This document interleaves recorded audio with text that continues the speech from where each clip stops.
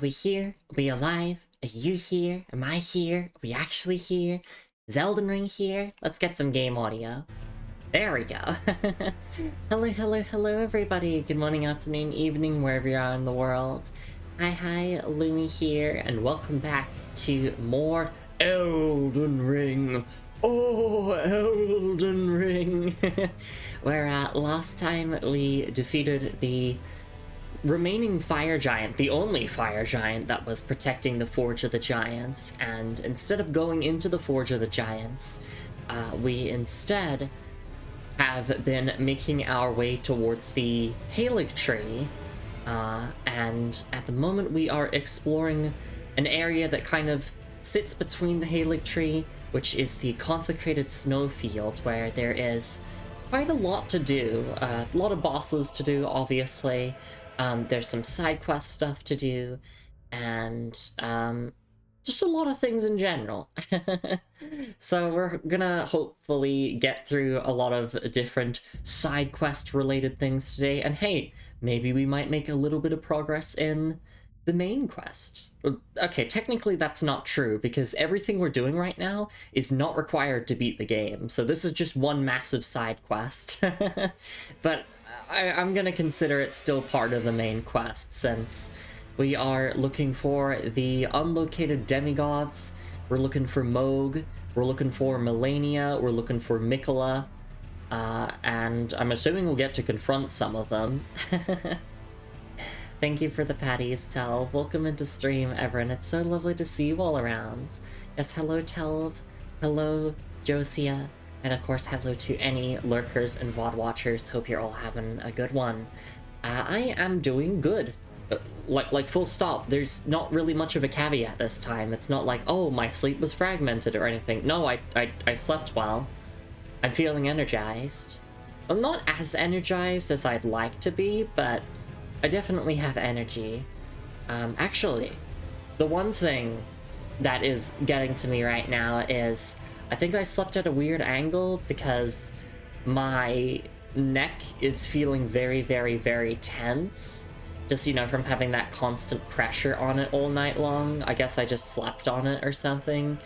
So I'm going to be massaging that throughout the stream and just trying to loosen it up a little bit, because that's no fun. Hey Sharks, it's lovely to see you around as well, and thank you for the 25 stream streak. Hope you're doing alright. Let's take ibuprofen together. So true, that actually fixes everything. No, I'm actually out of ibuprofen, so I'm gonna go and get some, probably after stream. Just because my stock is low. I need more. Alright, let's boot up our save file and let the adventure continue.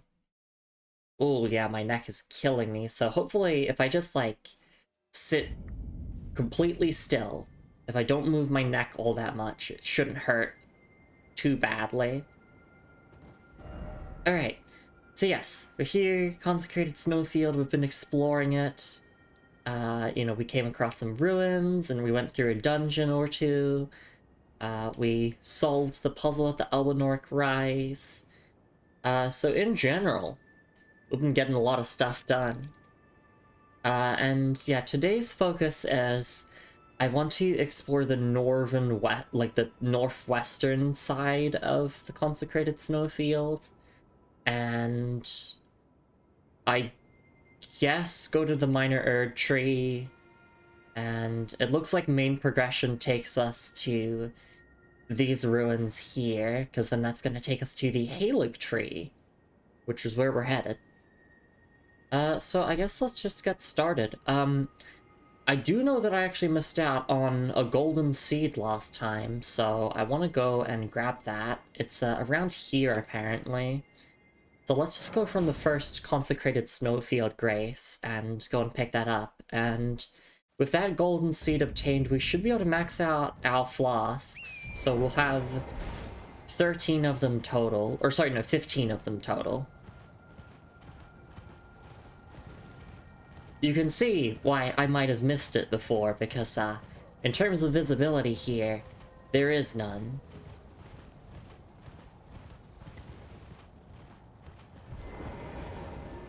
So apparently around here there's a golden seed. Oh yeah, there we go. Oh yeah.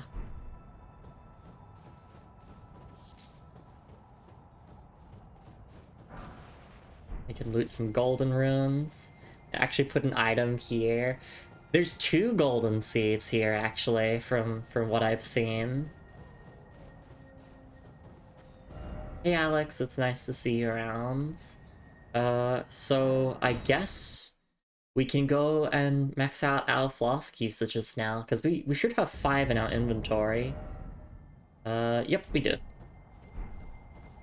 Unless that's not enough for the last upgrade. Oh, it's not. I guess you need 6. Wait, I charged a wait, flask charge is already at maximum. Huh? Wait, no, that confuses me though, because we have 11 reds and then 3 blues. That's 14. It's 14 max? Really? Yeah, no, so that's why I thought it was 15 because of Dark Souls 3. Because that's like the standard. Well, I guess that's because we have the Flask of Wonders physic. That could technically count as a 15th. Uh-huh, okay. So now I understand what people mean by, like, the game gives you more golden seeds than you actually need. So, I mean, we can keep collecting them. That would be fun, as, like, a little side objective. Hey, Looney, it's nice to see you around as well. Hope you're doing okay. Damn, I thought I was missing out on a 15th, like, red or blue flask. Apparently that's not true. You know what we were missing, though? Apparently there's not only an invasion from Anastasia the Tarnished Eater, but there's also a Knights Cavalry fight that is around this section of the Consecrated Snowfield. So we're gonna go do both of those. I should probably pass time to nighttime first, though.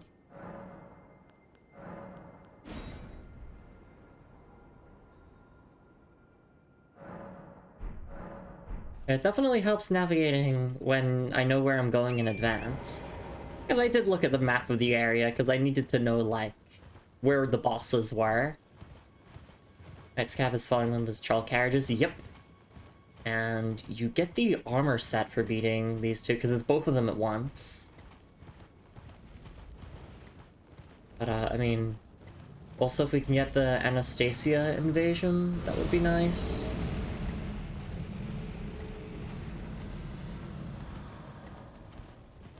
Oh. I guess we can also grab that item.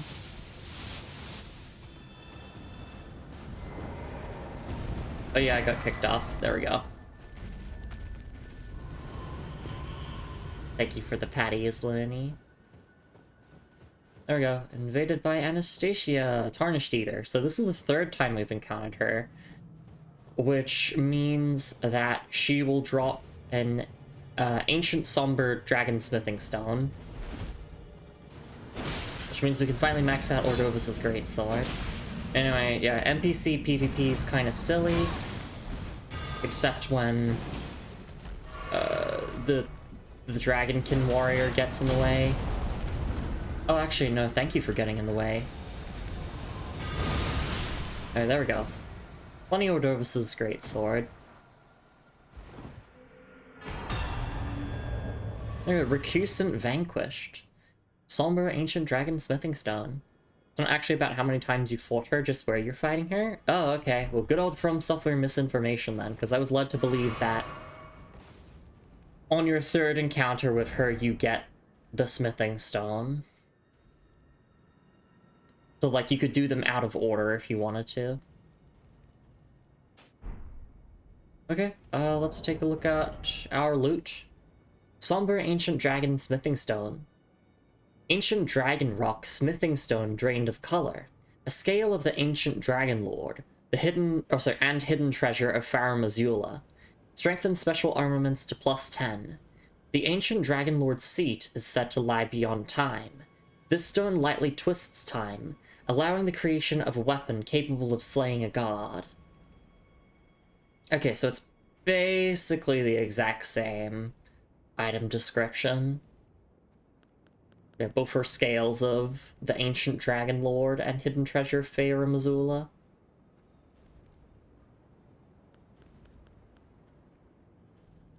Very, very interesting stuff.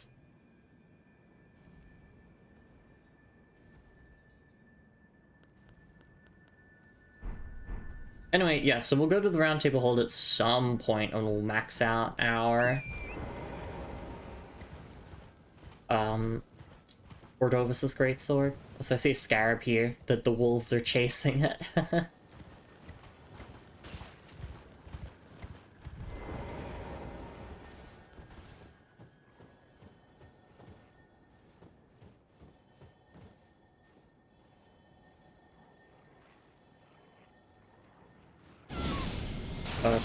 I mean, that could have hit. Just need to get used to what pattern this is going in. I could just also use Ordovis's Vortex to hit it, because multi-hits. Some dog's about to catch a stray, as they gotta get out of the way. They're gonna get hit with the Flame of Frenzy. Ah! May chaos take the world! May chaos take the world! Okay, I need to charge that a bit more. My vocal cords might be cooked a little, and my neck is absolutely cooked. As I'd said at the start of stream, I slept well and everything, it's just, I guess that I slept, like, and put a lot of pressure on my neck, so it's feeling really tense. Which is no fun. So, like, I'm trying my best not to move my, like, head too much. I'm just, like, trying to stay straight on with my monitor here. Alright, Ash of War, White Shadow's Lure. I don't like this skill in Night Rain, and I probably won't like it here either. Ash of War, White Shadow's Lure. This Ash of War grants an armament the Occult Affinity and the following skill. White Shadow's Lure. Hold armament in brief, silent prayer to create a white shadow. The apparition lures in foes of human build who are not in combat, drawing their aggression. Effective on demi-humans, even if they are already in a combat state. Usable on all melee armaments. Okay, I didn't know that about demi-humans. That's cool. Human bodies are so weird. How can we sleep wrong? Yeah, it's pain. I'm like, I'm massaging my neck a little bit as I read these item descriptions, and like whenever I go to take a break, I'll massage it a little bit. Oh, and hey, look, just what I was waiting for.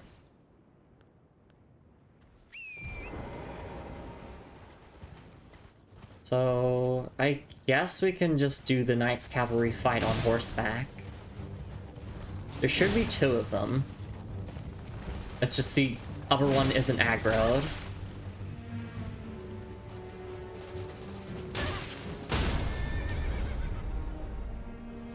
I'm not good at horseback combat, and that's okay.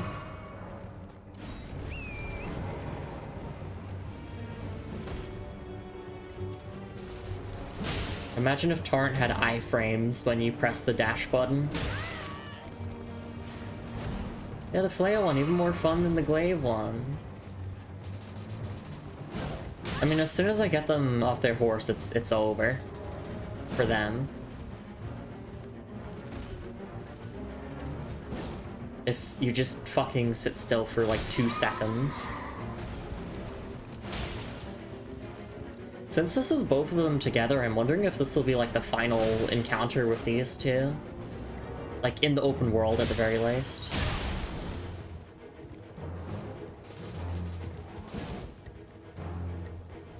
Also, hey Ocean, it's lovely to see you around. Hope you're doing alright. Yes, we're in a little bed sheet.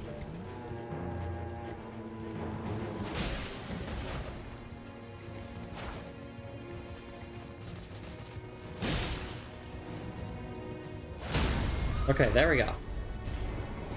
Can I get... No, it's a lot easier to get the critical hit if you go from behind. Like, even while they're knocked down.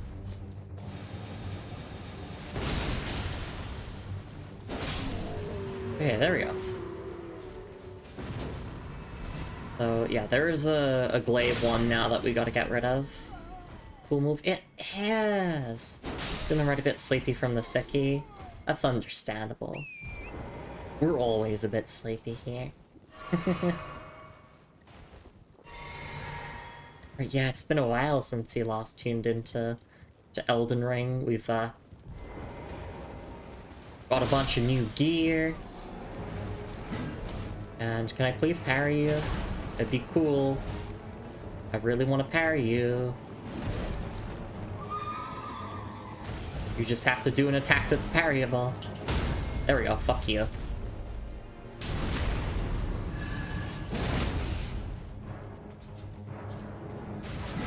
And then the technique is you just run behind and keep backstabbing.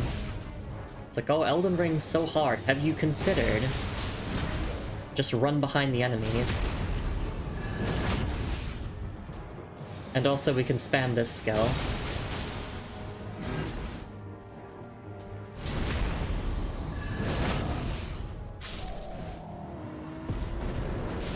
Okay, there we go. There's the Knights Cavalry boss done, and we get the armor set for both of them now. Yay! And also another Ancient Dragon Smithing Stone. They're just handing these out now. Like they're nothing. Oh god, for a second I thought that Kaiden warrior was a friendly NPC. They were just chilling. Or Kadeen, however you want to say it.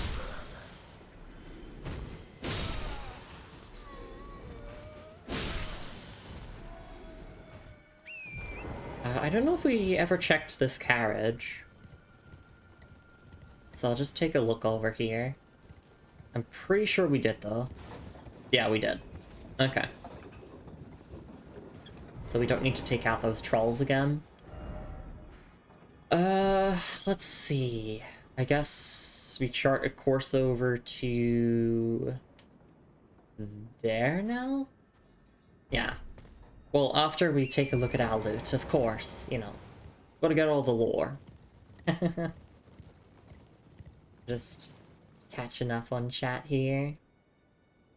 Alright. And also just remove this noble so that we can read in peace. I also believe there's a death bird here in the Consecrated Snowfield, which nighttime bosses are just annoying to go out of your way to fight. Alright, Knights Cavalry Graves.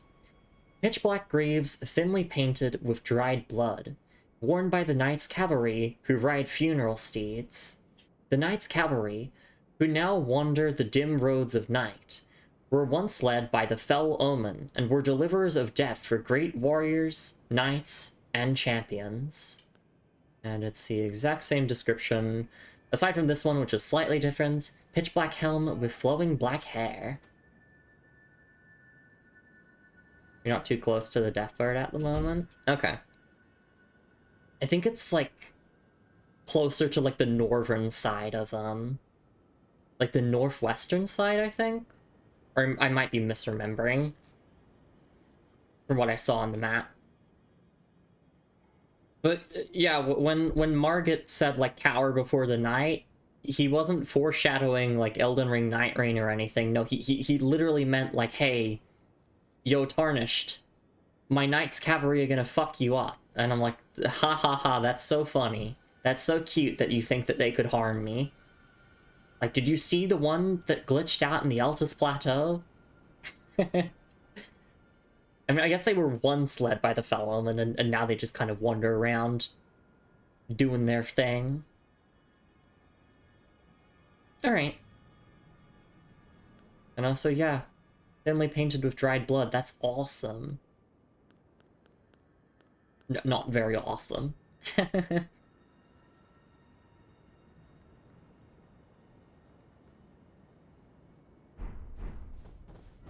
Okay, I do know that we are getting very close to being able to confront Moog, which I kind of want to do things in the order that my guide here talks about. It talks about doing Latenna's stuff first, I guess, so that you can get another ancient somber smithing stone.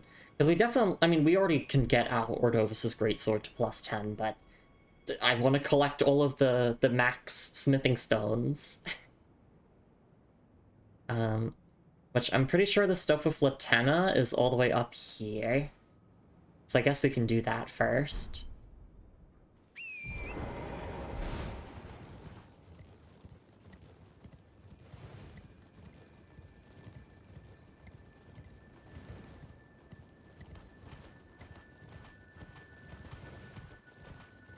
Oh, right, and there's another golden seed here.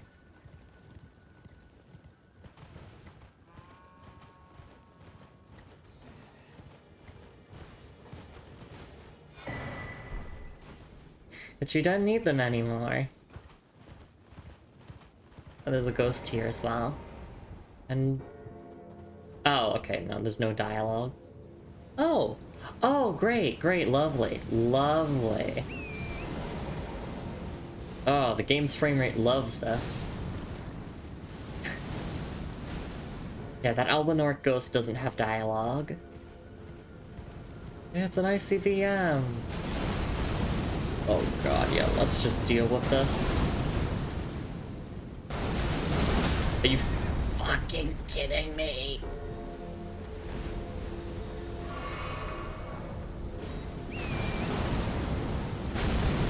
Tactical nuke incoming!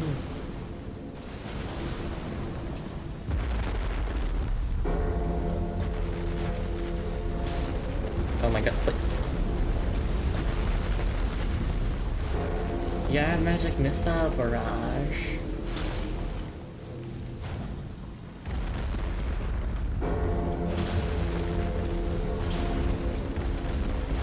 The skulls here kind of blend in a little bit with the snow, so it's no wonder that I didn't see them at Castle Sol.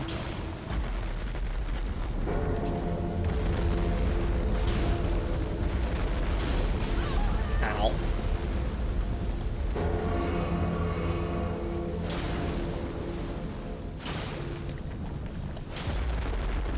I'm gonna get squished. It's okay. Everything's okay.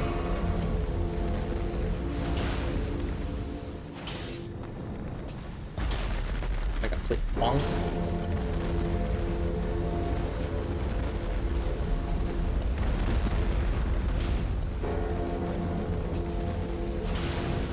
Okay, I think we've got them all now. Oh, no, no, we definitely have not.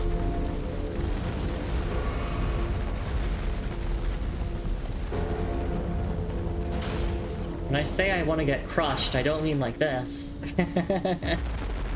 Okay, there we go. No? You're still here? Damn.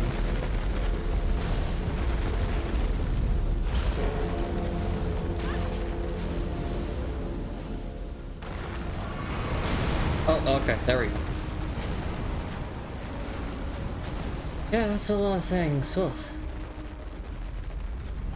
Now the game's frame rate can calm down a little bit, because the game's been running flawlessly. It's just for some reason this thing was causing a bit of lag on my end.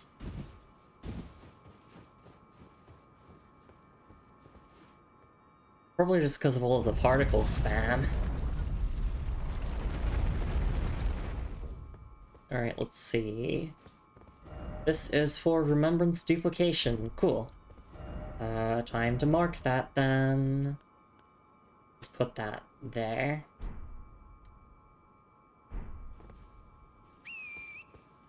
Alright. Gotta head out here and then I can hop on Torrent.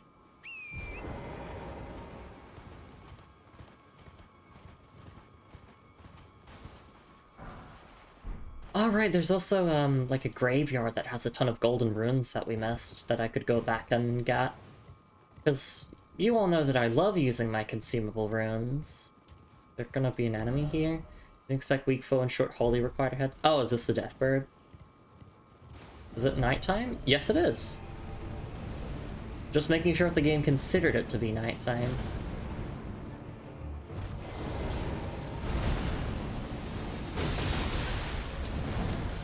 I hate these things so much.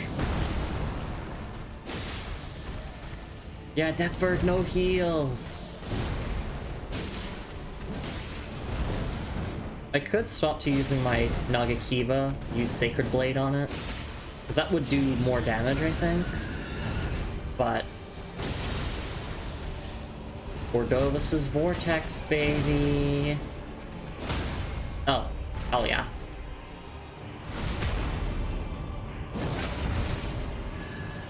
We can get a full charge here. I'm getting greedy. And look at that damage! Okay, we might die here now. Because this attack sucks. We're good. Oh, speaking of attacks that suck, wow, you're just using all the ones that are fucking painful to deal with. Yeah, I was roll spamming. It's not great if it's successful, it's true.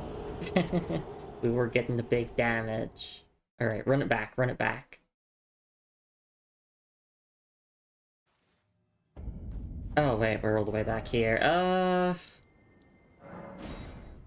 Let me go to that graveyard that has all the golden runes. Because you can technically also farm the Russian duelist weaponry.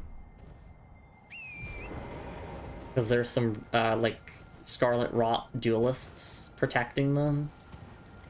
I think it's around here. Yeah.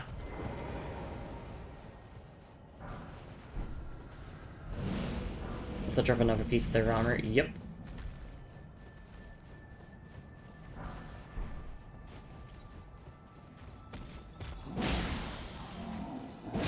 But thankfully these hammer ones are really easily staggerable.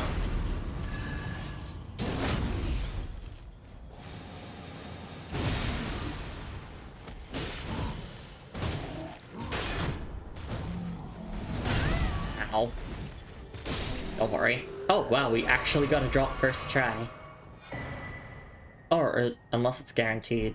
No, I think we just got lucky. We got both the helmet and the hammer. That's awesome. Hammer's random. Okay, so helmet's guaranteed. I held love, therefore don't you dare. Love. I won't. As a rule of thumb, I don't go out of my way to hurt endemic life unless I absolutely need a certain material from them that I can't get elsewhere.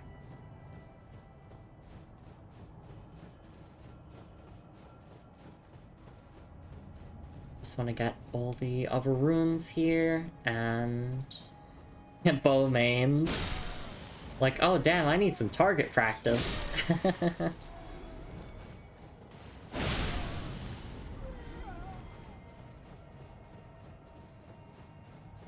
There we go. I knew I was missing one. And there's another graveyard, I think, like to the northwest-ish, that also has a duelist with the Russian Great Axe.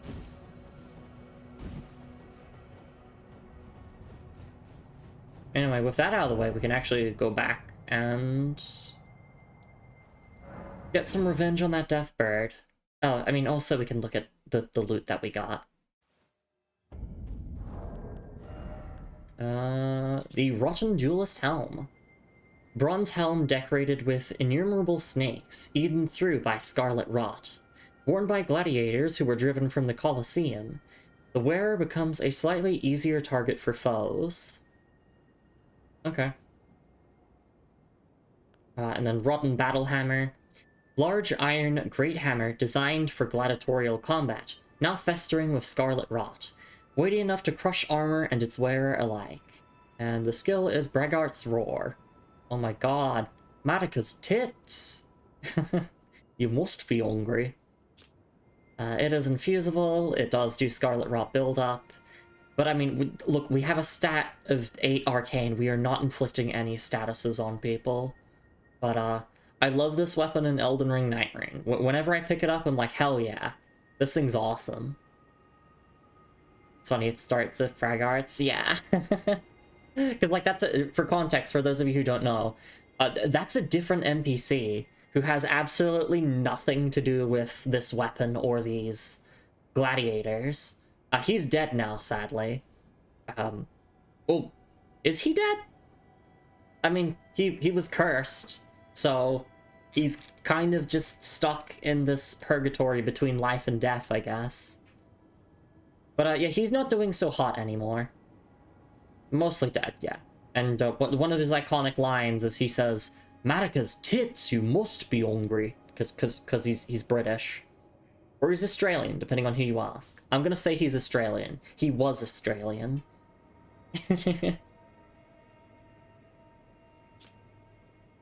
Alright.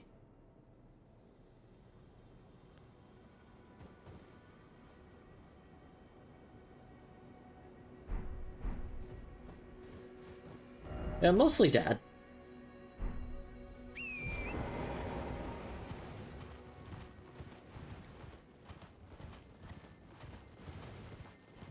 Oh boy, I love open world games. And having to just go across a vast expanse of nothing. Hey Marky, it's lovely to see you around.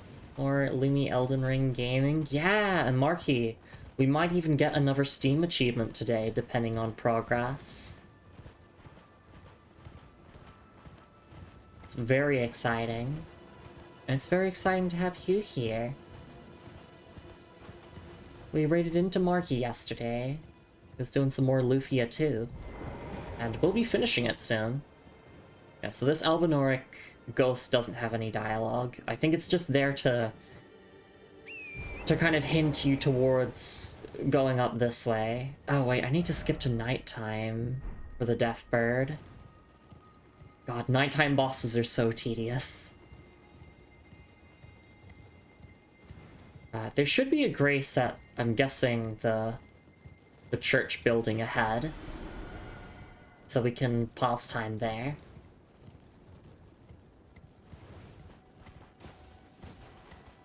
Nighttime or night rain? Oh my goodness, yes, Marky.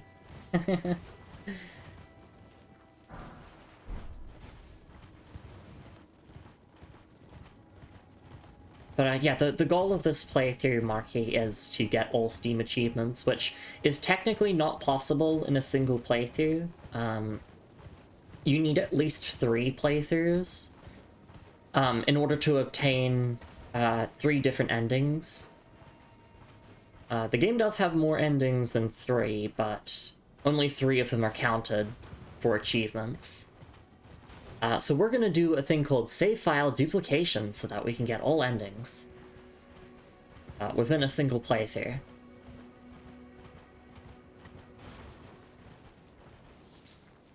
Goal for me to spend some wonderful time with Lumi, because all time spent with Lumi is wonderful. Yeah!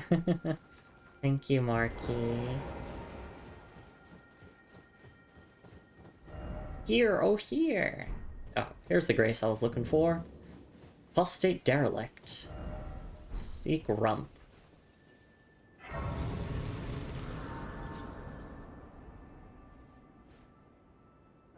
Okay, there's no Melina dialogue here. I'm checking it every time I go to, like, a church-like building if there's dialogue with Melina. Let me also shout out Marky there and promote Marky's Ko-fi page real quick, because gotta help out the friends. The super advanced mirror magics. So true, exactly. Alright. So this is going to be the end of Latenna's questline. We need to just summon her here. Get a silver mirror shield. I do want to see if I can talk to you. No, that's a just sleeping Albinoric. Alright, well in that case, summon Latenna.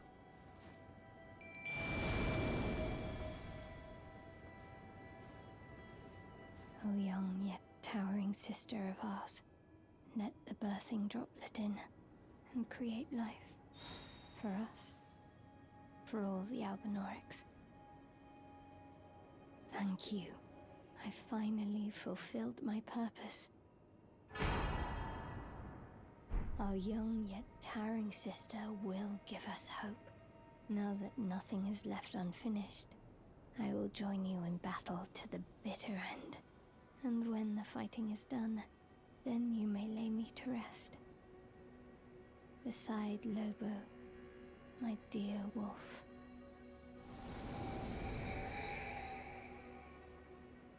Well, there we go. That is the end of Latenna's questline. Latenna's awesome. Let's see what we were given there. I mean, firstly, we were given a somber ancient dragon smithing stone. But we got the silver mirror shield, which is a medium shield. Gotta clear my throat. Yeah. Silver mirror shield. Shield of radiant silver, festooned with amber and carried by Loretta, Knight of the Halig Tree. The shape is said to imitate that of a sacred drop of dew, which inspired the absurd rumor that Loretta herself was an Albinoric. And there's no skill here. We were talking about this, like a couple of streams ago, but it is interesting how in From Software games, most of the item descriptions try to remain neutral in their narration, but then sometimes they're very opinionated. And sometimes they have, like, a lot of flavor and character to them, as if it's, like, someone reading you a story, almost. It's cool. I like it. I mean, why else would I read every single item description if I didn't find them enjoyable to go through? Also, this needs intelligence to use, which... if I leveled 1 point of intelligence, I could indeed use the Silver Mirror Shield. Alright.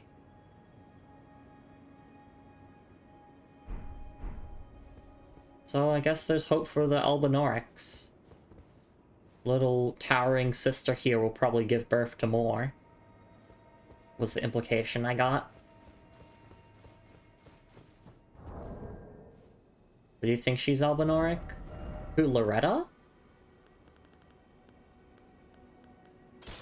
The item description implies otherwise. Yeah, the absurd rumor that Loretta herself was an Albinoric. We have actually fought Loretta, although not the actual Loretta, just like a ghostly version of Loretta. We don't really know much else about her other than just, you know, being a carrion knight. And a hot lady knight as well. So I guess after we inevitably find the real Loretta, I might get some extra answers on that. But yeah, no, I had a feeling just from, like, the way that item description was written that she was, or she is not an Albinoric. Okay, so we're gonna pass time to Nightfall, and we're gonna traverse the rain. Night Rain. Oh, Night Rain DLC comes out soon. My ass is not prepared for it. I've been taking a break from Night Rain.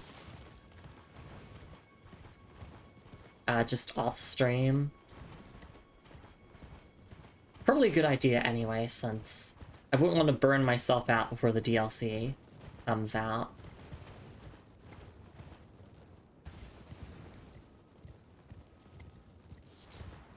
Alright, let's run this back with the Deathrite Bird. They didn't best me. I just didn't have any healing left.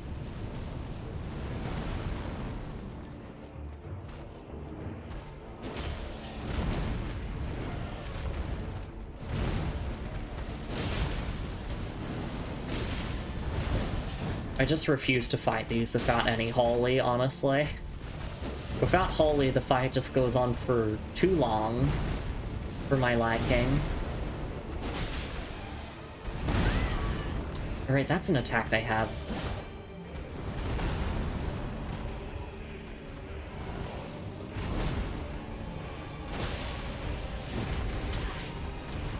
I hate Ghost Flame, I hate Ghost Flame. I hate this spell.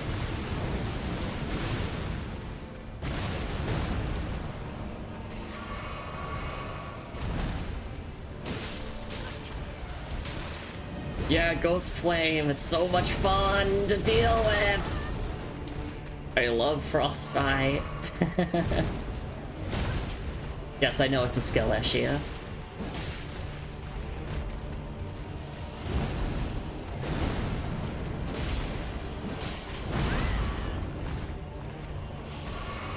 Alright, that's the nuke. So in Nyrene, we just use our ults to interrupt that. And in Elden Ring, I just die. That nuke always confuses me, because it sends out Ghost Flame in 4 different directions. How hard does that hit in Nyrene? Depends on what mode you're playing, obviously. Like, if you're playing the endgame hard mode Deep of Night, on the higher levels of Deep of Night, it'd just be one shot.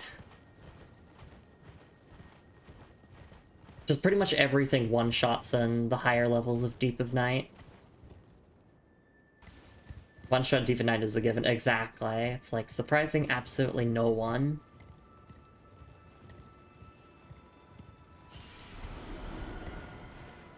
Which is why damage negation stuff is king in Deep of Night. Like, if you can get anything with passives that negate damage, then you're good as gold. You can also play as Wilder, because I'm a Wilder main. He literally has a death save mechanic where he will survive a hit that would have killed him. Which is pretty good. Anyway, skip to Nightfall. I just wanted to grab my runes and then do the fight again. Death right bird? Wrong. That bird is the death of me. Exactly. Hey V. It's nice to see you around. Yeah, we're doing this fucking Death right bird. We just finished Latenna's questline. Latenna is best girl. Along with Zarias, and Melina, and Ronnie, and Selen. Like, literally everyone is best girl in Elden Ring. Flying through. You know what else is gonna be flying through in just a second? That's right. Our beloved Deathrite bird. Hi, it's nice to see you around.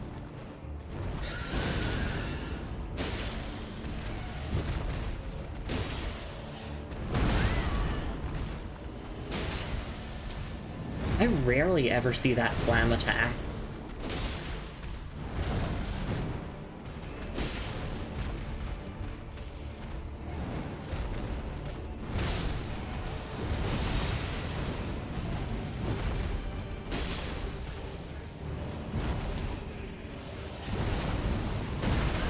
Right, yeah, that's the delayed explosion. And then that's the trail.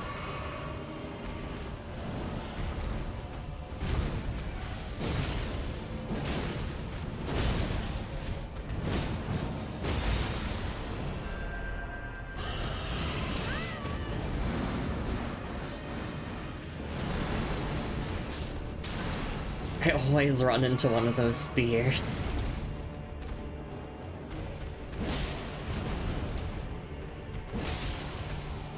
No, don't do the nuke!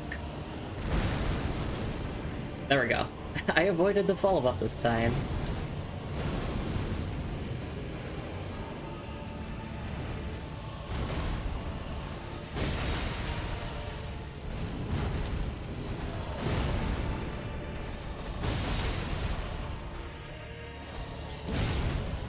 Would be cool if I could get a riposte to finish the fight on. Please?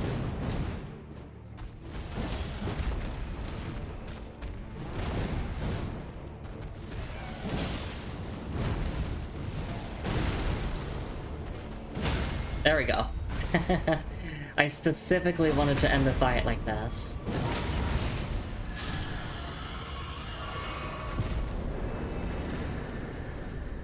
Yippee! Explosive Ghost Flame. That's a sorcery, so we can't use it. All those best girls, there's at least one more. Lucky us. Very exciting. One of the most stat-hungry spells in the whole game. I'll have to take a look at it after I pick up these nascent butterflies, and we can go back to the Grace all the way up there and get ourselves a level up.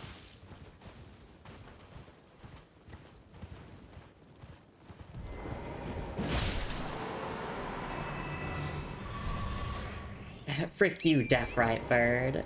Hey Moon, hey wife, good morning.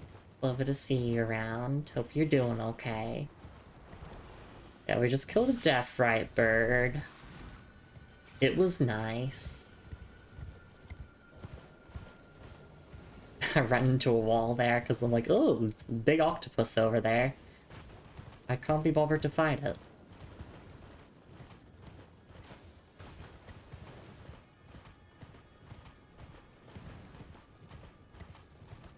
Alright, there's also a larval tier that we can get. I think there's like 2 of them that you can get in this area, which I'm not gonna worry about them, but I'm just like, I'm remembering that I looked at the map and I saw like, oh yeah, you can get some of those here. Another point into mind, thank you. Yeah, I said we were gonna put points into Arcane and Faith, and then I realized if I'm gonna put points into Faith to use higher level incants, I might as well have more mind, so I can actually cast them without needing to drink immediately. So yeah, we're just gonna level mind. Literally leveling everything but intelligence. Oh wait, I can get another level, damn! We're getting a lot of runes from bosses now, I didn't realize. What's the soft cap on mind? Like the final soft cap on mind? I don't think we'll level exactly to that. I'll probably get to... I want to get to like a nice and round number, like 30 or 40 mind. But it'd still be nice to know like the final soft cap for it. And of course, Marky, you deserve all the shoutouts.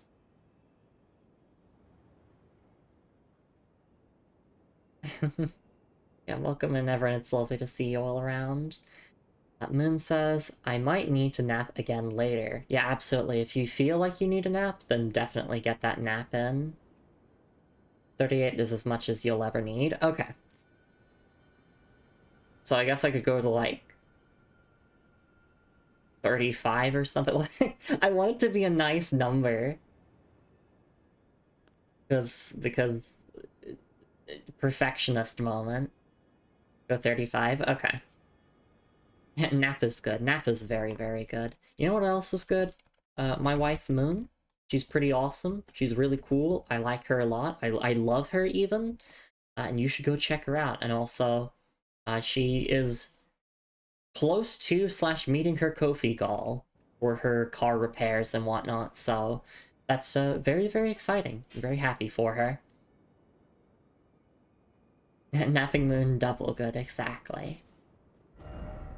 Alright, well, I guess the thing that's mentioned next on my list of things to do is to go to the Mogwin Palace, which we can use the item to do it, but I also know that there's a way gate on this western side that has the entrance to Mogwin Palace.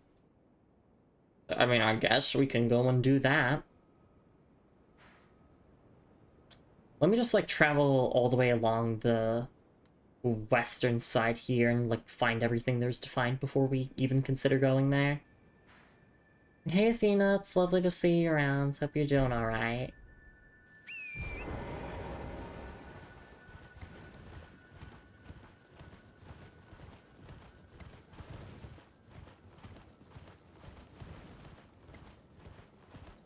We do be exploring here in Elden Ring. Oh, and I mean, before we go to the Mogwin Palace, I probably would want to upgrade my greatsword to +10.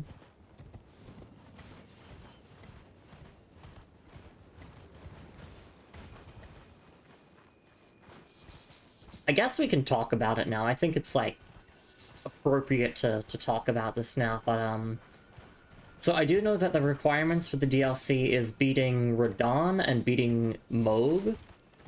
So I think after we beat Moog and reload the area, a DLC NPC will show up and, like, try to take us to the DLC. Which, I know that we are, like, level appropriate and everything for the DLC, but the way that I've always done FromSoft DLCs is I do them right before the final boss of the base game.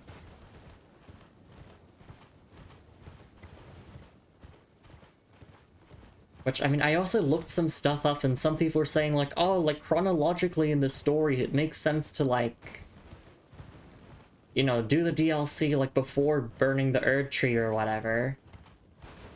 And I'm like, I don't really care about, like, chronological stuff. I'd rather, like, do everything there is to do in the base game aside from the final boss and then move on to the DLC.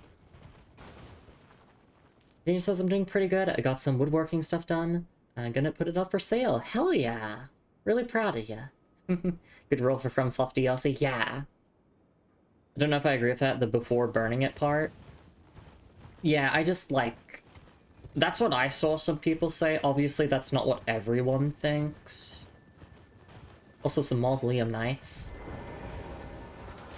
I'd say it fit more as a post-game DLC. But I saw some people saying stuff about how, like... your character still is an Elden Lord by the events of the DLC, so... it wouldn't really make sense to do it after the final boss, in terms of, like, story pacing. But we're not doing it in the order that makes sense for the story. We're doing it in the order that makes the most sense for gameplay. And also for the stream series.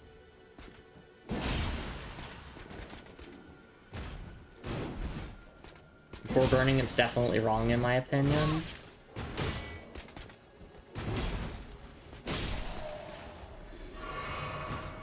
Yeah, obviously, like, I don't know anything about the DLC, really, so...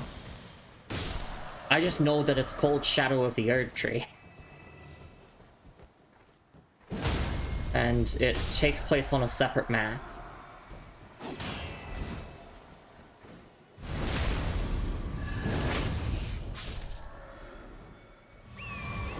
So it's cool to get the opinions of everyone here. Oh my gosh, Blood-Soaked Tabard! We're getting Mausoleum Knight drops! But these are tanky as hell. Unless they, like, resist holy or whatever, but we don't even have that much holy damage on our weapon. We got a little bit of holy damage, but not that much.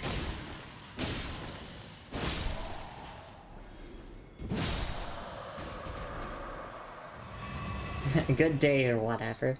Hey, Iguana Bob, it's nice to see you around. Hope you're doing alright. We'd be doing a bit of exploring here. In Elden Ring. Yay, more Arteria leaves. Where'd I be without them?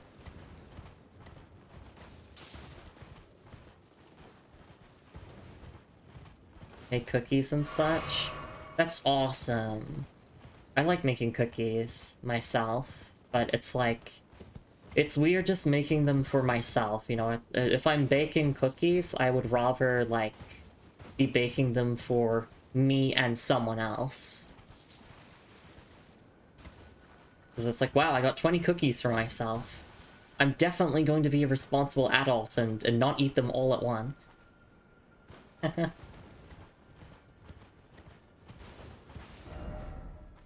Alright. What does this say? Seek beast. Okay. So we need to lure an enemy over to break that statue. Oh, hey look, it's a rune bear. Wakey wakey. Can I feed this someone else? Yes, you can, Moon! I will bake cookies for you, absolutely. I've been told that my cookies are pretty darn good, so that gives me a lot of confidence. Good, I'm fucking hungry. Alright, night. Oh my god, please leave me alone. Well, I guess if endemic life is attacking me, I'm sorry. I'm sorry, little one. We're lost until Christmas, but we will see. Goated statue. Literally. I guess we can kill the rune bear. But I hate fighting rune bears. You know, like, put me up against Radon again, or, you know, whatever. Put me up against... trying to think of other major bosses. Estelle? You know, I'll be fine. Put me up against a rune bear, I'm gonna cry.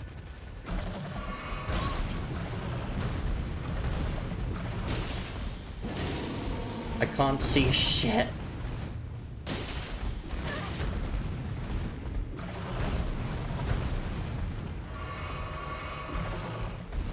If I can just land a full charge of this, then everything will be good.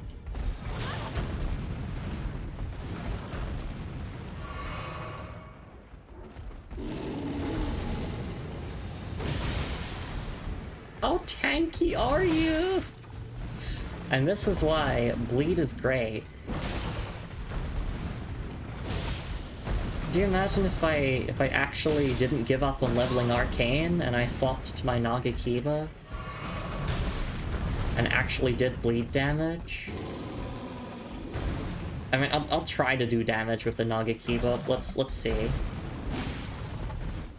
Oh wait. I do know that one-handed katanas typically attack faster than two-handing, so I'm okay to take a hit to AR if it means I can potentially get a bleed proc faster. It's gonna die before I get a bleed.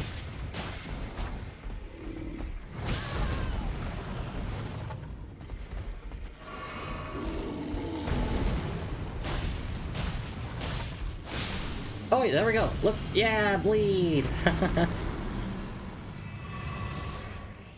Wow, I got gold-tinged excrement. Like, good job, Tarnished. Here's some literal shit. That was the final boss. Would this be a dog? Bravery required a head.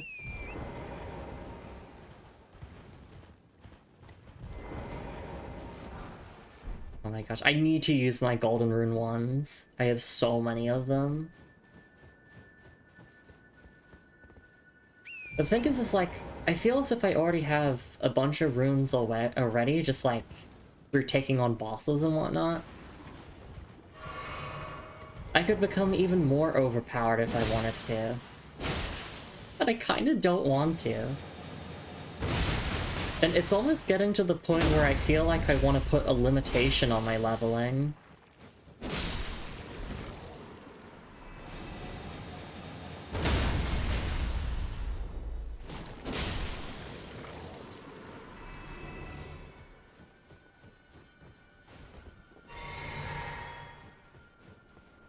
But I mean, like, bosses are still gonna hit really hard regardless of how high leveled I am, so... It's not the end of the world either. I have a new build idea, everyone. It's called the John Elden Ring build. 99 in every stat. I'm so smart. Why don't you just do 99 in every stat? Are you stupid?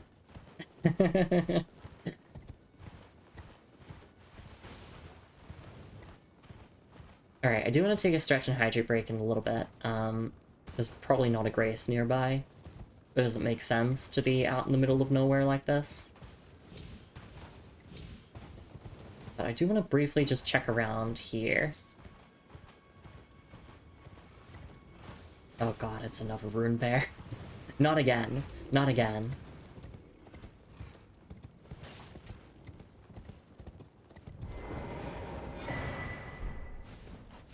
Oh, there's the way gate. Okay, so I can mark that. I'm gonna put a little skull there. I can tell it takes you to the Mogwin Palace because there's blood there. A lot of blood.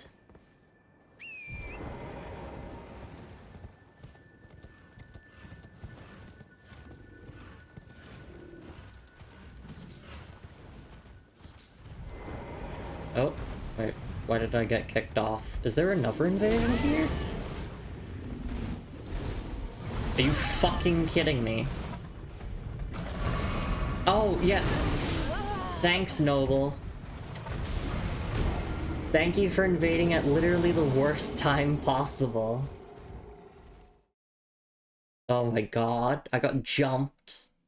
Alright, well that's perfect timing to take a break, I'd say. Yeah, invading Bear Family featuring the Sandrian Noble. Sanguine, however you want to say it. Is there game design in this? Yes. Yes, there is. Alright, let me catch up and chat here and then I'll go for my break. V says that that's as far as they'll go, but I think there's one arguable mention of a character's Elden Lord in the DLC, which makes it post-game or just before the end of the game. Yeah, okay, that makes sense. Gwenna says you can have some if you want. Yeah, I want cookies, thank you. V says due to soft caps, a lot of points you'll assign in the future are mostly comfort points, like the mind at the moment. Yeah, I'm leveling it for peace of mind, quite literally. And so I can actually, like, use more incants before needing to drink from the cerulean flask. Anyway, I'm gonna go for a couple minutes. I'll be back in a little bit, and we will continue exploring the Consecrated Snowfield, and, I mean, I guess we can go to the Mogwin Palace. Yeah, but we can do that. We can go say hi to Mog, the Lord of Blood. Sounds like a real friendly guy, you know? Just a really welcoming kind of atmosphere, I'm sure. Anyway, yes, I'll see you in a little bit. Do take care of yourselves, everyone, and I'll catch you all after the break. Catch you all then.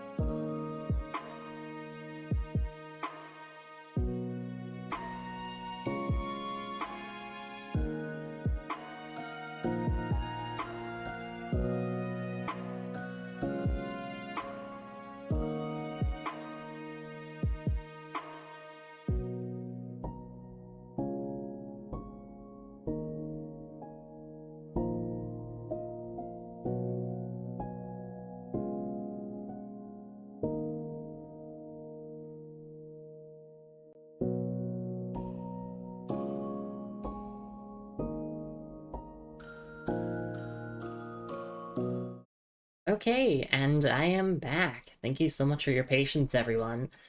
Okay, yeah, let's chart a course to the Mogwin Palace, I guess.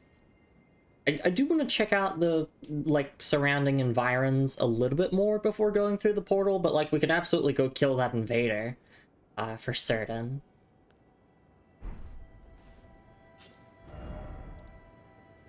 Just gotta head all the way back down there. And hopefully this time not aggro every single goddamn rune bear in the entire area. Yeah, I guess I'll just put a marker there.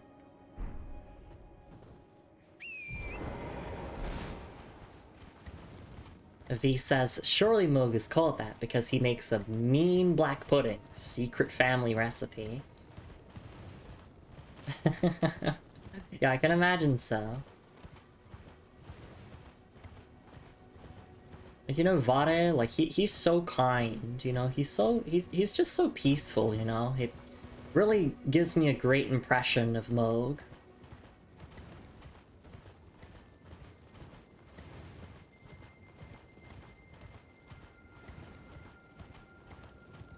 Moog Lord of Blood loves you.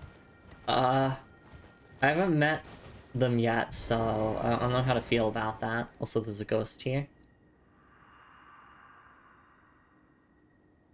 Moog, you rotten omen! Your blood is cursed. Give him back. Give Lord Mikola back! How dare you lay hands upon such precious flesh? Yeah, I really don't know how to feel about Moog loving me then. Okay. So Moog kidnapped Mikola? So was it just Melania at the Halig tree then? Or the Halig tree? Huh. Archerhead, Oldemore, keep moving. Oh, keep moving. Liar. Liar? Pathetic sword.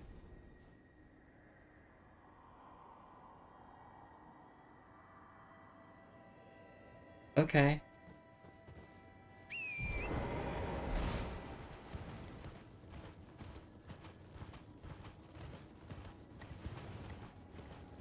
I'm gonna show up to Moog's palace being like, hey, is the rumor true?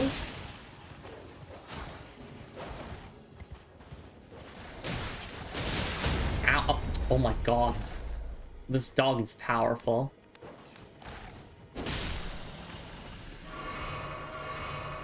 I didn't mean to drink twice. That's fine. Yeah, this dog does 11,640 damage per second. He's certainly facing accusations. Josie says, gonna have to hop off stream early. I need to rest as I'm feeling ill. Hope you have fun. Everyone take care and good night. Thank you so much for being here and do rest well.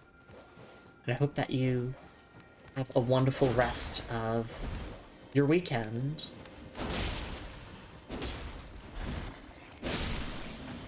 Well, I guess the weekend hasn't technically started in some time zones, but you know what I mean. The sentiment is just, have a good weekend, everyone.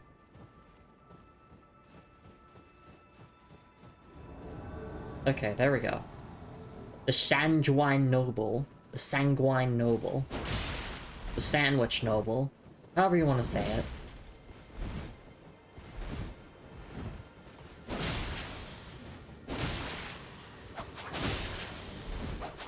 Sanguine. Sanguine! Oh my god, it's Gwyn. Elden Ring game theory. Mogwin is Gwyn from Dark Souls.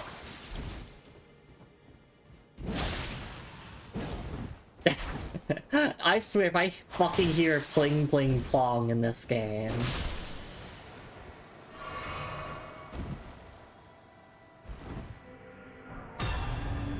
There we go. We got the hood, robe, waist, cloth. Nice. Okay. Now that that's out the way, I can actually ride Torrent in the area without getting kicked off. and jumped by rune bears. We got the item up there. There's an Albinoric here. I'm wondering if you're going to be hostile or not. Or you're just chill. You're not chill.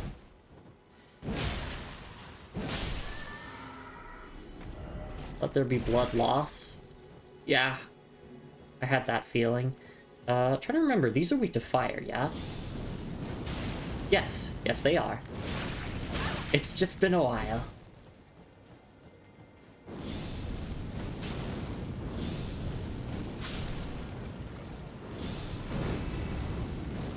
Oh, it feels so good to be able to just cast Black Flame without needing to use my Cerulean Flask immediately.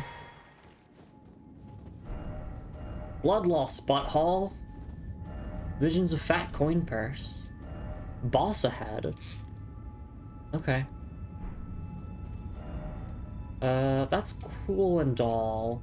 But I do want to just quickly check the surrounding environs before going in.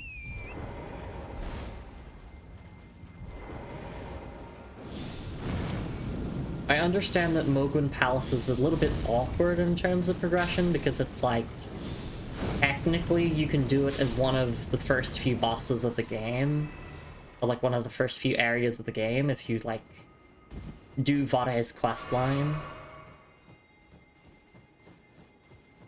Because all you have to do for his questline is beat Godric.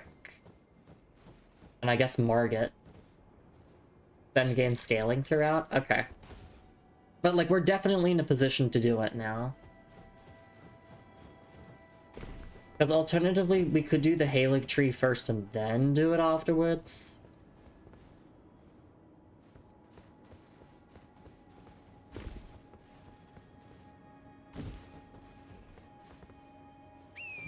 But I mean, it's literally right here before the Halig tree, so...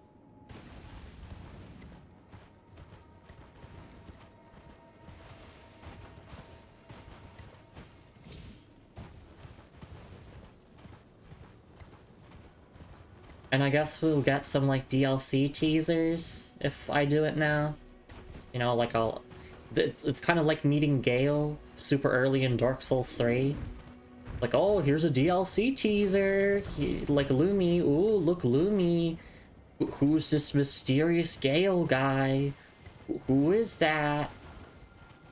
He's a nobody. Or he was a nobody.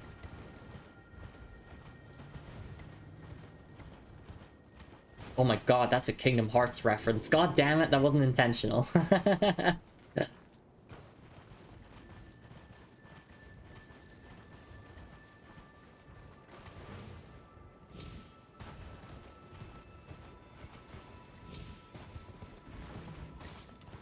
Just ignoring the rune bear, and I've already been through those ruins.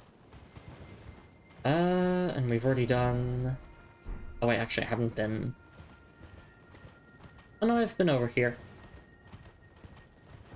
I think.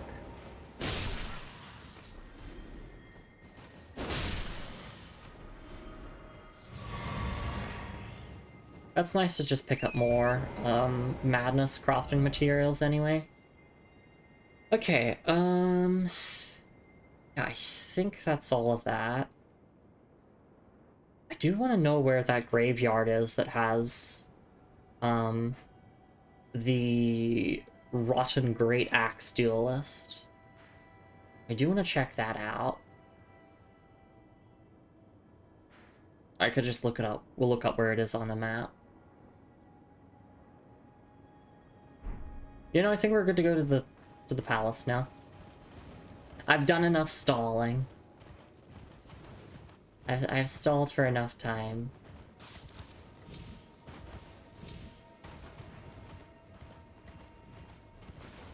Not sure if there's also a graveyard. Do you remember a duelist up north? Okay, yeah. I just want to see if I get lucky and also get the Rotten Great Axe, since it's pretty cool. But yeah, I'm not going to worry too much about it. Okay, before we head in, I just want to double check my notes on this. So, okay. We can defeat 3 nameless White Mosque invaders for some loot, and then near one of the graces, there will be a red sign for invading Vare. Okay, so pretty much just take down a bunch of invaders before we do any confrontations with Moog.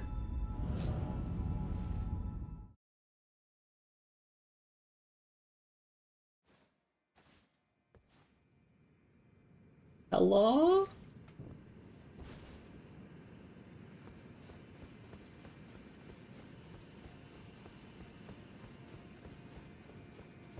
Wow, yeah, this is down in Seofor River. Because we did see this place in the distance. And there was a ghost talking about Moog as well. I forgot what the ghost said. Or just Theo ahead.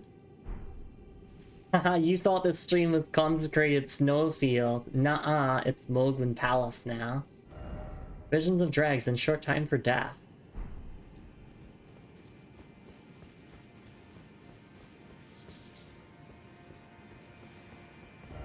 I want to go home and then edge.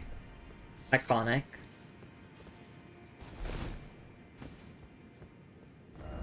Didn't expect seems familiar. Yeah. It begins. Because yeah, I do understand, like, this area basically leads up to the DLC.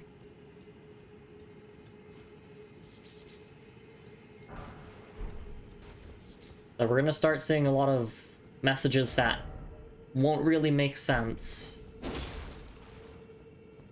until I've played the DLC. Oh gosh, that Albinoric's covered in blood. Let me guess, the item ahead? First off, jump attack, yeah. What a great idea. There's a grace that I went past, so I'll go and get that in a second.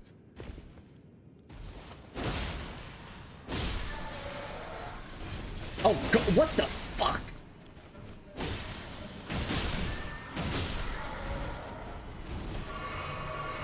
Bone Wheels 2.0?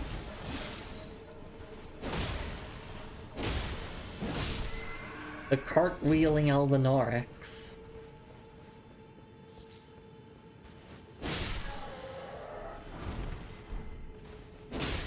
Oh, is this the spot where people, like, do a bunch of rune farming?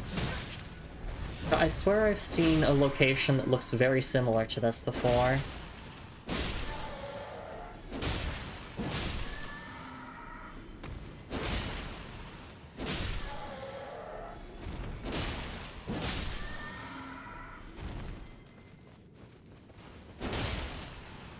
I mean, I guess I'll do a run through here and get a bunch of runes.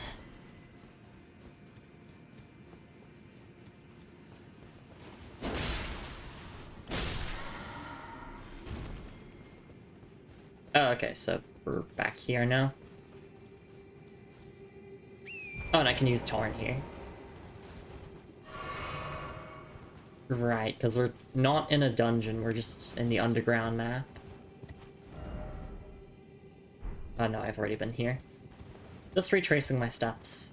I wonder if I can Skyrim platform my way up there. It looks like it. Seems pointless too, but you... Oh wait, no. No good luck ahead. Okay, so it was pointless. But it's still funny to see. I wanna go home. Oh wait, no. Oh, I'm so dumb. We came from up here. And all the way to making an Etsy shop, realized I can't think of a shop name. Oopsies. Naming things is always the hardest, so I don't blame you.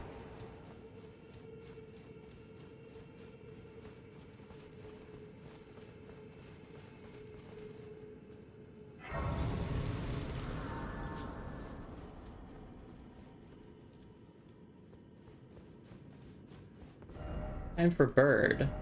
A ranged battle and fat coin purse ahead. Okay. Oh, I see, like sniping this.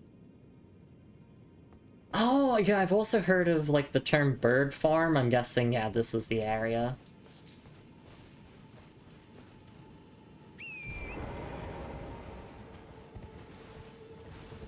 Bird up.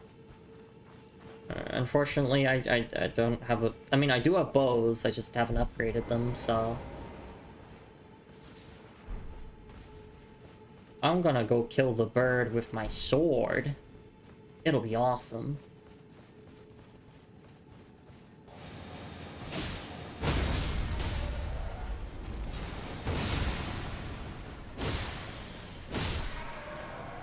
You don't need damage for that farm? That's also true. I'm just thinking it would take a long time without an upgraded bow.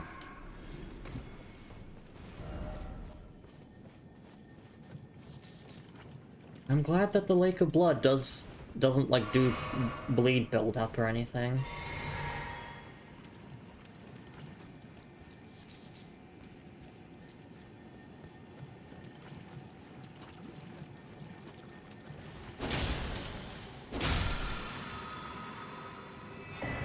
Ooh, blood tax. Nice.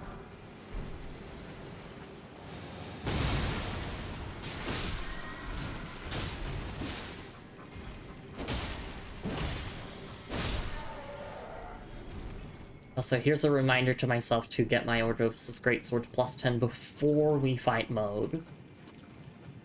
Just so that we have as big of an advantage as we can get.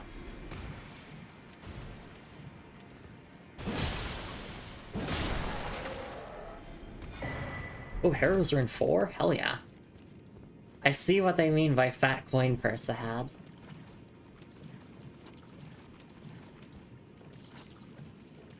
I mean, not only do you have access to the Albinorican bird farm, but also...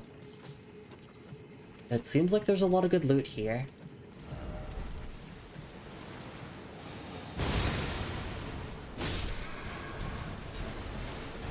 Oh my gosh.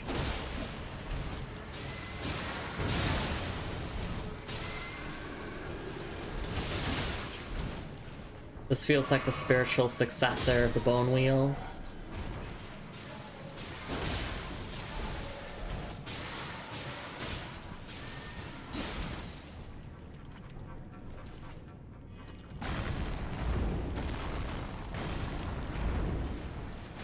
No, don't move.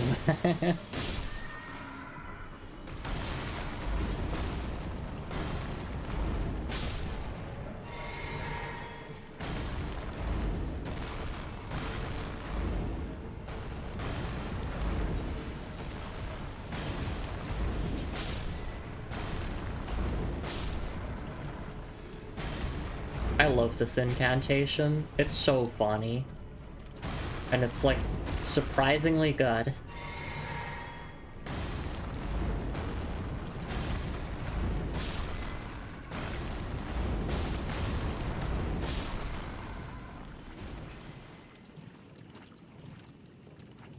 I'm finally living the dream that I wanted to live in Dark Souls 1.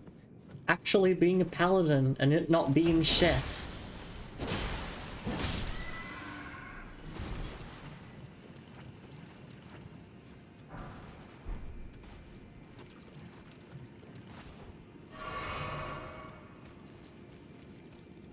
Didn't expect fingers. I'm guessing that means one of the bloody fingers will invade here. Although, I mean, that also looks like... Okay, no, just bird. Just bird.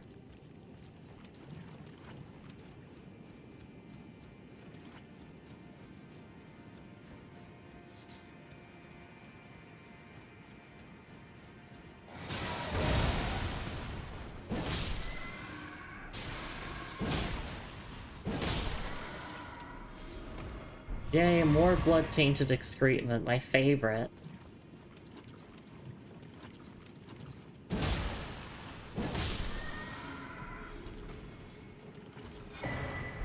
Heroes Rune 3, oh my goodness.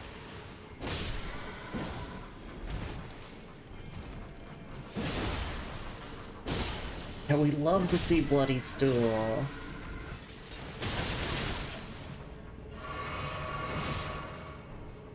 What's next? Frostbitten stool?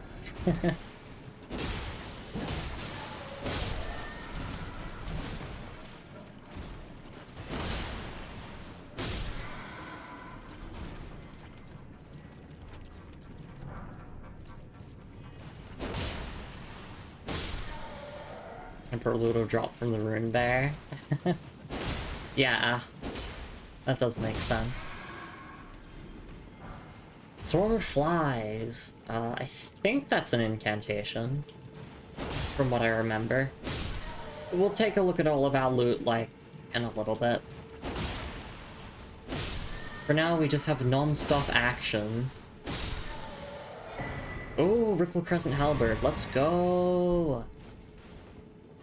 I was hoping to get that drop for collection purposes.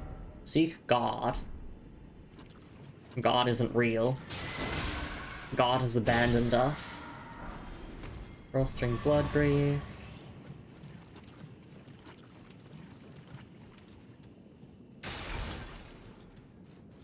Right, and I believe there should be a map for the area. There's no hint as to where it would be.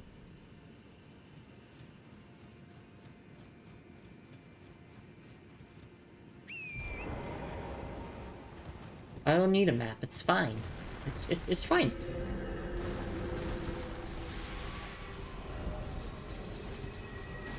Look at all these goodies I'm picking up.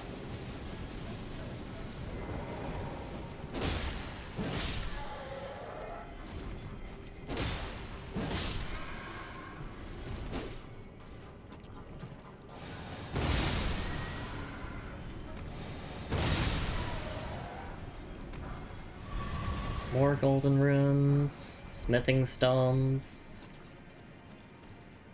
Yeah, I feel like I'm rich right now. We're rich, I tell you, we're rich! Look at all these golden runes.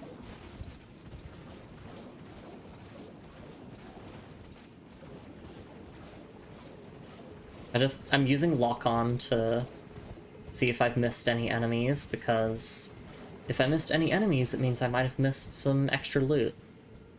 We wouldn't want that to happen. Just going back to the start of the area again. I guess we can go on this path here, see where this takes us.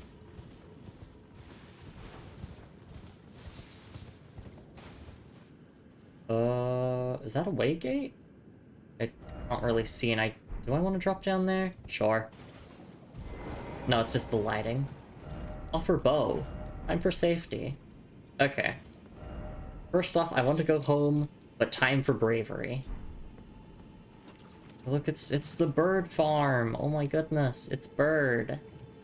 That is the bird from Elden Ring.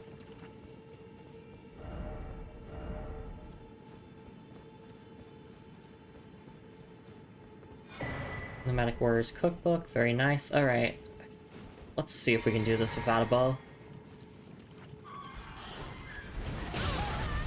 Holy shit, you hit hard. Oh, and you have a different move set. I see. I see. Oh, no, that's a fake out. That's a fake out. Yep. You thought you got me.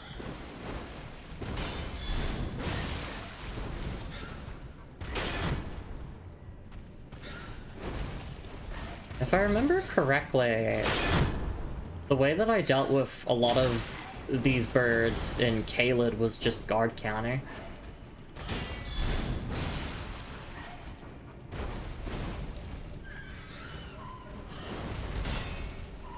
And then you're gonna flop around a bunch? Yep. Okay, I can see why people use a bow for this, 'cause holy shit, this is obnoxious. It's like, what a boss fight, huh? Lumi, that was a regular enemy.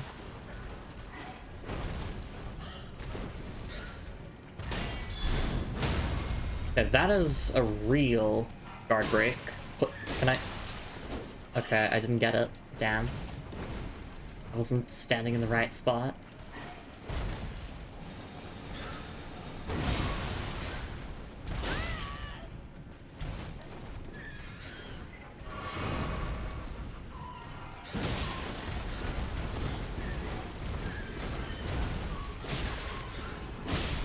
There we go. And I guess we get our flasks back for it. Yeah. Okay. Fun fact, according to all player statistic, Albinorics, the frog-looking ones, are the most killed enemies. This place is the most reason, or is the reason why. Just, the Albinorics don't deserve it. It's not their fault that they're farmable.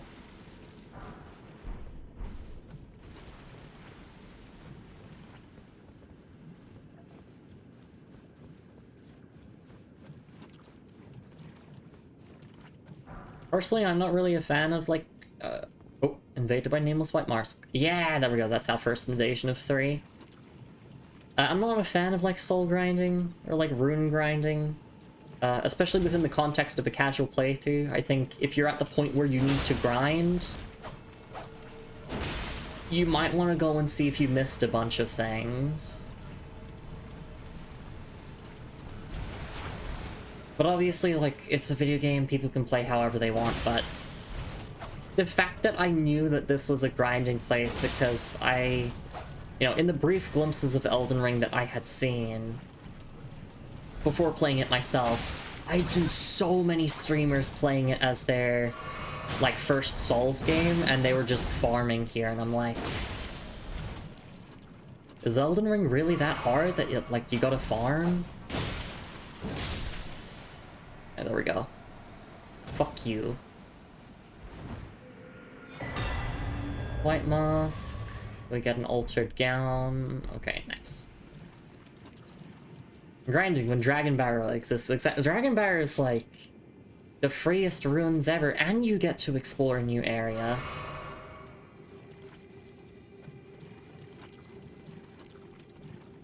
I mean, I do like grinding in video games. I do like grindy video games, but like Elden Ring is a game where it definitely feels like I would never need to grind unless I was intentionally trying to speed through the game. If I was trying to get to a max level character, then yeah, I'd grind, but you don't need a max level character.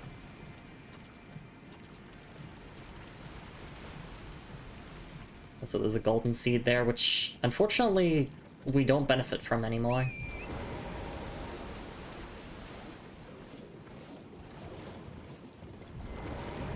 Oh. Creature ahead? No? Didn't expect dog. Is the dog gonna jump up and attack me? Didn't expect weak foe. Hey Replicant, nice to see you around. Hope you're doing okay. What the dog doing? Oh, here are the dogs. And I don't one-shot them, damn.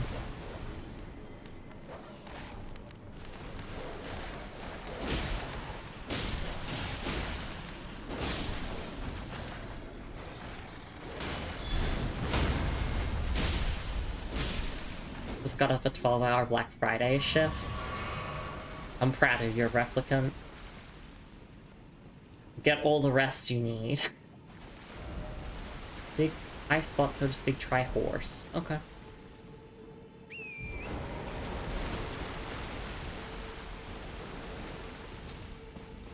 Oh, I mean... I guess this is possible. Yeah, we did it! That was something. 12 more tomorrow. Your ass better be getting paid a good ass amount for that.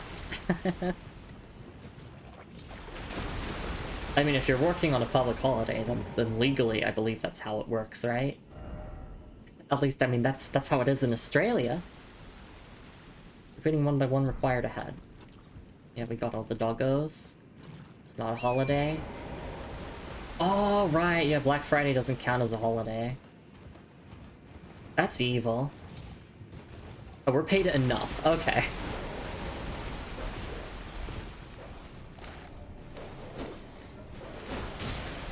I was fully ready to learn some, like, dystopian US shit of, like, oh yeah, we work for 12 hours on Black Friday and we don't get paid any extra. I'm like, yeah, that sounds like the US that I know of.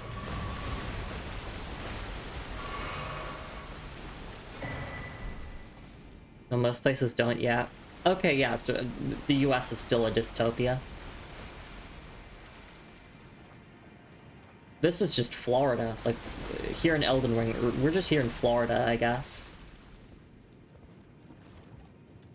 I'm gonna go back to a Grace.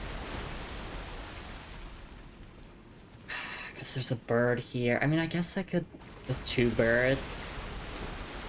No, but if I go back to a Grace, then it's gonna respawn all the enemies, and I'm not gonna remember where I've been as the result. I wonder, can I jump back up this way? Okay, awesome.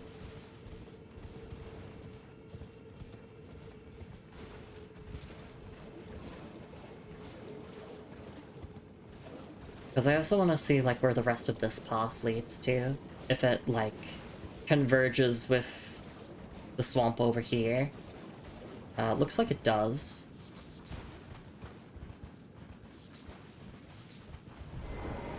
Oh, okay, here's another invasion incoming. So, Nameless White Mask invasion number 2. Just gotta wait for it. Alright, you got iframes when you spawn in.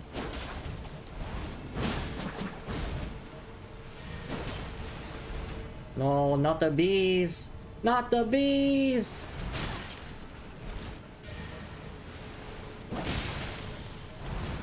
I'm so fucking dead. Yeah. I desperately tried to get a flask in. That's alright.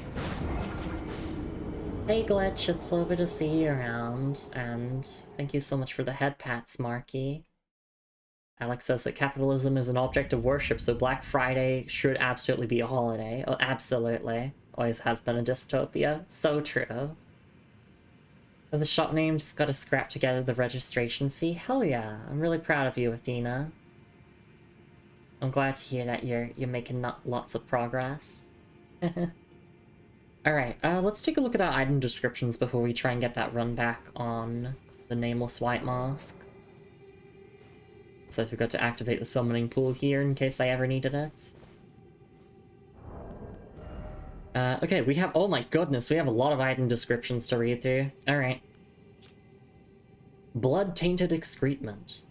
The bloody excrement of a carnivorous beast. Material used for crafting items. Found in the land of the New Dynasty. Mixed inside with half-digested flesh are dense colonies of tiny eggs of unknown but assuredly revolting origin. You know what, I kind of wish I didn't read this, actually. Can I unread something? Yeah,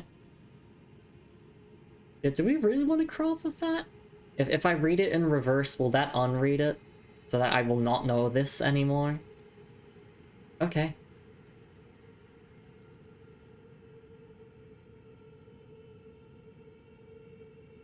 And then... The War Surgeon trousers. Bloodstained trousers of the War Surgeons, who were effectively mercy killers. Of the surgeons that were abducted by the Lord of Blood, none were able to tame the accursed blood. None but Vade, that is, though he was an exception. Okay, so more lore on our friend Vade. And then it's just the exact same description here for all the other ones.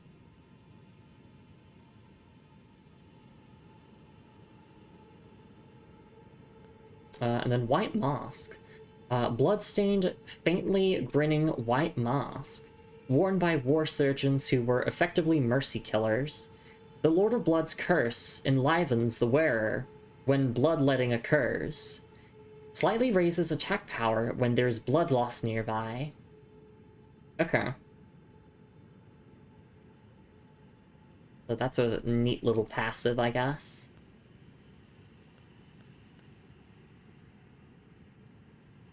And then we have the Nomadic Warriors Cookbook 24.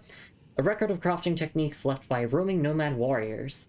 Contains knowledge for surviving the face of utter scarcity. Acquire the knowledge to craft the following: Swarm Pot and Root Fly Pot. And then Drawstring Blood Grease. Blistered solid grease made from a mixture of blood red materials. Craftable item. A short string is attached to this lump.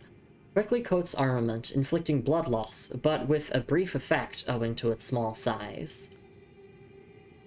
And then the Ripple Crescent Halberd. Weapon wielded by young Albinaurics. The blade is said to resemble a partial image of a ripple, and its attack power scales with one's arcane attribute. And the skill is Spinning Slash. It is not infusible. Right, yes, because we know in lore, canonically, the Albinaurics are very much in touch with the arcane. Beast scaling in arcane? Damn. That's impressive. But yeah, not being infusible, that's a bit of an oof moment.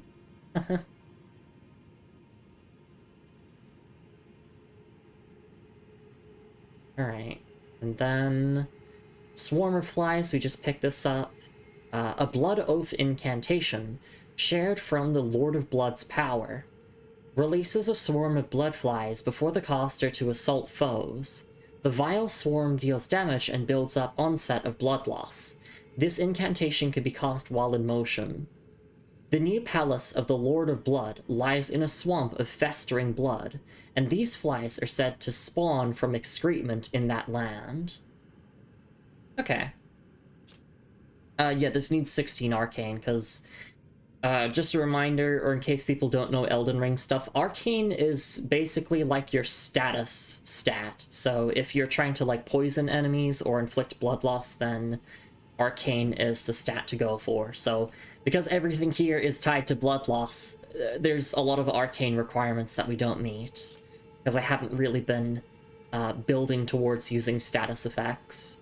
Although status effects are absolutely at their strongest in Elden Ring, it's definitely really fun to invest in arcane. But yeah, sadly we can't use this. I was like, oh, it's an incantation, and then I remembered, alright, yeah, the blood loss related. I can't use it. Not yet! One day, maybe one day. On another playthrough, potentially. Okay.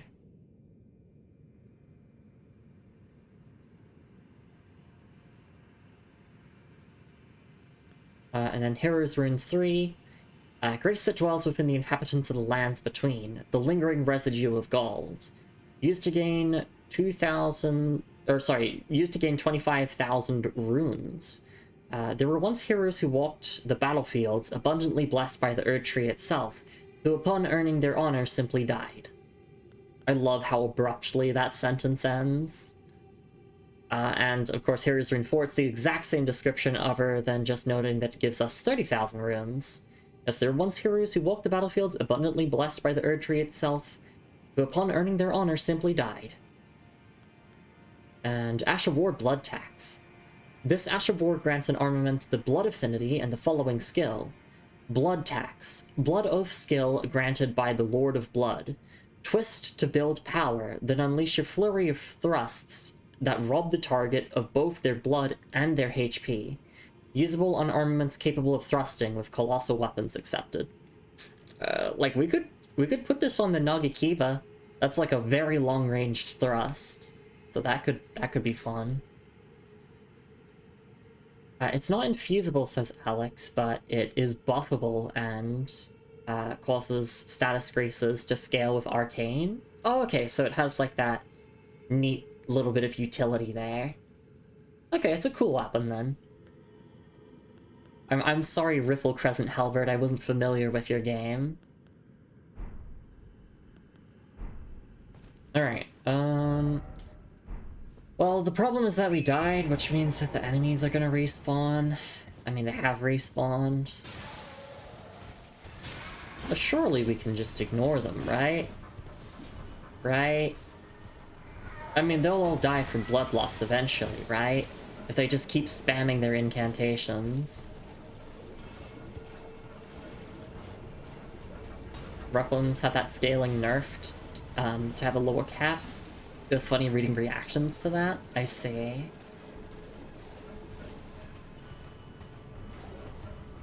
Yeah, guess it had a ripple effect. Got him.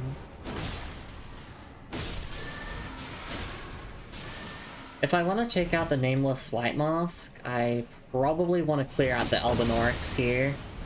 Because the last thing I want is to be running away from blood flies and then get jumped by all of the Elden Oryx here.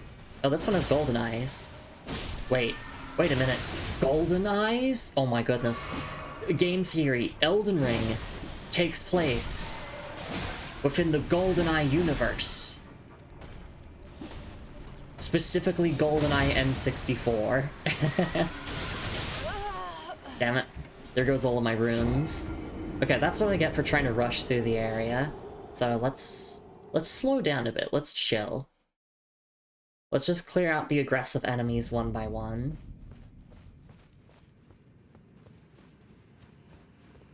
I wonder if I use the Nagakiba, how quickly can I kill?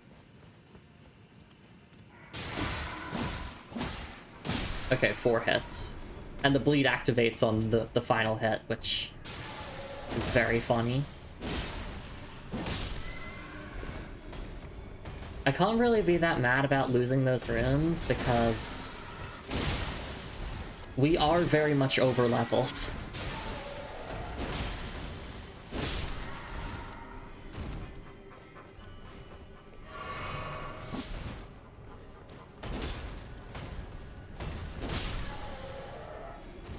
But, you know, even with, like, our stats as high as they are, that doesn't change the fact that Elden Ring enemies hit like trucks. They don't hit like a truck, they hit like trucks. Multiple of them. Sasproc on lethal crit is funny. Enemies will get back up and then die instantly. Yeah, I've seen that happen a bunch in Night Rain. It is quite funny.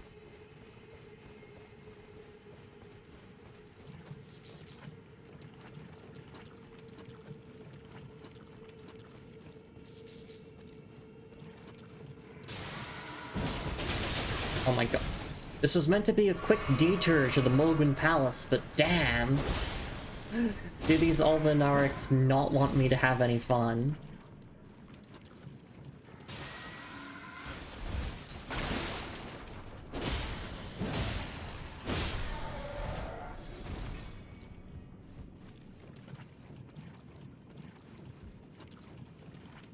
A 20-minute adventure. Or whatever the quote was from Rick and Morty. I have never seen the show and I don't plan on it. Actually, no, that's a lie. I did watch, like, the first episode and some other episodes with an old acquaintance. And I didn't find it funny at all. I guess I didn't have that high of an IQ.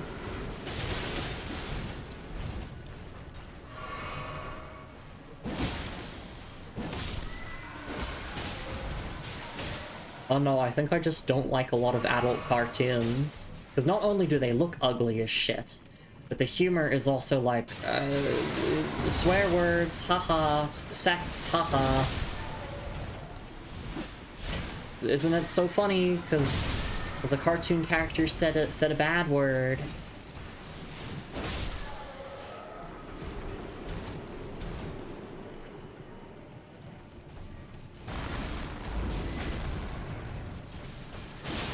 I hate these Elden Oryx.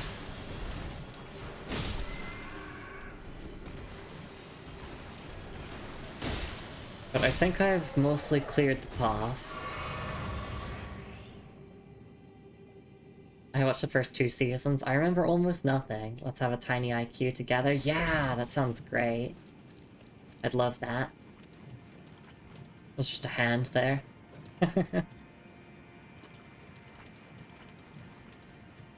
Alright. Let's get this run back. So the invasion happens around here-ish. This is completely optional. This is just for, like, extra loot.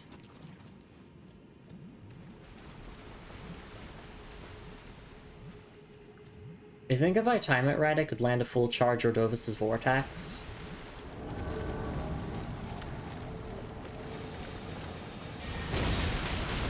Hell yeah, I can.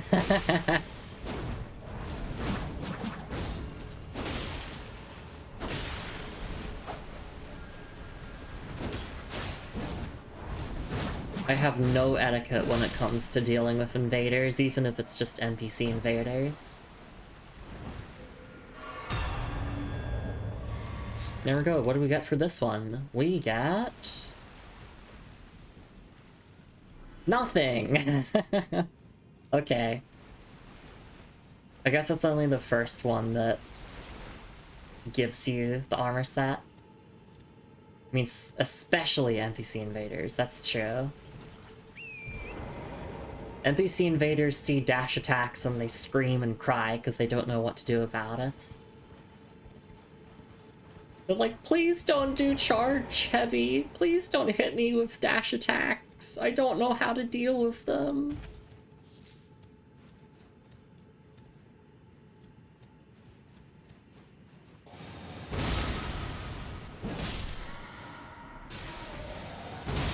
I will say that, like, while I am relieved at not having to deal with other, like, actual player invasions, I do kind of miss it a little bit.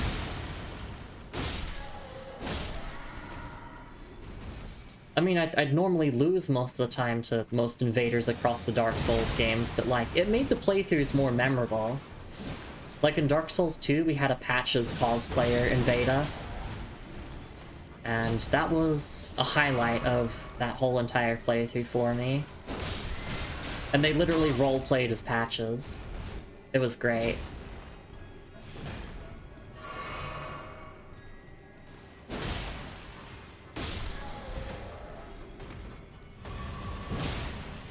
But yeah, in Elden Ring, invasions are like an opt-in thing, so... you can play in online mode. And, like, you can be powered up by, you know, a rune arc, but other players can't invade you unless you specifically opt in for it. But a faction system that matters the main game's plot. Too bad there's no one to share it with. Yeah, that's also, like, a shame, because... the Covenants are cool. I miss them. Simply eat this charge heavy and expect a completely different result. So true, Glitch, so true.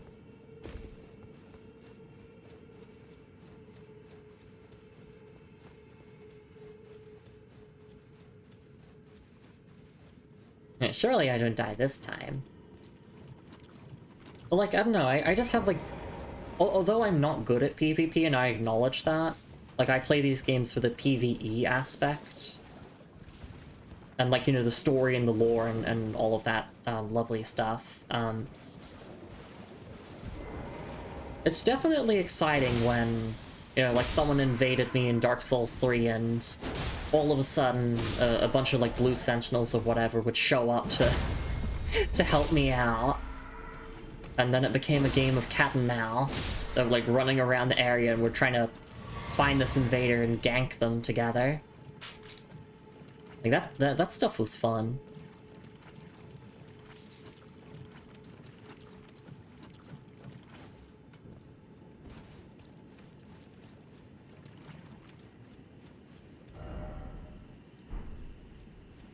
I guess I can climb up there on Torrent. You're not sure? I'll give it a try and see where it leads to. Okay, it's not really gonna lead to anywhere. And imagine if you brute forced it long enough, you'd be able to get up there, and there'd be nothing.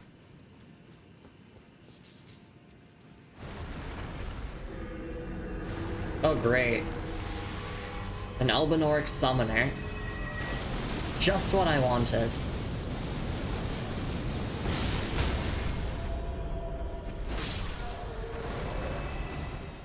It's okay, the power of the Crucible can overcome all.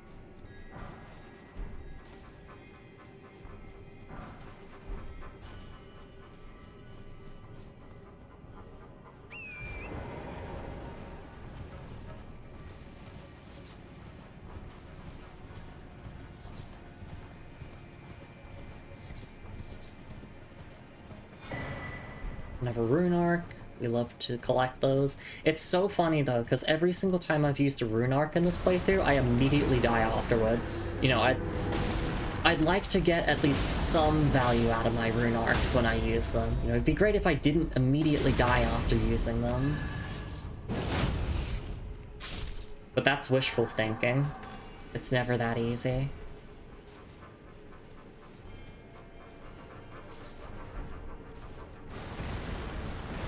How many of these are there? Oh my goodness.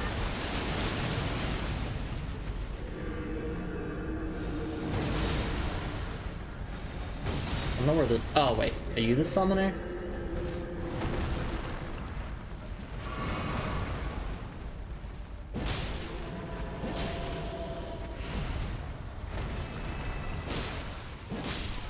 I love that enemies can just friendly fire each other. It's great. Very tarnished butthole. That's rude. I'm gonna go tell their mother about this.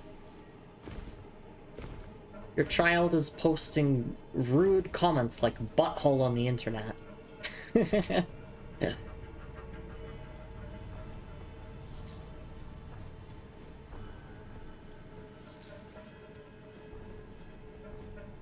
looks like there's a lift ahead or something. Go ahead, snitch. See what happens. Oh, like, I will say that I am proudly a snitch. I will wear that as a badge of honor. I'm the fun police. Ask their mom to a date. I'm their stepmom now, and they're grounded. Hell yeah. Booty hole. Glitch, that is so rude. You take that back now.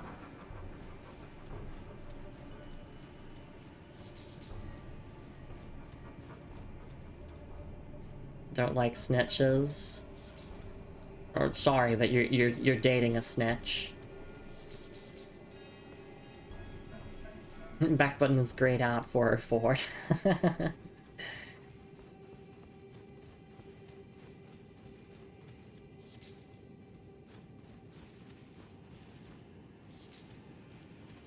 But no, put the knife down, Athena. Put it down. Put it down.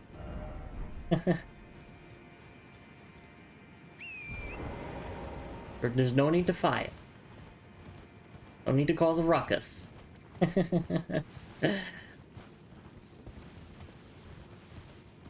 I'm trying to figure out, does this look important enough to be the main path? Well, I got kicked off my horse, so... Mogwin Dynasty Mausoleum. Oh, this is a dungeon, I see. Oh, Mogwin Palace! Yippee! There we go. Behold Lord, yes, thank you for the map. Okay. Oh, there we go. That is obviously the boss room. Like, that is a boss room if I've ever seen one. Cool, cool, okay. Let's take a look at the item description of the map. Map, Mogwin Palace. Map of Mogwin Palace and environs. In the lightless depths lies the grave of an ancient civilization. It is here Mog, the Lord of Blood, is building his palace, to be the seat of his coming dynasty named Mogwin, and whatever nightmares that may bring. Okay, Mog. Okay. But that's all I have to say to the item description. I'm like, okay, yep, thank you for reaffirming, you know, the motivations of Mog.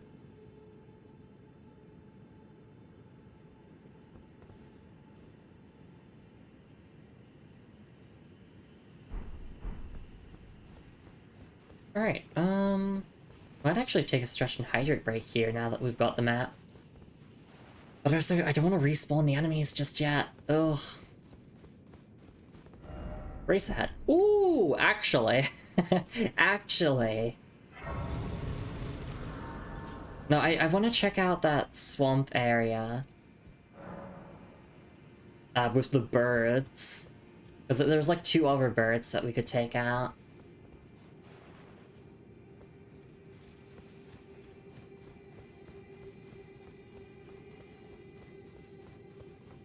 I'm pretty sure I explored the swamp quite thoroughly. Or at least the northern part of the swamp quite thoroughly. Yeah, I gotta get all the items, because if I don't get all the items, then I miss out on lore, and if I miss out on lore, then how else am I meant to enjoy the game? For the gameplay? What do you think I am? Also, we missed this Elden arc.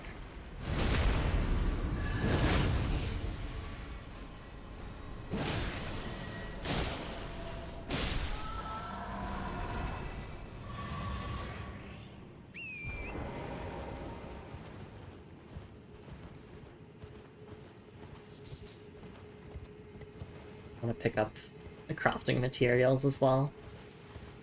I really need those crafting materials. I definitely never use them.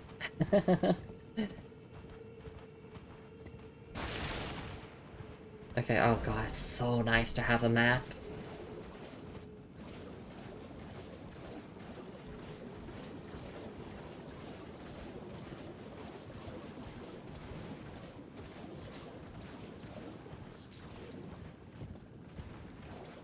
Of effects are funny. They recommend farming these red summoners for their curved great club. But why?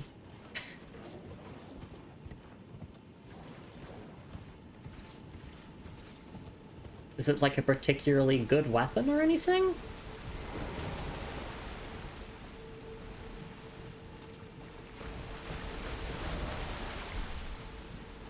My dear, much easier farm in Liurnia.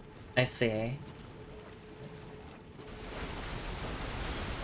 Yeah, like, in the little township, I would imagine. There's a bunch of them there.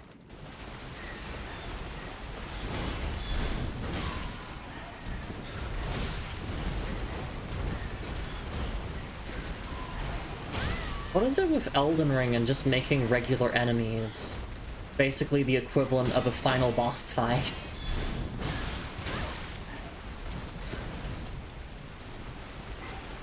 Like, in 100 hours from now, I'm gonna go into the Erd Tree and it'll just be one of these there.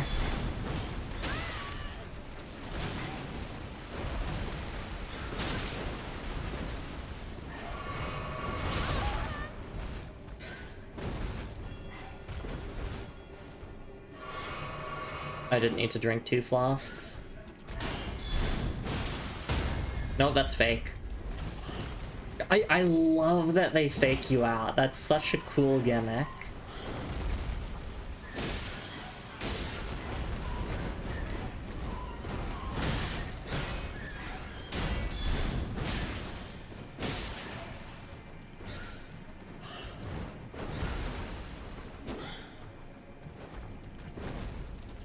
Oh wait, no.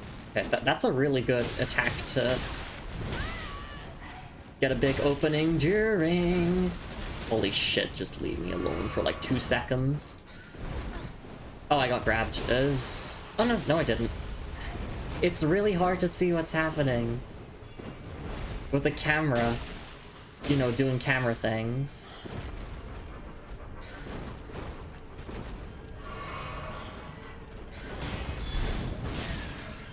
Okay, we absolutely get the kill here.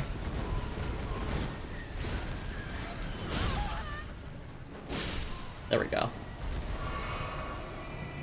Oh, if you eat too many pickled foulfoot, you get the bird boss ending? Yeah, I can imagine. Our save file is set up for the fire arrow ending and for the Age of Bok ending, so that'll be really exciting.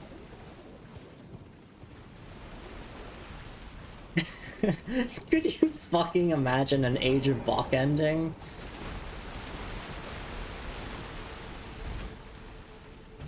Or like the final line that you ever hear before it hits the credits is, "Bok the seamster, at your service, my lord."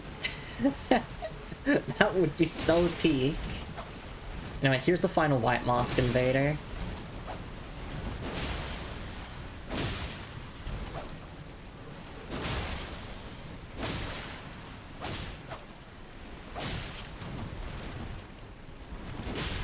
There we go.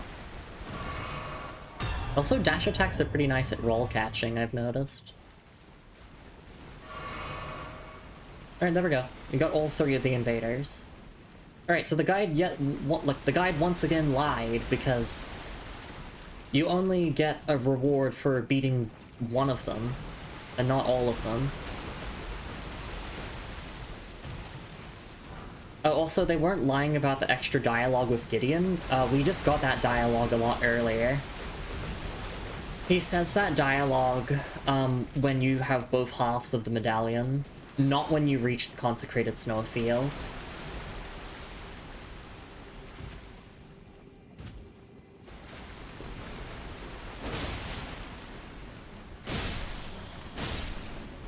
But apparently he does have new dialogue after you beat Moog, so... I'm kind of excited. I'm also nervous, because, like, I do know once we reload the area of like, the Mogun Palace, we will get to have a brief encounter with one of the DLC characters. So it'll be like a little teaser of what we have awaiting us.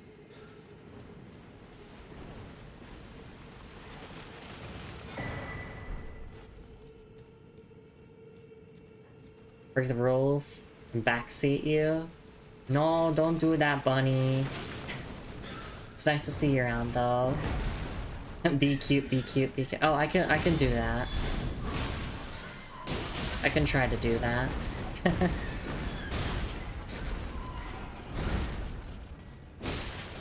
It's optimal, it is.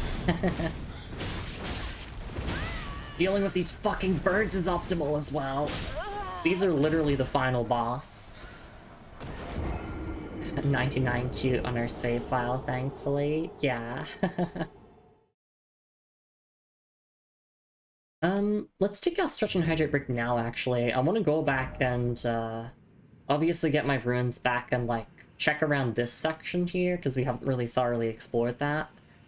And then we can head up to... definitely not the boss room. Oh wait, no, I know that there's a grace here, I think, and there is the invasion sign for Vared nearby, so we want to do that first, actually. I don't know if there's an actual deadline for it, but I'd rather wrap up all the questline stuff before taking on the area boss anyway.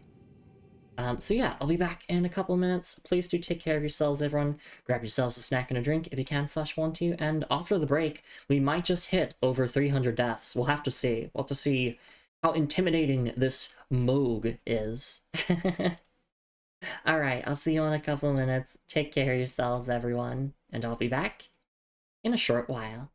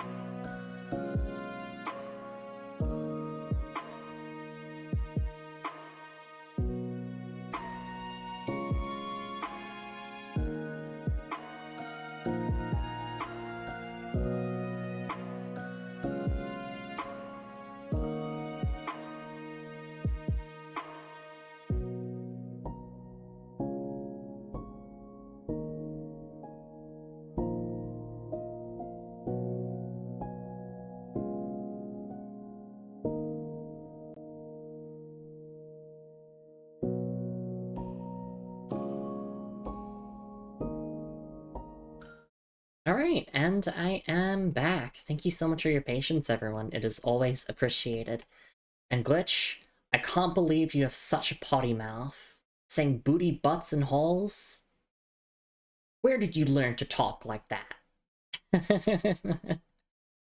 Bunny says, hope you're doing okay in the constipated Snowfield. Oh, yeah, it's been fine. We've just been doing a little detour here to the Mogwin Palace, because this is part of an NPC's questline, and also this does set us up for the DLC, from what I know. Learned streets. Stealth 100. Alright, let's continue on here. So I want to explore the rest of the little swamp area with the birds, which are a pain in the ass to fight. I don't know how I fought them in Caelid. I think I literally just did guard counters and that was it. But like, Elden Ring really does have the thing of like, regular enemies can feel like boss encounters. And sometimes bosses are just complete jobbers.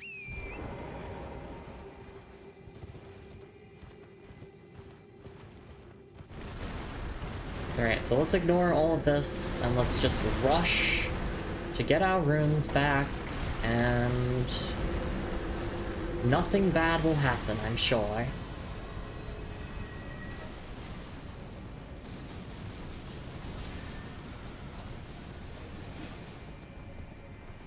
I think I also threw a bunch of lightning spears to kill the birds in Caelid. That would make sense. A ranged battle? Why? Oh, because dogs.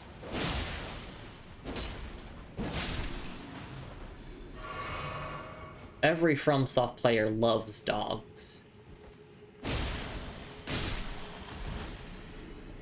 Getting swarmed and staggered to death, it's great.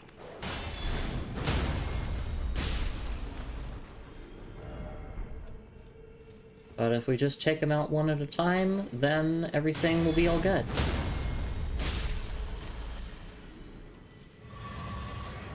Ross! Yeah, it is just an Arteria leaf. Alright. Ooh, blood effect here. It almost looks like a background in Earthbound. Like a fight background. Almost reminds me of Gygus in a way. Alright, let's see. How much damage does Lightning Spear do? A little bit. How much damage does Stone of Gurunk do? Okay. Yeah, these are gonna take a while to kill. No, that's fake. That's bullshit. I didn't fall for it. I gotta make sure I don't fall for the fake staggers, because these enemies are smart. They will pretend to get staggered.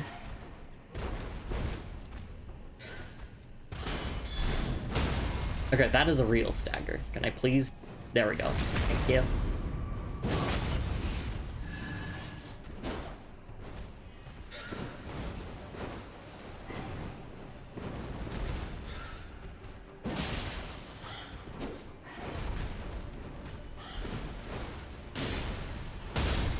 Yay! I got one of them. I did it! I beat the final boss!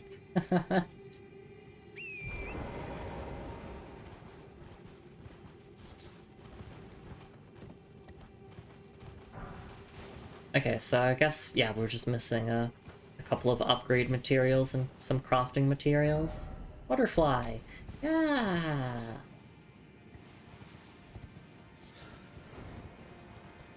Like, nothing significant, but still nice to have nonetheless. I'm pretty sure we've got everything else in the area. We got the golden seed. Yeah, okay, we got everything. Cool, so that means we can just move on now. I mean, okay, there's more nascent butterflies here. We can grab those.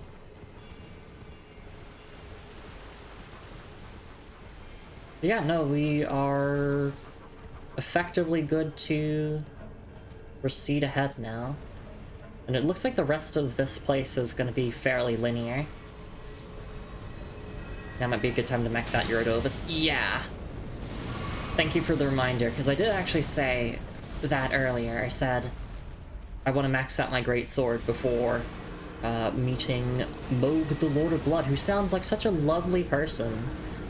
And we're gonna go and have to ask him about the allegations. Like, hey, did you kidnap Mikola?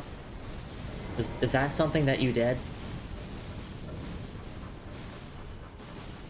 Because there was this ghost that said that you kidnapped Mikola. And I know that Melania would be very pissed at you if you did that. Alright. For the round table hold!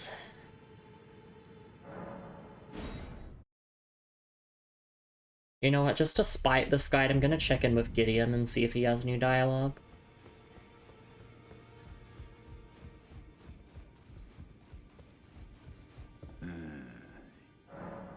Yep.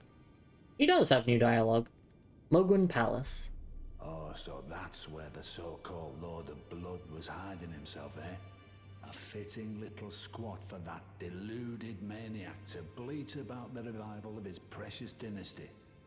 While he turns our fellow Tarnished into bloody fingers, let him stay there. That way, his delusions will remain as they are, distant and unattainable. But perhaps it's worth looking into. If what I've heard is right, then maybe... Ah, my apologies. Lost myself for a moment there. The information you shared is of great value. As promised, your reward. And it is a wondrous thing indeed. You are a true fellow. All I ask is that you remain constant. Okay, nice. So yeah, if you go to Gideon, when you get new information like this, he will give you items. But even if you miss out on these interactions, apparently the Twin Maiden Husks will sell the stuff that he would have given you anyway after a certain point in the story. Alright, Fever's Cookbook 3. A record of crafting techniques left by a man who was utterly captivated by Saint Trina. He continued the search for her in his slumber. Acquired the knowledge to craft the following: Bewitching Branch. Ooh! I know the Bewitching Branches. You use them to charm enemies. Which I think we have a couple in our inventory, do we not? Or maybe we don't. Maybe I'm misremembering. Or... no, it'd be with my consumables. Or, no, it'd be... yeah. Let me look at the recipe for it anyway, just out of curiosity. I hate that I feel like I'm always scrolling past what I'm trying to look for. Yeah, there we go. The Bewitching Branch. Which, yeah, I feel like we've collected one of these before. But I'll read the item description anyway. Tree branch blessed with an incantation of unalloyed gold. Craftable item. Pierce a foe using FP to turn them into a temporary ally. The Empyrean Mikola is loved by many people. Indeed, he has learned very well how to compel such affection. So, like, the effect of the item, and also this item description, implies that Mikola potentially just, like, forces people to like him. You know, whether that's through, you know, like magic powers or whatever, or, just by being a really lovely lad.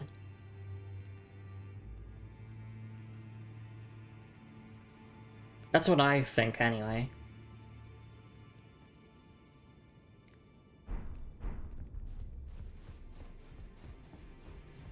Okay, so... as Gideon did have more dialogue.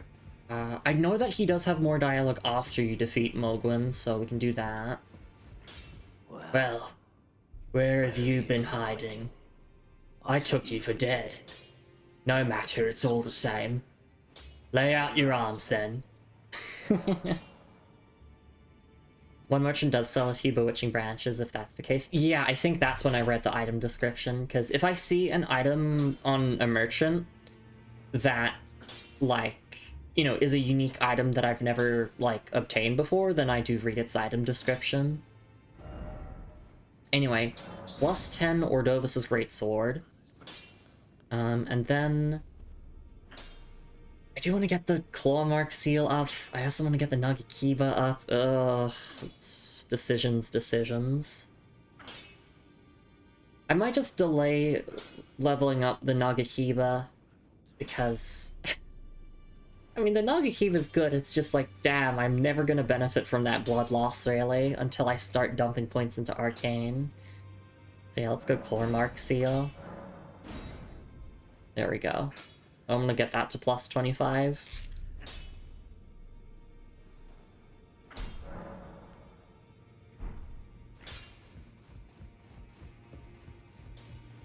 Actually, do I want to change around my Ashes of War a little bit while I'm here? I think I do. I know I can do it at Grace's, but let me just do it from this menu. I was thinking I could put Sacred Blade on my Knight's Sacred Greatsword to make that my dedicated Those Who Live in Death killer. Because I can still make it heavy scaling. There we go. And then Nagakiba... I guess I'll give it Blood Tax. Or I could give it Seppuku. I'm gonna go with Blood Tax and just make it heavy scaling still.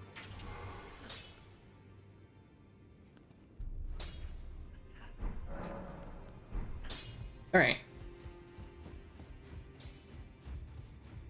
Don't need to talk to Roderica. Okay, back underground we go. So we are heading to this Grace here. But there should be another Grace that we'll find that will have Vare's invasion sign nearby, so that we can finish his questline.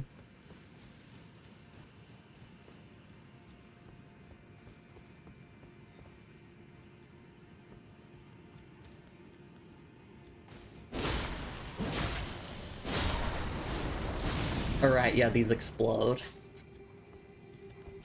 Let me try out this on the Nagakiba.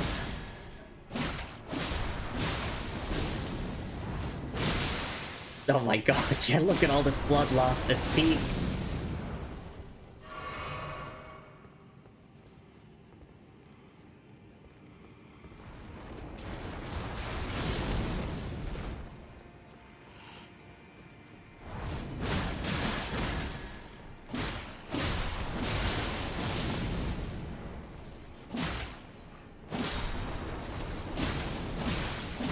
Now I'm starting to regret upgrading the Claw Mark Seal, because I'm remembering how much fun the Nagakiba is. It has a really nice moveset.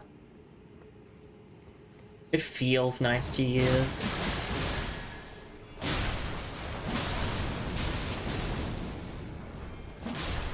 Elden Ring definitely deserves an award for making me actually want to try out katanas in Souls games.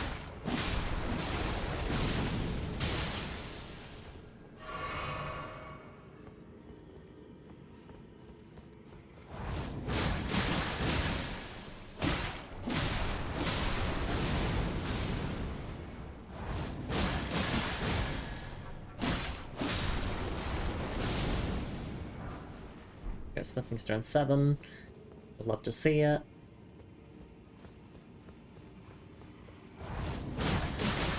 And even though my arcane stat is really bad,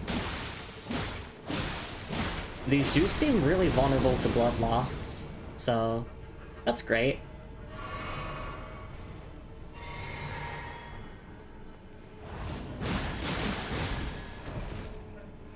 Yeah, this is an amazing combo of a skill plus weapon.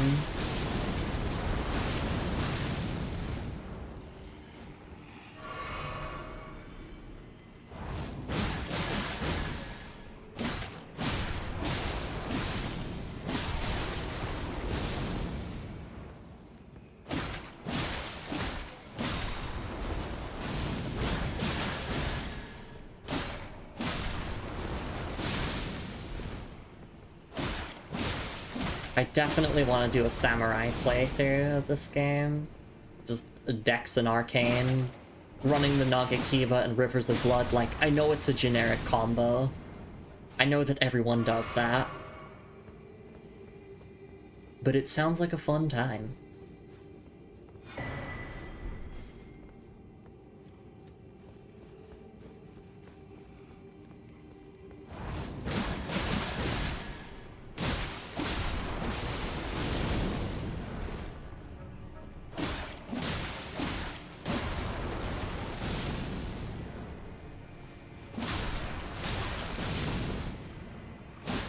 I'd be doing literally everything except a sorcerer playthrough of Souls games.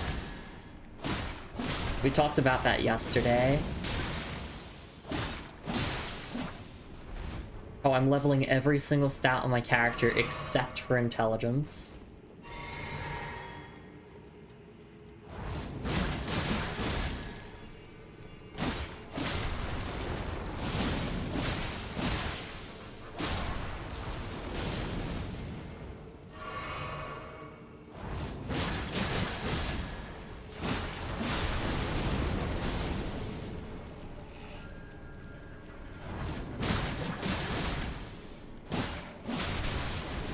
Get rid of the big blob.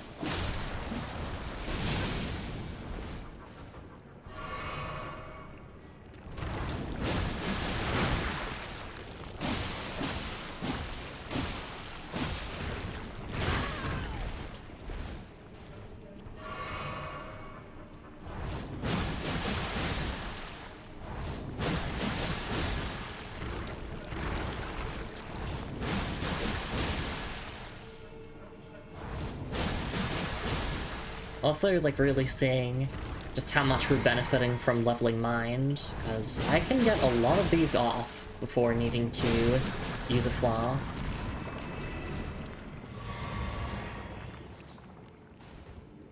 Oh, I didn't need to drink that one.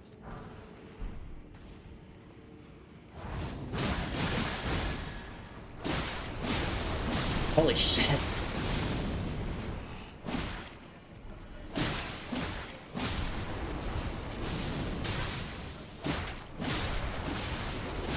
It's peak blood loss.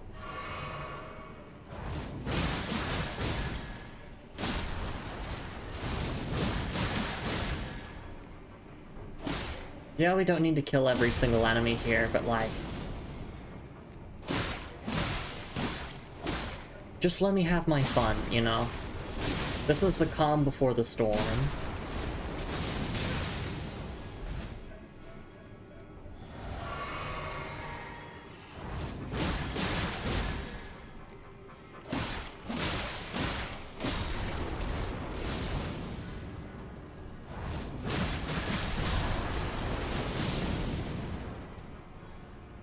The calm before the out of flask. Exactly. Well, just don't get hit, silly. You're so silly, Lumi. Just don't get hit.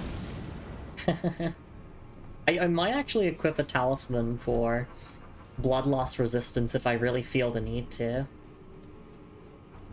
Be ahead, and then be wary of behind.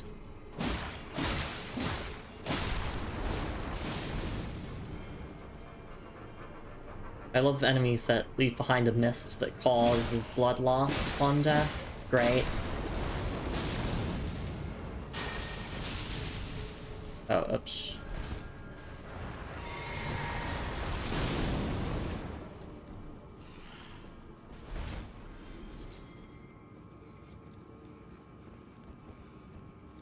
Are all these ones chill at least?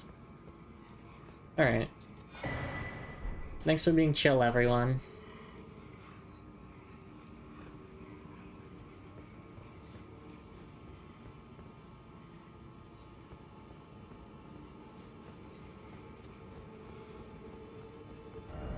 Firehead, yeah! Oh my god, fire, Dark Souls.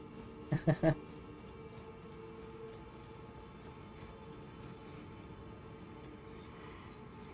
we all chill here, we're just all praising Moog. That's A-okay. You just keep worshipping, okay?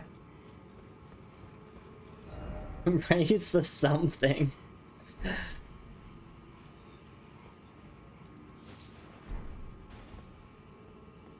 Me when I have poor memory and I don't remember what the Dark Souls saying is. Praise the something. Whatever it was. Alright. Why is it always blood loss? I wonder. Okay. Damn. Gotta keep going here. Hey Fizz, thank you for the patties. Hope you're doing alright.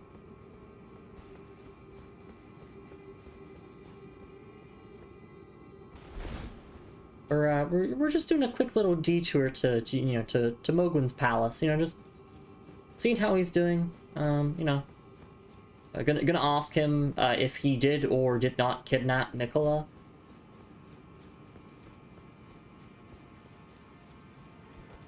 You know, the usual stuff. Just making sure I'm being thorough here. I am so paranoid after that. The tunnel that we went through last time.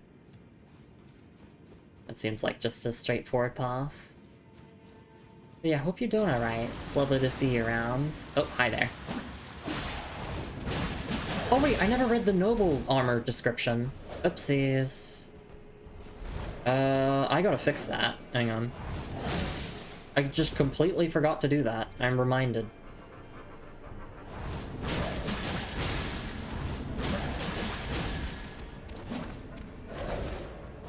Thank you, Noble, for reminding me. Oh, I hear a merchant up here as well. But that's nice.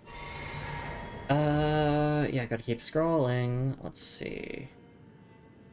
Oh, we have a couple of things that I missed. Oh shit, I had a lot of things that I missed. Hang on, okay. Yeah, I completely forgot all of this. I don't know how, it slipped the mind. Alright, well. Explosive Ghost Flame. Sorcery of the Servants of Death. Strike the ground with the staff, triggering an explosion of ghost flame that burns the surrounding area. In the time when there was no Erd Tree, death was burned in ghost flame. Death birds were keeper of that fire. Okay, that's a nice little bit of lore there. Actually, sorry, I find it a little bit distracting just hearing that violin playing, so I'm just gonna move away from it. So we just have the ambience. Alright, gotta keep scrolling. Okay. And of course, yeah, we'll get the armor set in just a little bit. Yeah, just looking at this again real quick. Stat requirements, 42 intelligence, yeah. 30 faith, I mean, we meet the faith requirements at the very least, but yeah, there's a little bit of lore there. The time when there was no Erd Tree, death was burned in ghost flame, death birds were keepers of that fire. Alright, blood-soaked tabard. Padded cloth armor with indelible bloodstains around the neck. Worn by headless foot soldiers who endlessly guard the wandering mausoleum. And then the Sanjuine sandwich, the sandwich noblehood. Hood of dyed black cloth featuring gold embroidery. Worn by the nobles who serve the Lord of Blood. Known to strike from pools of blood, these assassins are missionaries come to share the gospel of accursed blood. Sans under Gwyn. Exactly. So true. Okay. Sorry, just looking at this description again. I was just completely thrown off by the fact that I forgot a bunch of item descriptions.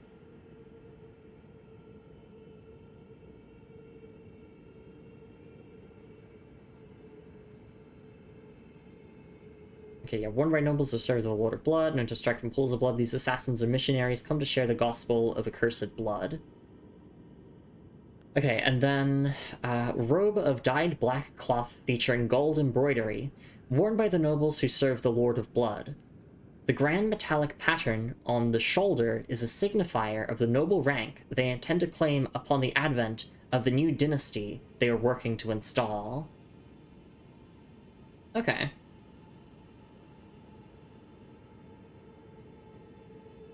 And then the waistcloth is the exact same description. Okay, just making sure I don't miss anything here. But I read all of this stuff just fine.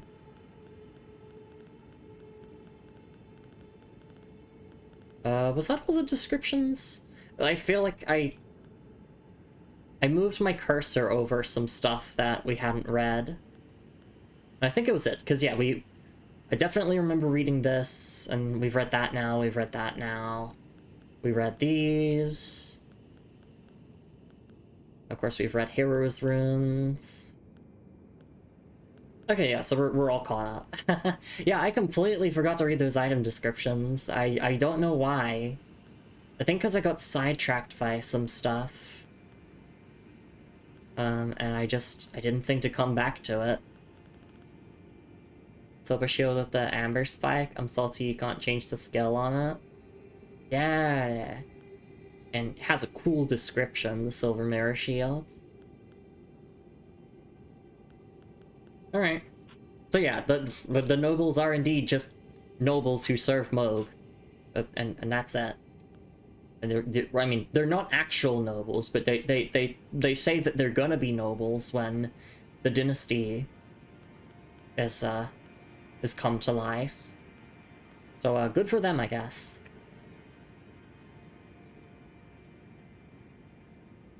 It would be nobles if they get their way, exactly.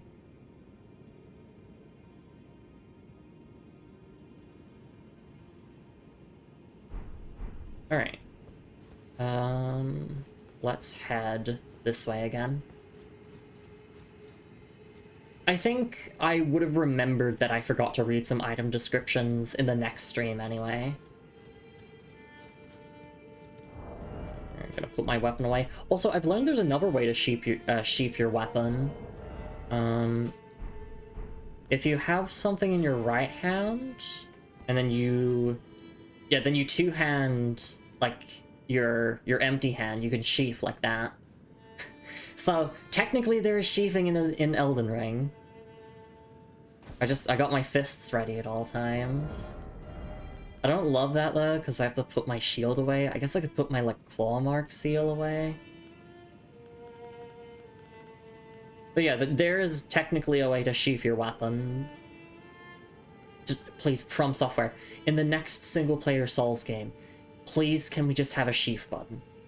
I want it to be like Monster Hunter. I want to have a button that I can press to sheath my weapon. Tried killing anything while completely unarmed. As a real moveset, it's so weak. Yeah, I have, I mean, in Night Rain I fought, like, things with fist weapons, which, I believe have the same moveset as, like, being barehanded, or at least a similar moveset.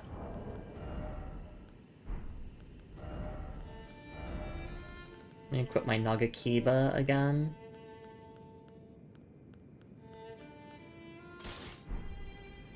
Alright, and then I'll unequip Ordovis's greatsword. And I guess I could put my shield on my back this way. It's the dual fist moveset. Yeah, it's funny. They even made the poise damage terrible for bare fists. Yeah, exactly. Alright, let's talk to our merchant friend. Oh, dear. Yeah, mate. Hey, terribly sorry. Are you here as a customer? Do you sell anything that's unique? A Lost Ash of War, I'll take that, and I'll take your Stone Sword keys. And that's kind of it. Yeah, because we've already read the descriptions of these arrows before.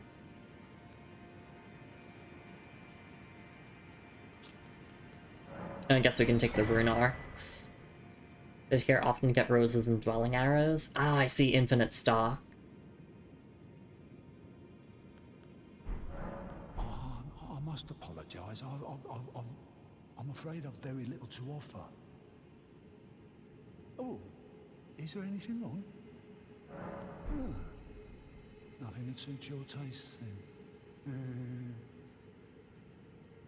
Oh, is there anything wrong? No. Okay, you can go back to playing your music. Perfect merchant for the borderline non-existent int arcane builds. I like these merchants that that play music. They're cool. I like these merchants full stop. And I don't know, I don't have the heart in me to kill them on subsequent playthroughs to get their bell bearings and just like have one massive shop at the Round Table Hold. Like, I know that's optimal, but I don't think I have the heart in me to do that.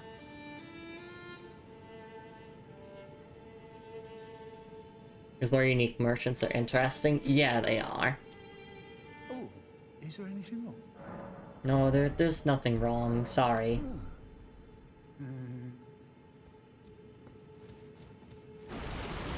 Oh, oh, you respawn? You fucker.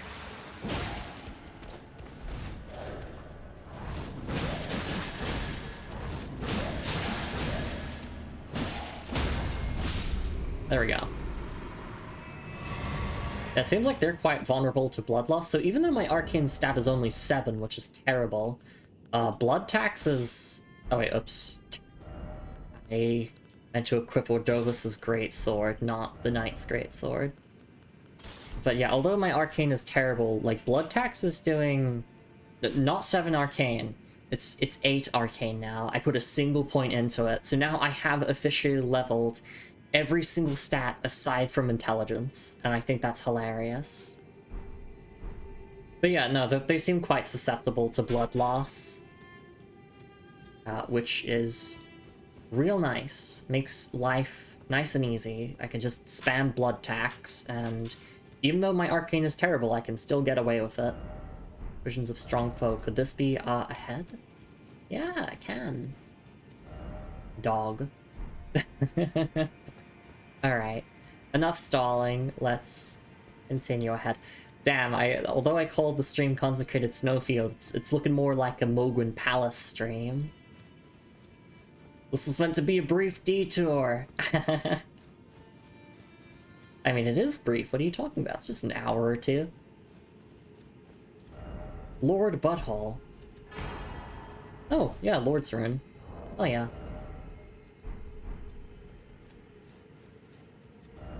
Enemy ahead, and then precious item ahead.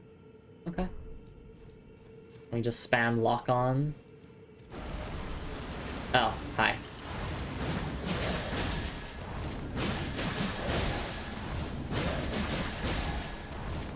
I'm so smart.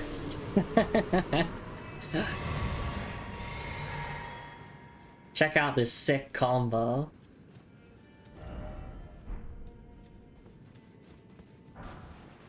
Oh yeah, 3 smithing stone 8s? That's really nice.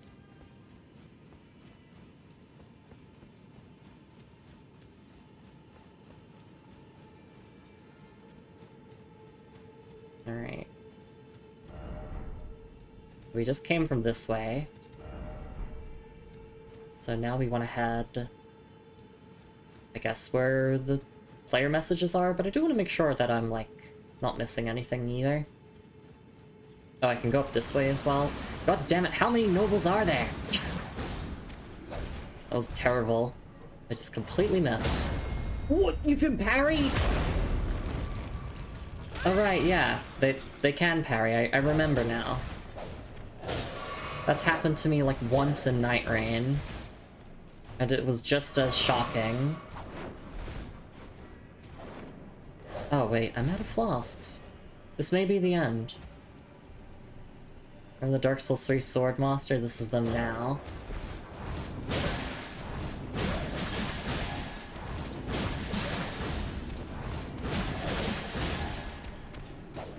At least... Oh no, please don't parry me. Please don't parry- wait. Damn it! Blood loss. Okay, well I can just run through to here now, that we've cleared out everything beforehand. Oh wait, there's a Stake of Marika. Right. Runbacks are a thing of the past, aside from, like, Renala, I guess.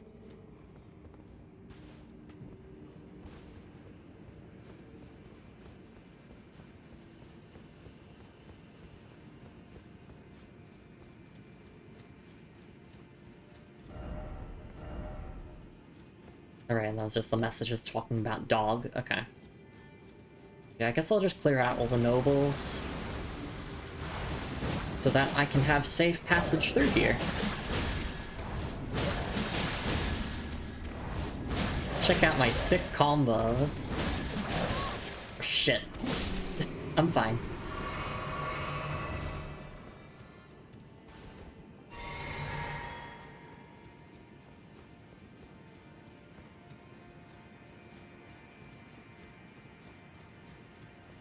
We'll go here. And then we go back down here.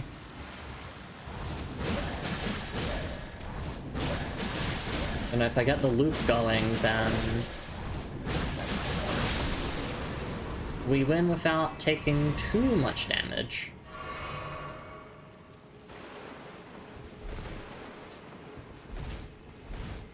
They can't handle the sick combo, then why roll out the red carpet for them? They get more sick combo, exactly. Okay, pack ahead and then blood loss ahead. So we can go that way, we can also go up that way. I'm guessing the way up the stairs is the main path. Just wanna check my surrounding environs real quick. Okay, yeah, so let's go this way first.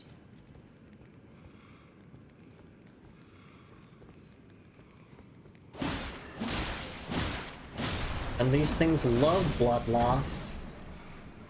Can't get enough of blood loss.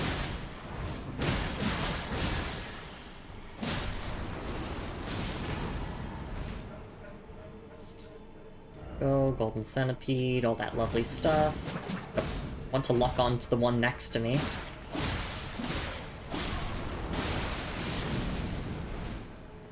When the blood is lost. No! Not Control Alt Delete. My favorite webcomic.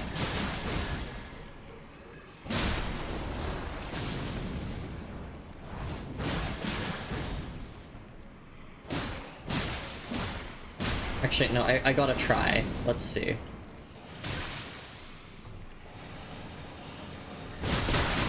Holy shit!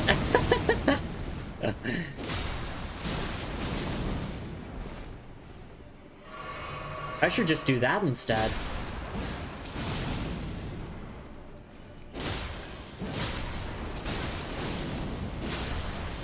Cordovis's vortex never lets me down.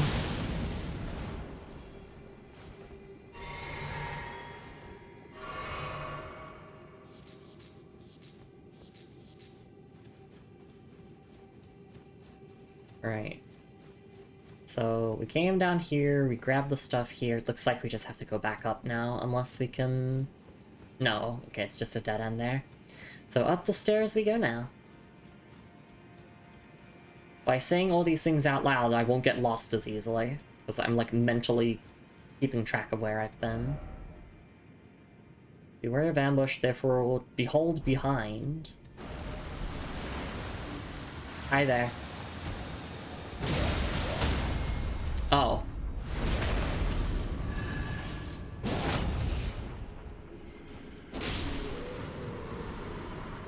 I see. I could just use Ordovis's vortex and would be fine. Wait. Have we been this way? Friend ahead. Beware of seems familiar.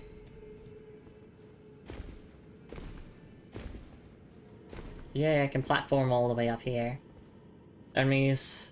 The door resists holy sometimes. Yeah, it's wild. I was just happy to keep spamming blood attacks. I praise the pointless. This way is the merchant. I'm just mentally mapping out the place, because then on subsequent playthroughs when I come through here, I'll be like, oh yeah, I remember this place in detail now. You know, instead of like actually remembering important things for real life, I'm like, yes, I will remember the entire Elden Ring map. And I will use my vast knowledge to make subsequent playthroughs significantly shorter.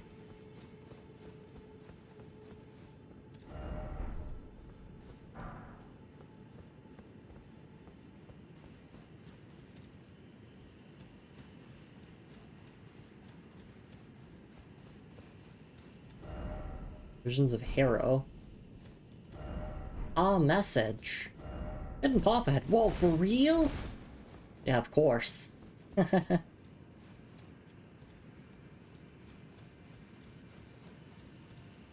to learn tech for real life. I'm not doing New Game Plus on this fucking slot. Exactly. I don't need to know how to navigate around my own neighborhood. I know the map of Dark Souls 1 way better than my own neighborhood.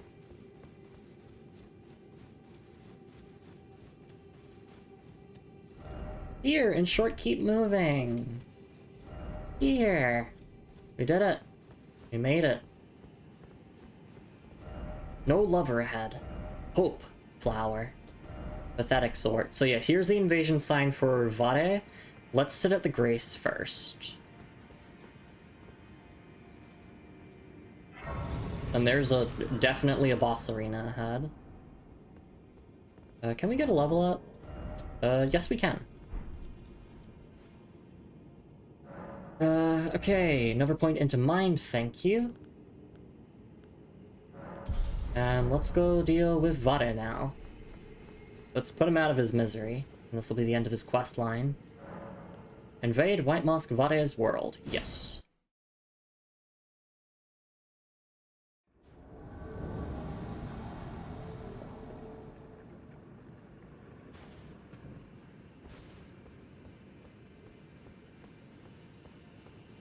Where is he? Is he this way? Or is he that way?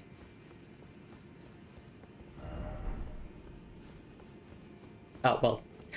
That's a pretty obvious answer then, if there's just a wall blocking me.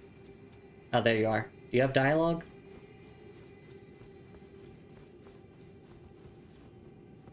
You seek violence, heedless of my warning, though you have been raised to a knight of the dynasty. I am pained to the very depths of my being. I'll ensure you regret this, my lambkin. Enjoy your miserable death. Okay, you stop yapping.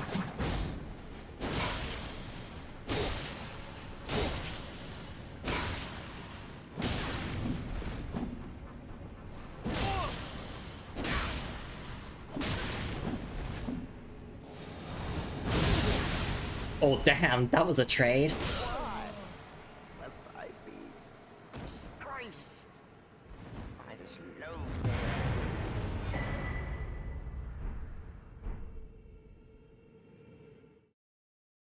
Bye bye, Vare. And I think we can find him now. Yep, there he is. I'll put away my weapon. He's gonna die. Oh, luminary Moog, please grant the strength you promised.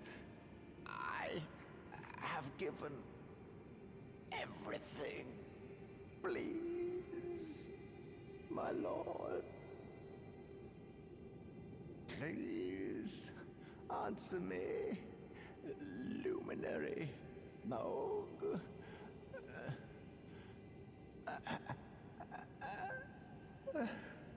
Bless the Mogwin dynasty with love.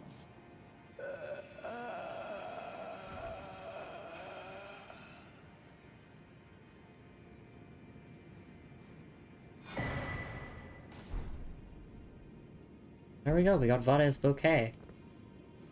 And that is the end of his questline.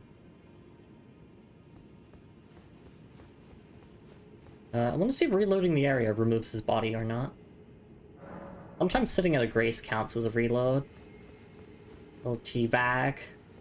To top it off. Well, his body is gone now, as I expected. So there you go.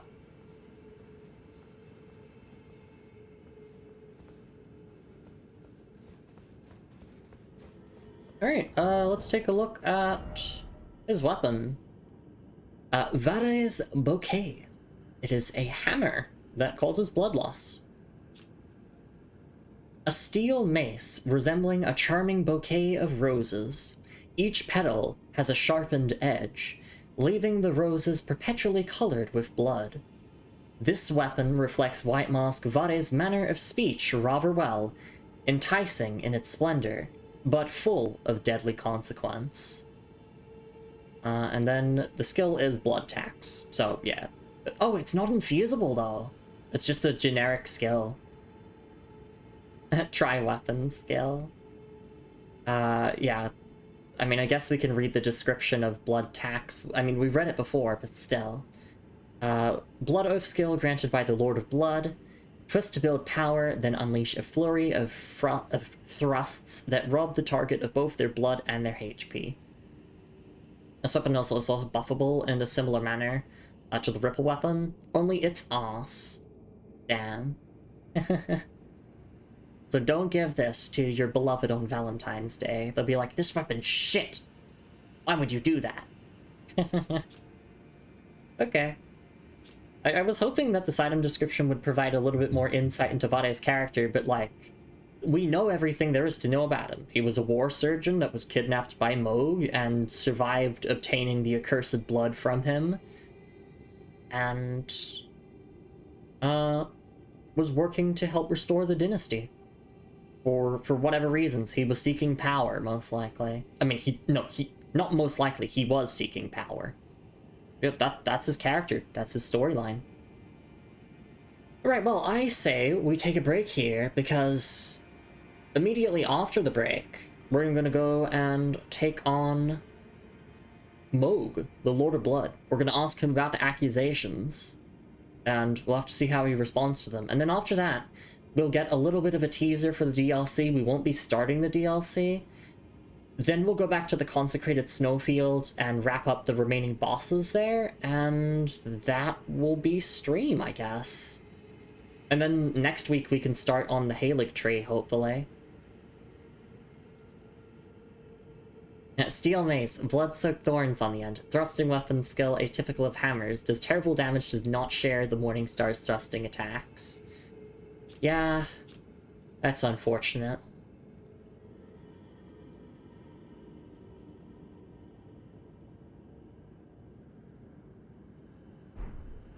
Alright, let me equip Ordovus' Greatsword. Sit down at the Grace here. Moon says, yeah, I'm giving you an actual sword instead, so you can have something that does damage. Thank you. And, yeah, we will be back in a few minutes to go say hi to Moog. It's gonna be awesome. Hope you're all excited. Hope you're all hyped. This brief little detour has turned into the whole entire stream, and I wouldn't have it any other way. So I'll see you all in a few minutes. Take care, everyone. Before then, I want to quickly give a shout out to the lovely physicist and also the Fizz command to promote his Ko-fi page, because we gotta help out the homies. And I'll do that self-care redeem, and I'll be back in a little bit. And, yeah. Moog ahead, and then Consecrated Snowfield ahead. So I'll see you all after the break. Take care.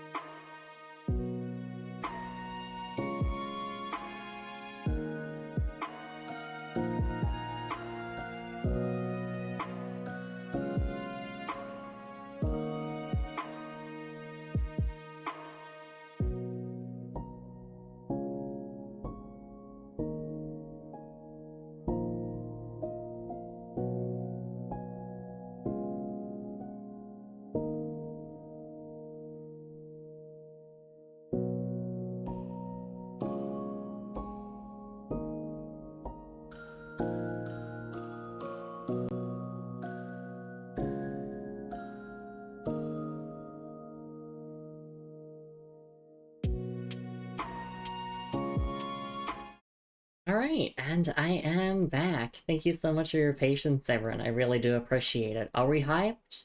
Because not only are we gonna be doing a major boss fight, but also I do know that we will be getting our first teaser of the DLC. Because when we reload the area after the boss fight, I believe a DLC NPC will show up.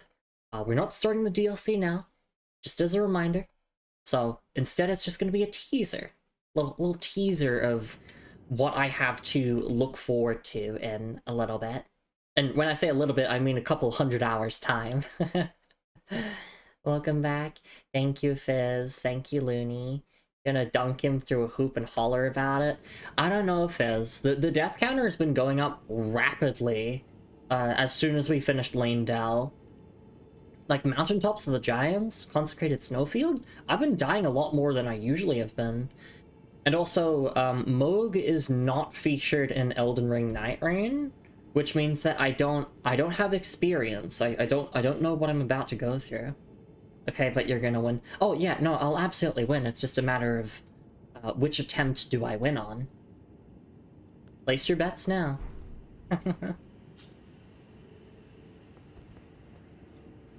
Alright. So personally, I'm just going up here to ask Moog about the allegations, like, did you or did you not kidnap Mikola?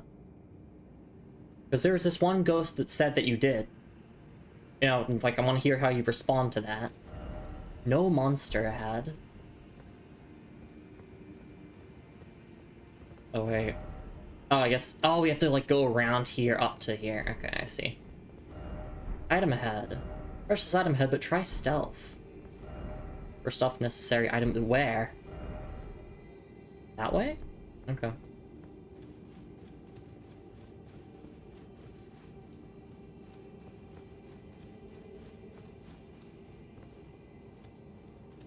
Well, what am I looking for? It's not a drop down or anything, is it? No. So I'm gonna go back here. Is there anything behind these? No. Or there's not. But you know me, I gotta check. I gotta drag out an area that would take the average gamer 30 minutes into 3 hours. But to be fair, that's because I am being so incredibly thorough. I'm finding, like, everything. Okay, yeah, that was worth it. And just ignore the noble. And by ignore, I mean we can jump him.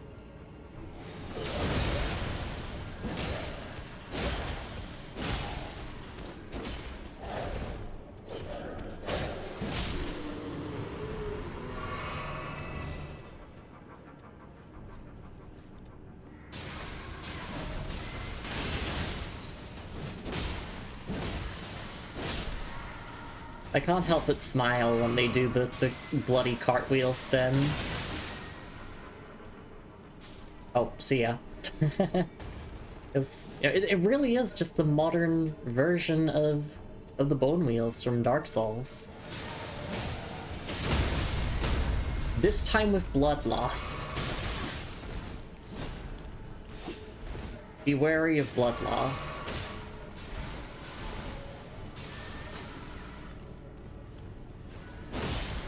But typically I don't fight them all at once. I want to fight them one by one. So I wouldn't be surprised if I died here. Especially when they hit this hard.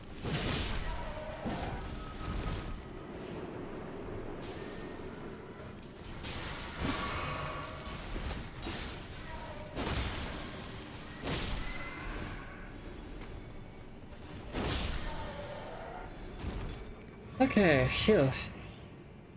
Maybe I should just sit at Grace again. They perfected their funny cartwheel. I think what I'll do is I'll get the loot there, I'll go back to the Grace, and then we'll go up the lift there.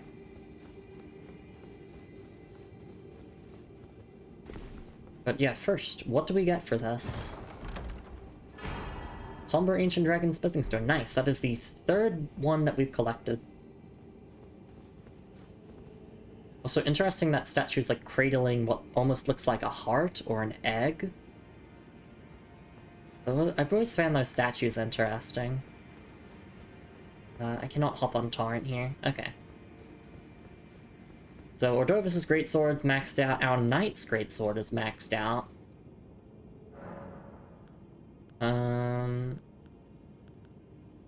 Anything that I want to change? Do I want to use a rune arc? Nah. I'm just gonna hoard my rune arcs and have them ready for the DLC, I guess. Why is it always no horse? This is the easiest or quickest ancient somber you can get.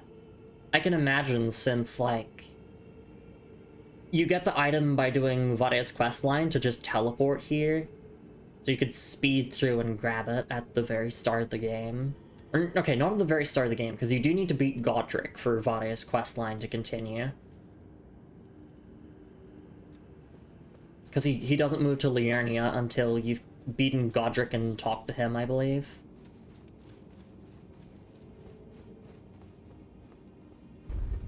Hang on, I have to check. Oh. I was gonna see if there was something underneath this, but then I realized this is the whole entire lift. Date any one shard bearer? He wants you to meet the two-finger... Yeah, exactly. He specifically mentions Godric. But yeah, I guess you could, like, do any of them. Including Moog. Oh wait, no, that wouldn't make sense, though. Defeating Moog so that you could continue his quest line. Lumi, that doesn't make sense. No, you could go kill Morgott. That counts. Right.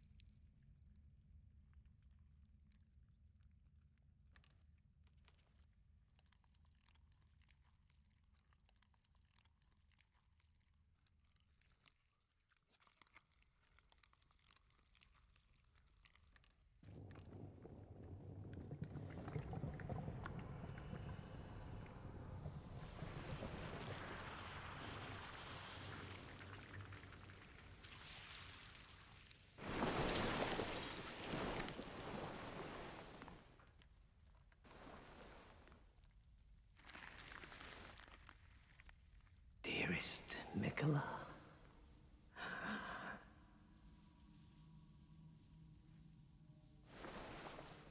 you must abide alone a while.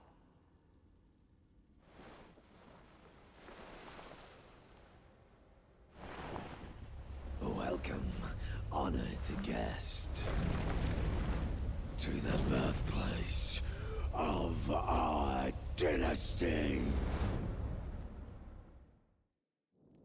Okay, the allegations were true. You did kidnap Mikola. Hey, Moog. But yeah, he is an omen. Alright, so first attempt, we're just gonna go off of vibes.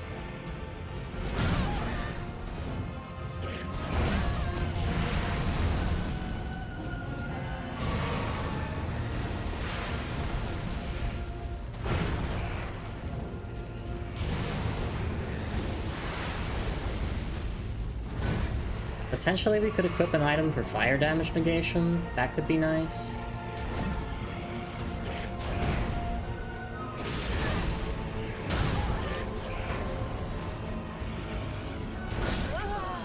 Is mine and mine alone. We got a single hit in. That's a pretty good attempt, I'd say. Mo cannot be your first shard bearer, he can be your second. Chose an interesting time to come back with food. You sure did. Vibes. Massive, Gervy, throbbing trident. Yeah, blood. Fire. Kidnapper.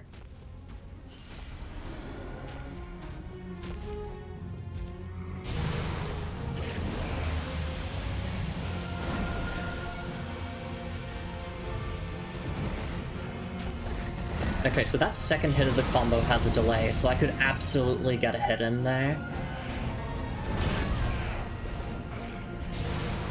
I'm just trying to learn where my damage windows are. But if it's a move with like a long wind-up, then we absolutely can get some hits in.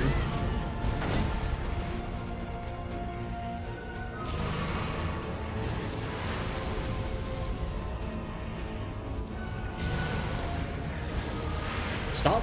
Oh wait, no, roll forward. What am I doing? Why am I rolling away?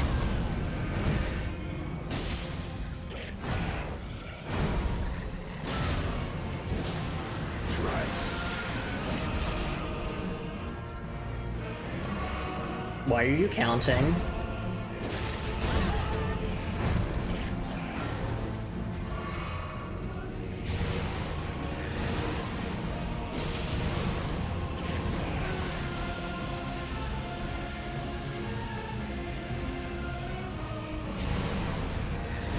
This is gonna be like a 7 seconds till the end moment.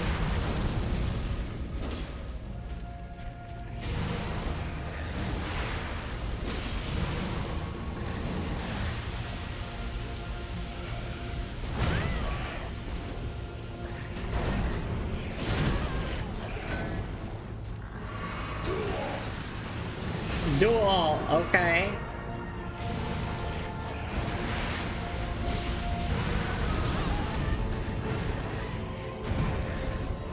I'm gonna fucking die when he gets to 0.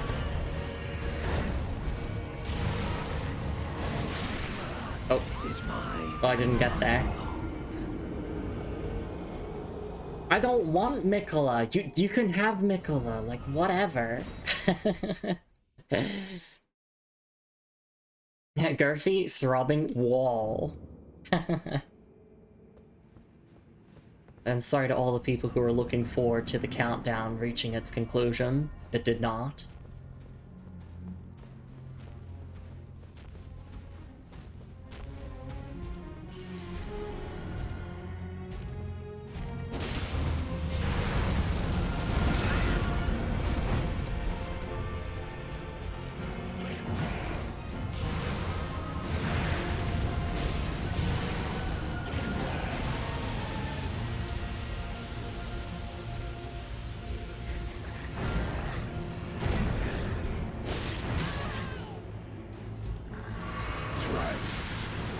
But you're starting already? Really? Okay, so I have to roll after the claw mark appears. And not like as it appears. Damn it. Ow. I'm glad to be struggling. Like, it feels good. Finally, I'm getting to actually struggle against something. Well, Mark Bloss is such a weird game. Yeah, because he swipes his hand, so I'm like, oh, I gotta dodge the swipe, but it's like, no, haha, you got roll caught. You need to ignore the claw swipe. And only roll, you know, when it's gonna explode.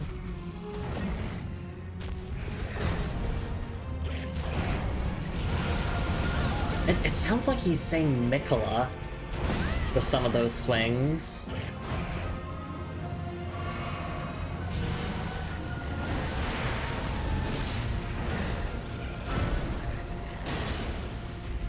Okay, I'm getting familiar with his trident moves at the very least.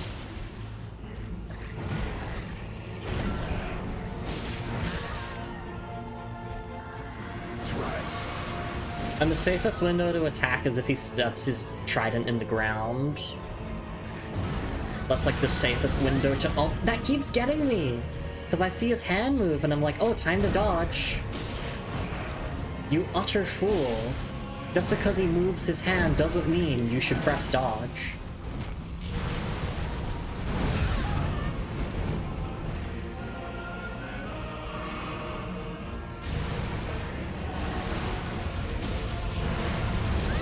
That keeps getting me every single time.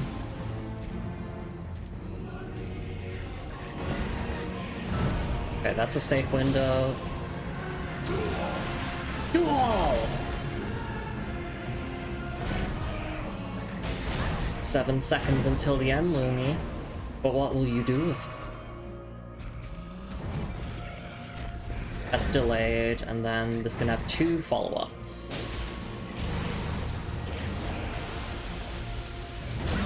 Ow. Oh, I think I'm dead here.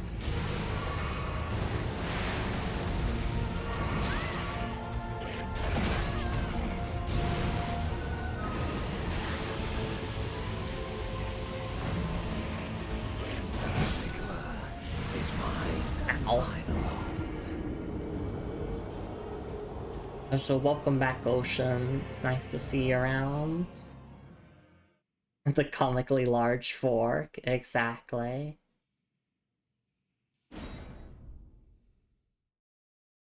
The Moon did, yeah, get her NSFW ref sheet done now, and I've seen it. It's very nice. Alright. There's gonna be a second phase. It's a modern From Software fight. I'm gonna get him to 0 HP, and it's gonna be like, I will not give up on the dynasty! And then he'll pull out a second fork.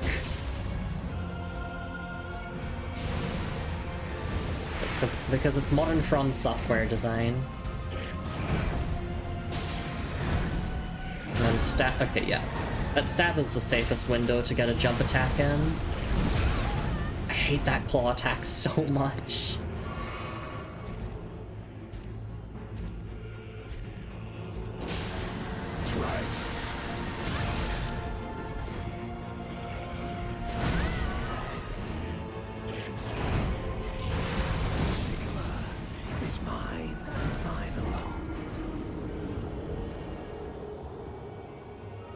His darn fake out claw.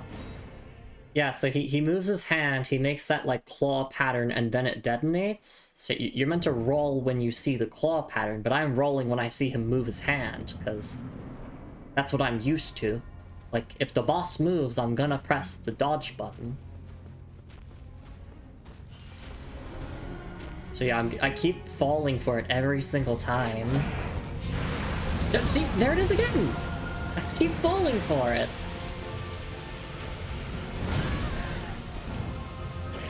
I mean, as long as I can dodge every single other attack, then I'm fine.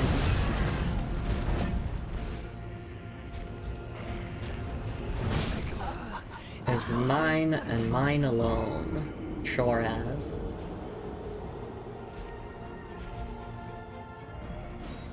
Her instincts are too good.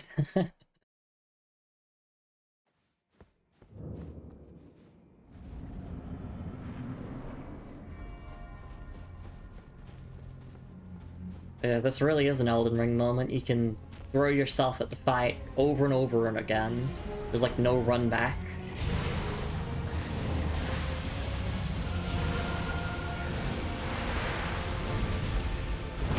That keeps getting me, because that is delayed.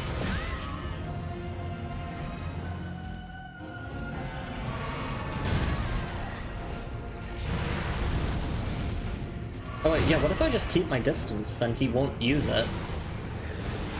If I can just keep baiting him to do his other attacks, then I'm good.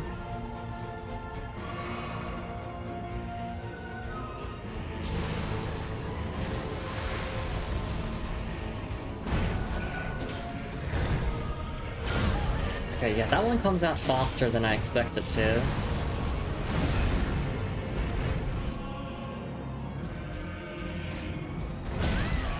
That's a delay.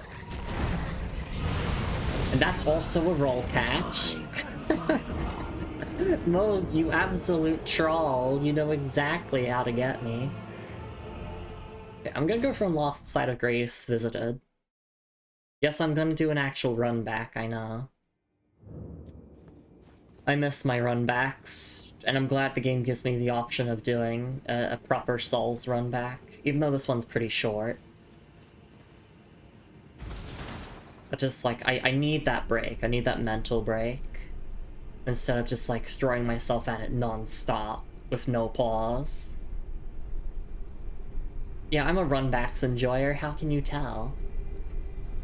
Back in my day, you had to spend 3 minutes running back towards the boss arena. And it was peak. Mental reset is good. I'm glad Elden Ring gives you the option of doing a run back, or if you just want to immediately, like, go back to the fight. So, like, everyone wins. So then we send that down, so that the next time I die, I can just go up the elevator without needing to pull the lever. What does this message say? I can't read it now. It's too late. But it's not too late to lock in. His moveset seems really simple. It's just like, you know, hard hitting. Like, I've got most of his moveset memorized now. It's just executing correctly is the difficult part. I hate that delay so much.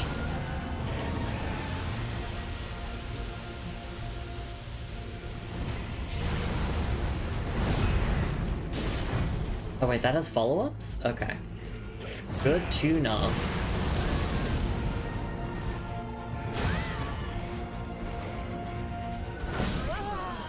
I keep rolling into the delay every single time.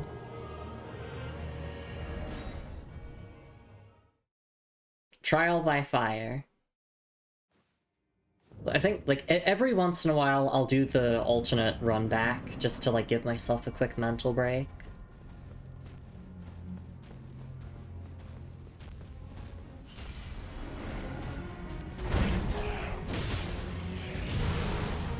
If I roll diagonally, that might not hit me as easily.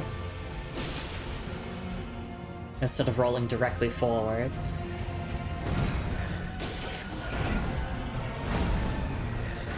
Okay, there we go. Now we're gaming. I really want to know what the countdown does. Oh, I'm gonna find out.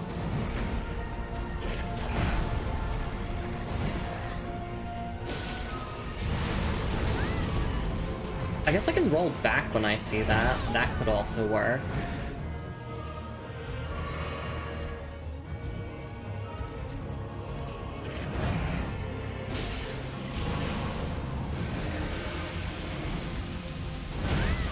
Yeah, don't roll into it.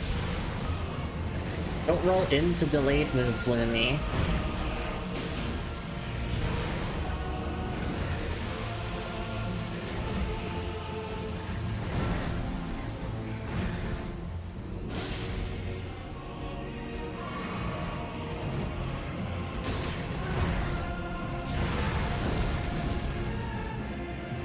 If we just keep the appropriate distance, we should be good.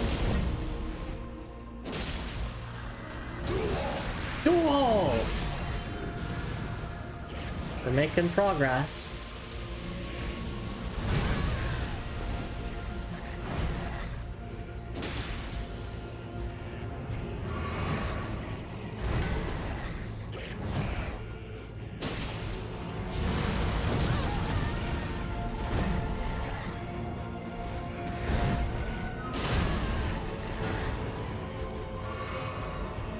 I'm getting hit by that, yeah.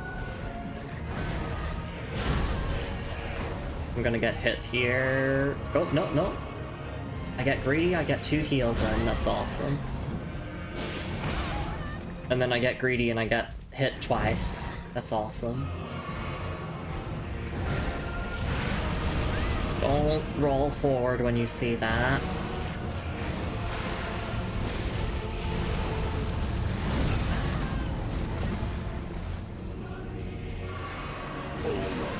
Unos! We made it! Oh shit. Is mine and mine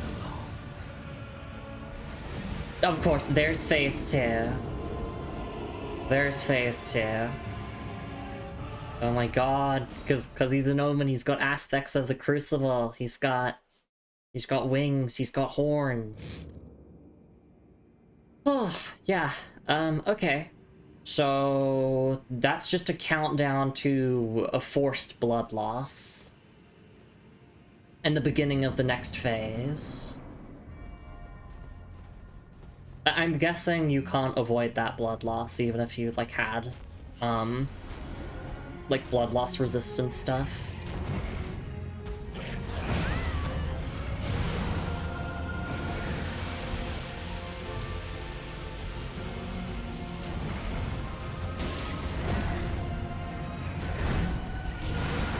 I hate that move so much. Please delete that move.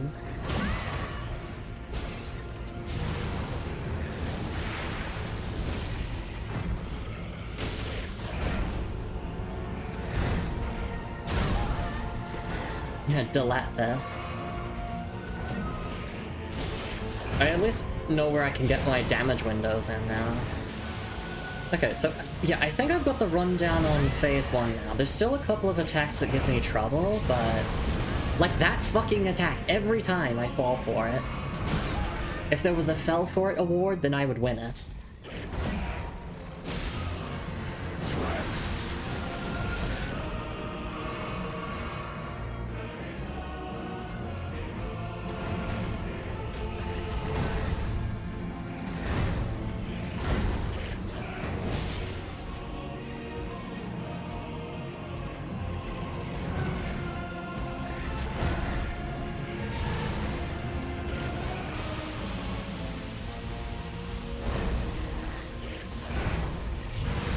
Nope.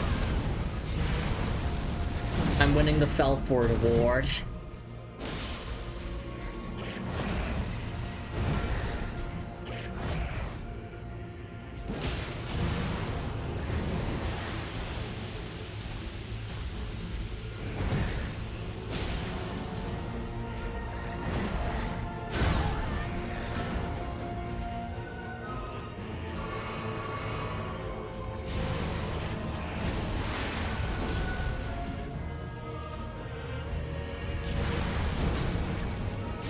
I can also just outspace it if I'm, like, a little distance away from him. It will just won't hit at all. Oh, him pulling the trident or the spear out of the ground counts as an attack, I see.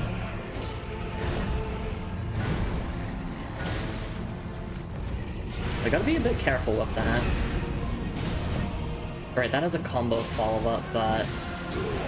Whoa! Yeah, I'm gonna be out of flasks by the time he, transforms.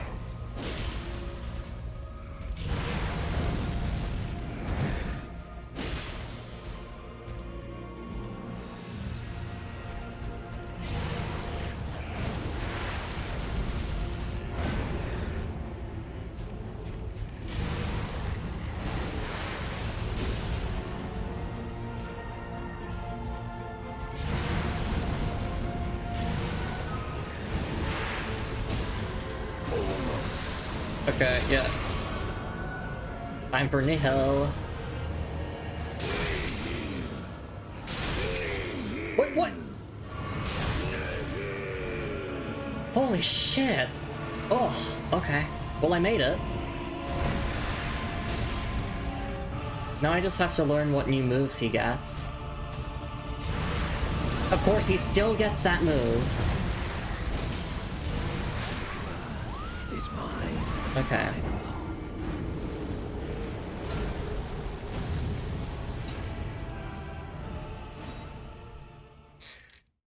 Oh. Yeah, we're probably going to be spending the rest of the stream working on this.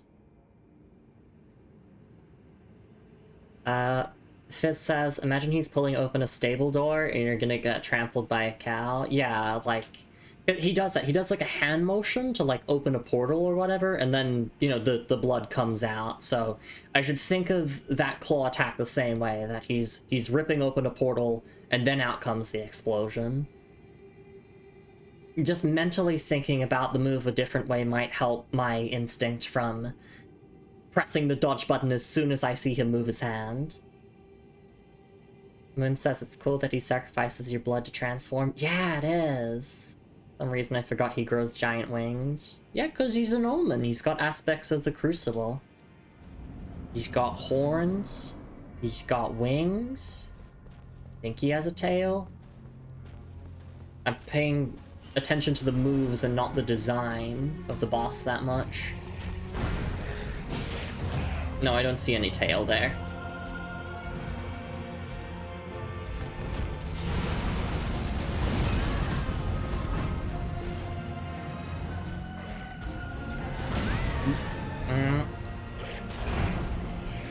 I'm thinking, do I want to potentially activate Morgoth's Great Rune for this? Because then I'll just immediately die. I need to get more familiar with Phase 2 first, before I consider anything. Me with no tail.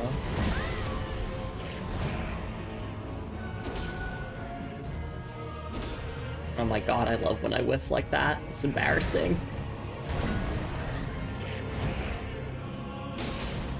But yeah, I know where my attack windows are at least now. I'm glad for that.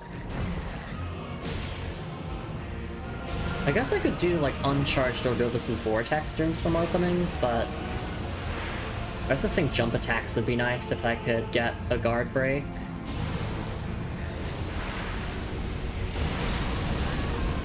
Yeah, no, that was a bit greedy. The biggest opening I think he has is when he stabs his spear into the ground.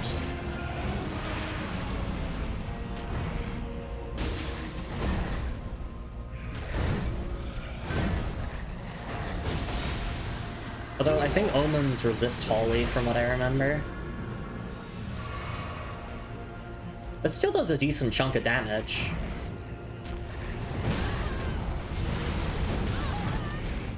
I was mashing roll on wake up and I still got hit by that.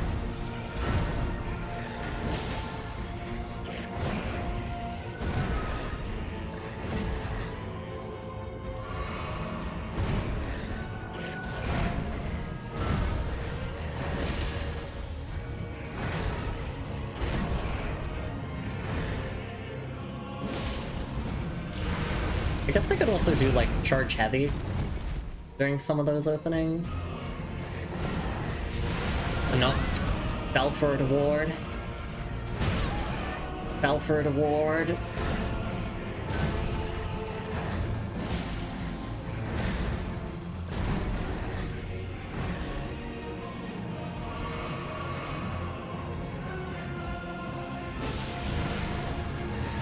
Something tells me he wants to speed run to... Yeah, okay, here we go.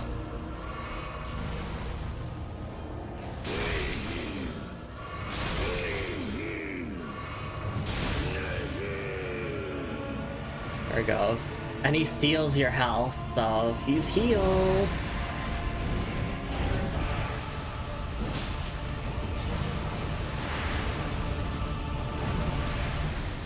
Hey, Pontiff Sullivan. It's been a while, hasn't it?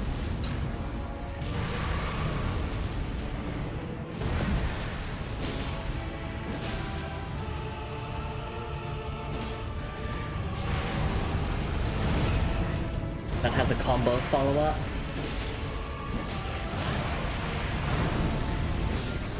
Oh, and of course that gets a follow-up, so I can't do charge heavies during that anymore. Okay. Let's do a longer run back for this one, just so I can have a little mental break.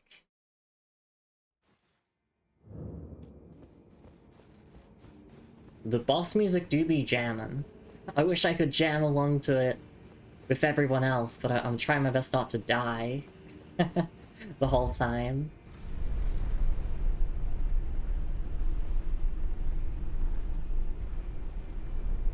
I think we can get the fight before the end of this stream. We definitely can. Because I am rapidly learning how to get through the first phase at a decent pace.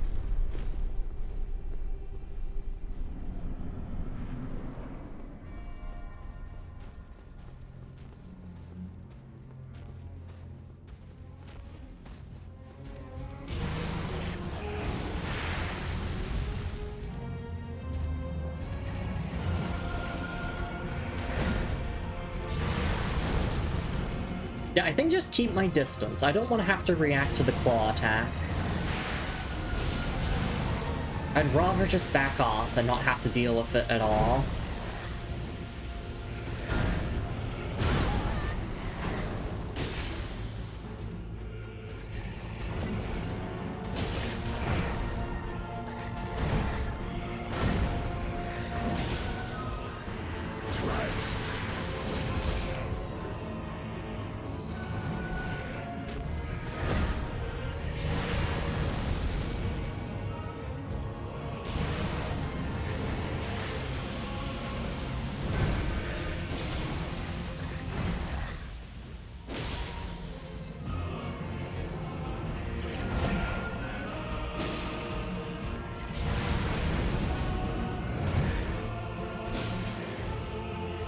Okay, we're getting into a nice rhythm here. Why do you throw that at my feet? Duo? Oh god. I'm guessing it's not on a timer for when he transforms, it's like at certain HP thresholds.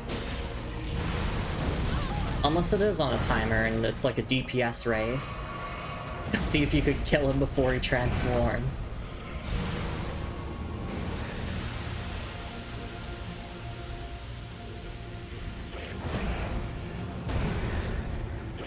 Oh, I'm getting hit there, yeah. I'm getting hit there as well. Now that one I can roll into, and I'll be fine.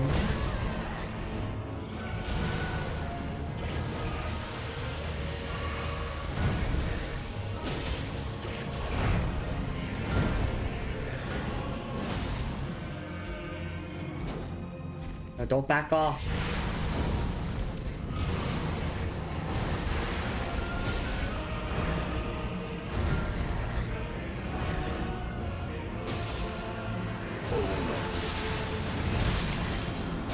Okay. Goodbye to my health bar.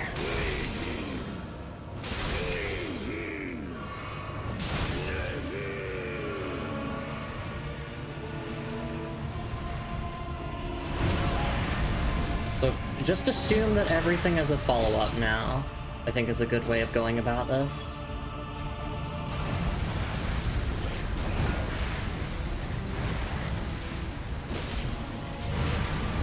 Oh my god, oopsies.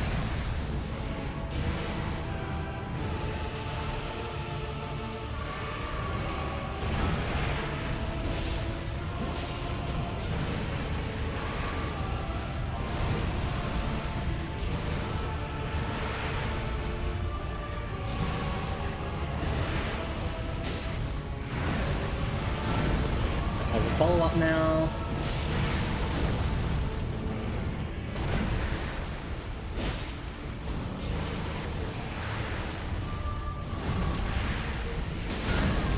I'm dead. Oh no, no, I live, I live. I didn't realize I was out of flasks. Oh, I threw it. That was a really good attempt. One of our best ones so far. This says, caffeine did a debuff. I'm off to bed before I pass out. A cold desk. Blessing of anti-fork upon your journey. Thank you. Thank you, Fizz, and thank you for being here. Thank you for believing in me, everyone. Okay, I think... yeah, I'm starting to feel a bit more confident about the fight now.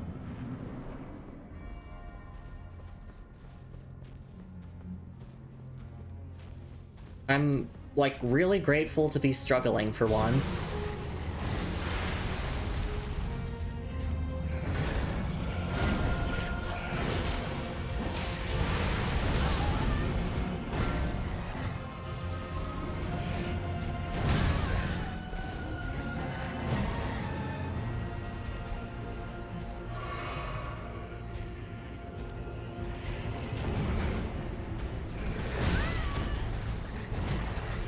If I attack in that window where there's a delay move, then it basically auto times my dodge roll for me.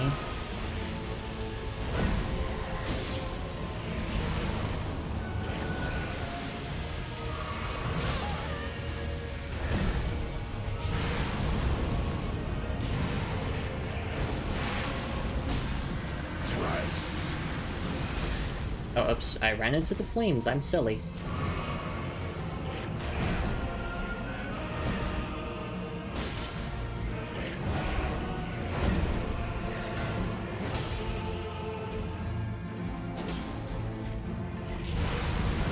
Oh no, I tried to run away.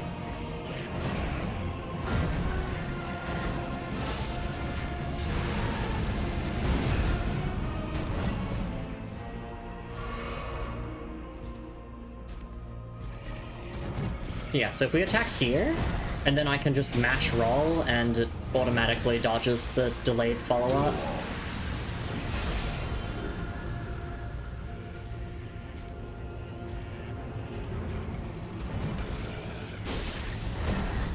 And that, my friends, is what you're meant to do with delayed attacks in Elden Ring. You're not meant to sit around waiting for it.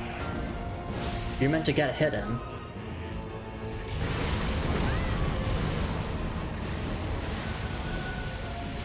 But of course, people will make the same criticism of, like, Elden Ring fans when they have to wait for a 46-hit combo to finish so they can get a hit in.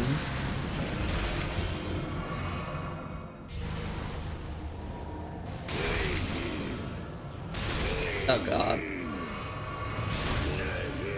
I thought I could sneak the physic in, but no, drinking it takes longer. That is a follow-up.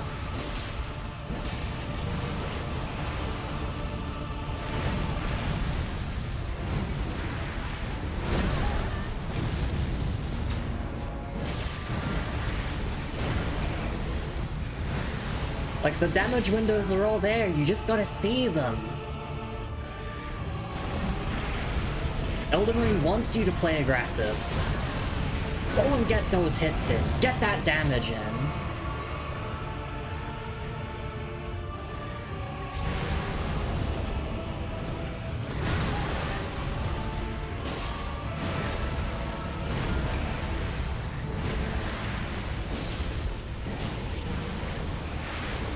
I could be dead here.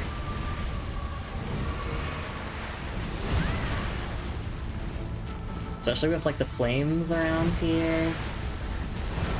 Yeah. Okay, I'm out of healing now, so don't drink a flask when you don't have any. This has a follow-up, so we can get a jump attack in.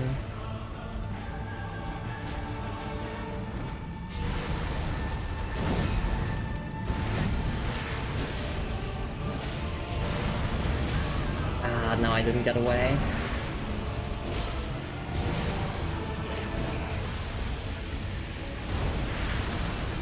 Okay, yeah, it looks like you just want to roll towards his swings now. Because the blood trail will get you anyway. No, I shouldn't have swung there. That wasn't as delayed. I mean, like, I could have gotten a hit there if I was using a lighter weapon. Like, if I was using a longsword, I definitely could have gotten hit in. But yeah, no, I'm using a greatsword. It's a heavier weapon. When it says Elden Ring fans, then they have to wait for the 46-hit combo to end so that they can get a single light attack in. No! No, Moon! I mean, I know you're posting it to make fun of people who say that, because that's not true. You silly, silly people. Get your damage windows in. Like, silly people who think that. But, I mean, I'm proving here with Moog, like, there's so many windows to get hits in between his combos.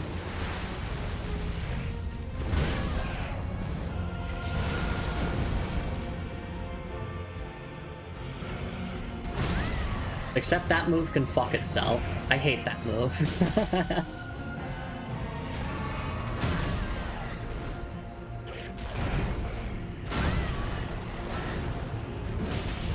I'm dead. Yeah.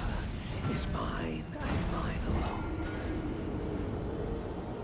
It's like that delayed overhead and the claw swipe. Those are the two things that get me the most. Elden Ring players when they have to dodge the world's slowest weapon swing. I'm thinking, like, potentially I could just get a hit in as soon as I see him going for it, and then maybe it will, like, auto-time it, so if I mash dodge, I'll get the dodge in. I don't know. 'Cause that's the thing, like, you gotta stop thinking about delayed attacks in Elden Ring, like opportunities where you just wait around to dodge. That's a chance to heal. That's a chance to get a hit in. Obviously, it depends on your weapon. Like, if your weapon is slow as shit, then good luck with that, but...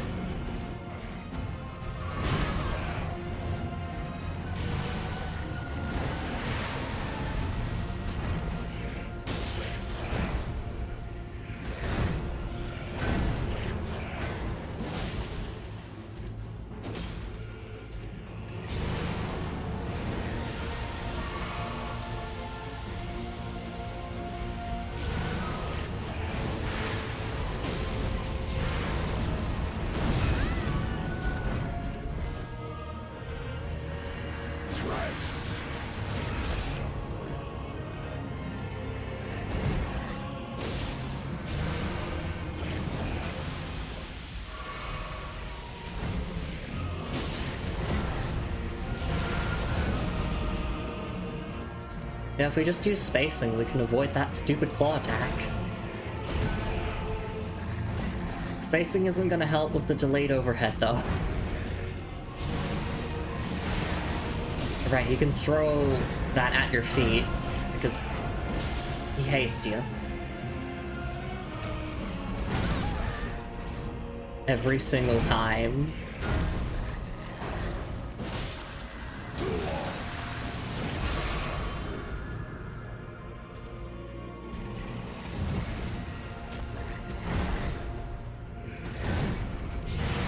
No. Oh my goodness. What? Twice in a row? Damn. He knows that his time is limited.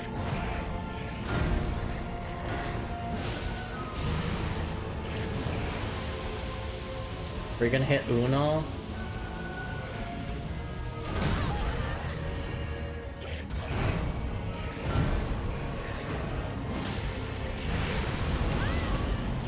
Okay, yeah, so sometimes you're like way too close to it. Oh, yeah.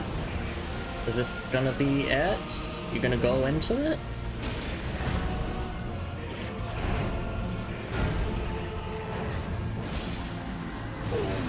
Yep, there we go. Unus. Get ready to heal.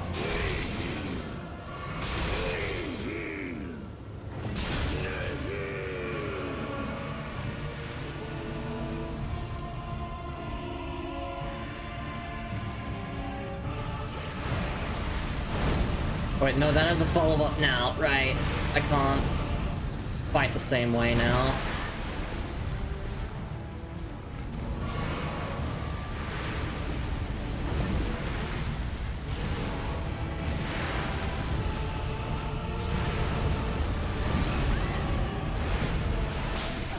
Oh my god.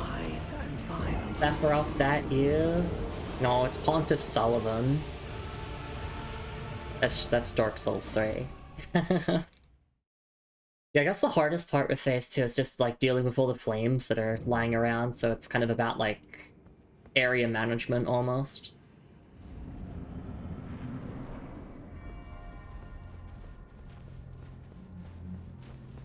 But we gotten so much damage before the second phase began, which... pretty nice. I like that you're basically rewarded for... the more aggressive you are in the first phase, the shorter the second phase can be.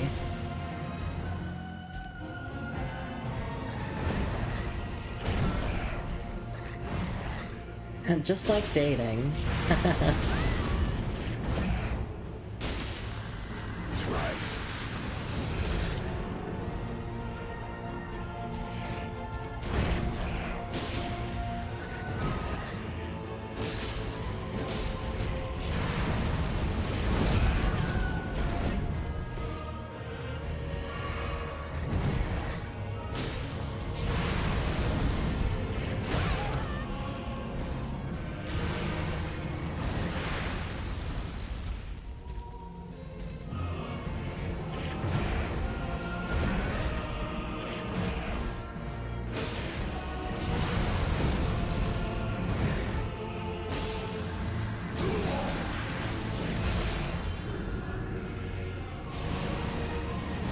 Like, oh, when everything plays out perfectly, it's cinema.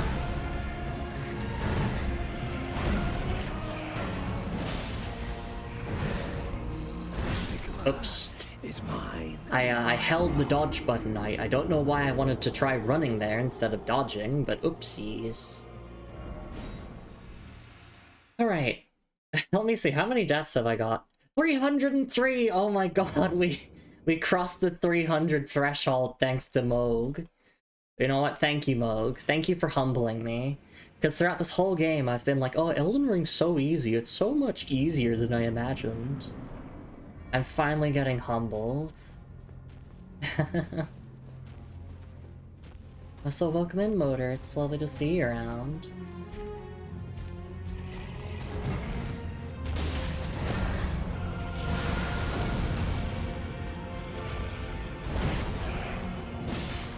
Right, that's delayed enough to the point where we can get a hit in.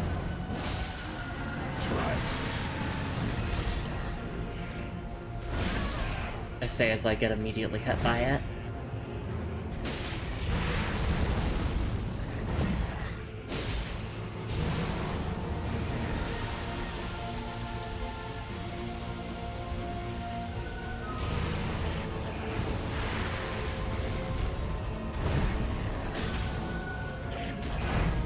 In fact, I wonder if I could... I wonder if I could land a charge heavy between that window or not. I'm just experimenting on Moog at this point. Seeing what I can get away with. Oh, yeah, there we go. That's huge. Oh, he's gonna want a speed run. Yeah. He's like, oh shit. Lumi's figured me out. I gotta speed run to my next phase.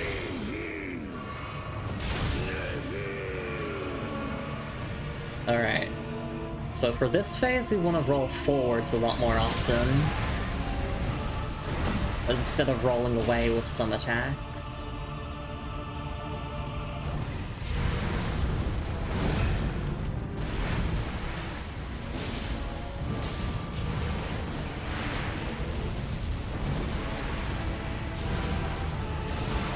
Except when he fucking throws that shit at my feet. I hate when you do that.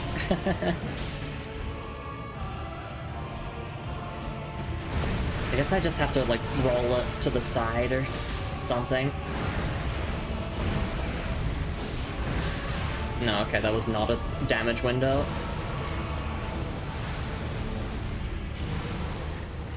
I guess also part of the challenge now is getting through all the visual clutter that's going on screen.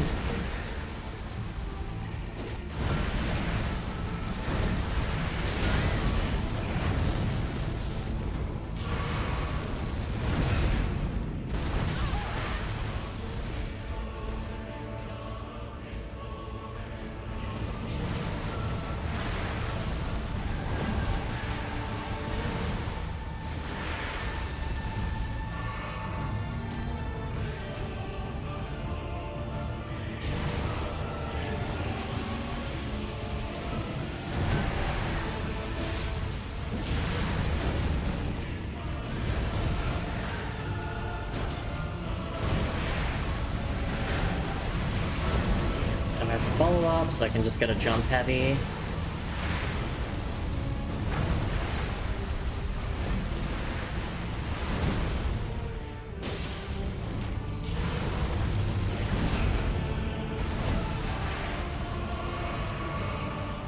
Okay, 2 flasks left. Just making sure I don't forget that. Ow, that hurts.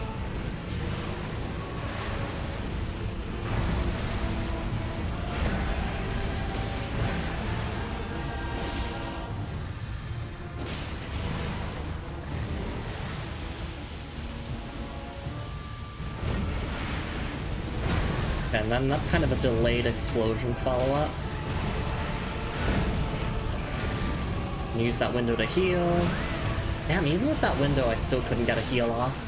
Is mine and mine. That was a really, really good attempt. Ugh, I might take a quick little break just to, like, freshen up before we delve into some more attempts.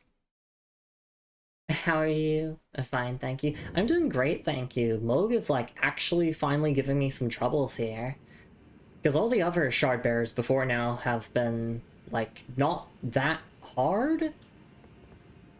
Like, Radon without summons was pretty chill. Renala, like, needed a little bit of adapting, but wasn't too bad. Godric was fine. Let's not talk about Morgott, because, you know, I've played Night Rain, so that doesn't really count. Actually, I'm gonna go back to the Grace here. And just as my Tarnished will sit down and have a quick mental break, I'm gonna have a quick mental break. I definitely want to get Moog done before the end of stream. That's for certain. So I'll see you all in a couple minutes. Gonna have a little stretch and hydrate break, freshen up, and hopefully we can defeat Moog, and we'll probably wrap up the stream just like checking out his remembrance stuff and whatnot, and we can continue doing Consecrated Snowfield stuff next time. The stream is called Consecrated Snowfield, and like 3 hours of it is just Mogwin Palace. I find that hilarious. But I couldn't have known. I couldn't have known. Well, I mean, I could have known. I did know that we were going to go here soon, but I didn't think it was going to be that soon. Anyway, I'll see you in a couple of minutes. Please take care of yourselves, everyone. Make sure to grab yourselves a snack and a drink if you can or want to. And we'll be back with more blood loss after a little break. I'll see you all then.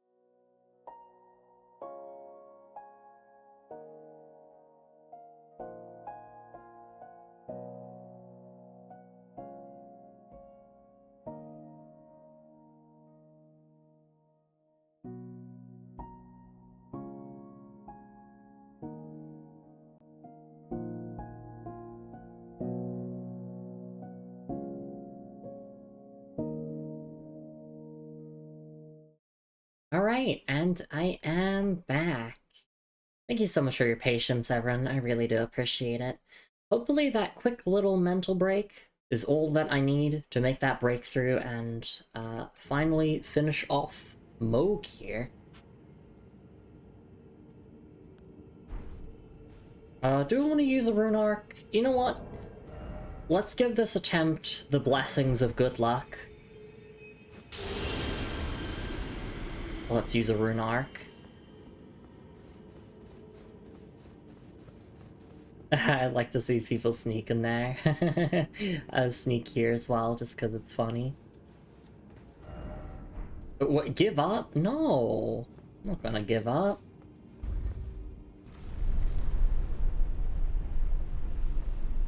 This whole time I'm like, you know, I could change stuff with like my talismans or whatever. Or like use my Knight's Greatsword instead of Rodovus's Greatsword. But nah, who needs any of that? Just don't get hit. Alright.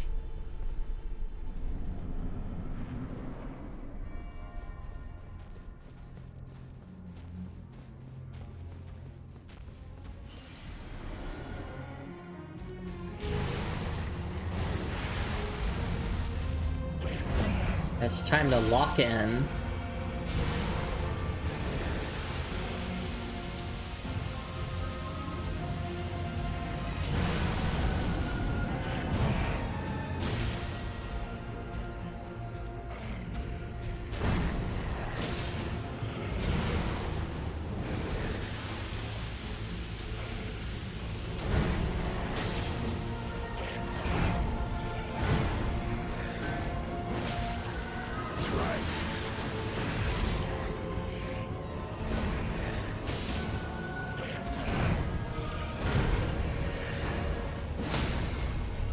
Am I gonna do phase 1 hitless?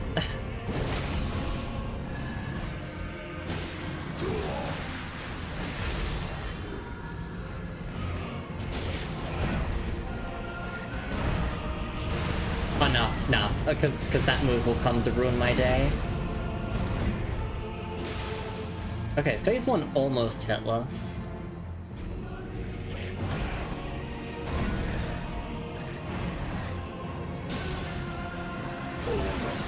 Yep, Unos, here we go.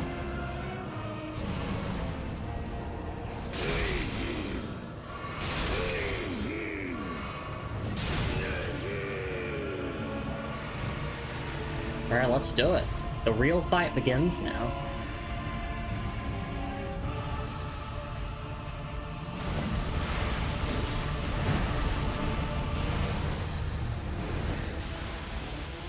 Just gotta watch my tootsies so I don't step on fire.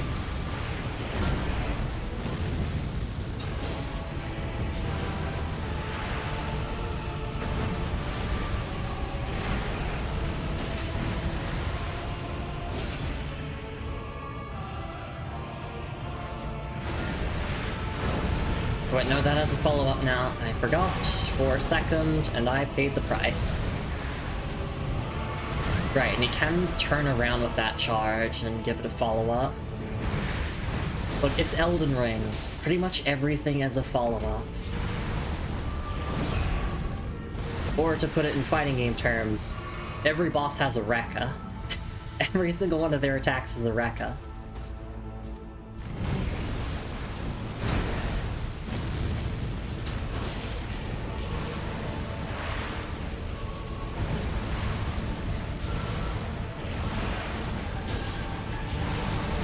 Please don't throw your flames at my feet.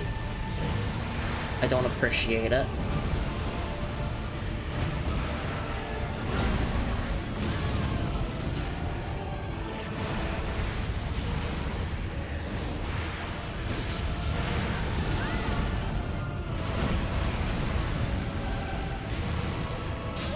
Oh, oops. I was not paying attention to my blood loss. I was stepping on the flames. Yeah, so the flames cause bleed buildup.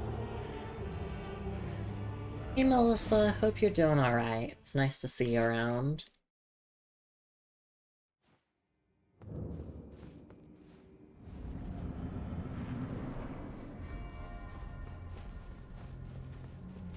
I feel like we're on the cusp of winning. We're almost there.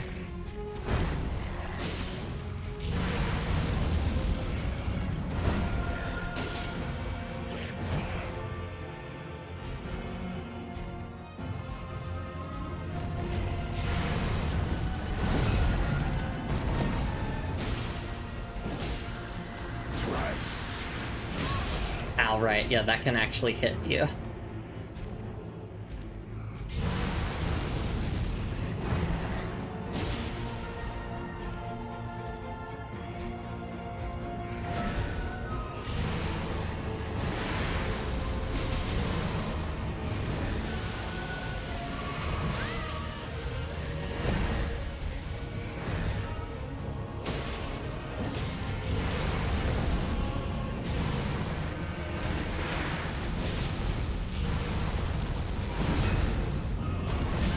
Oops.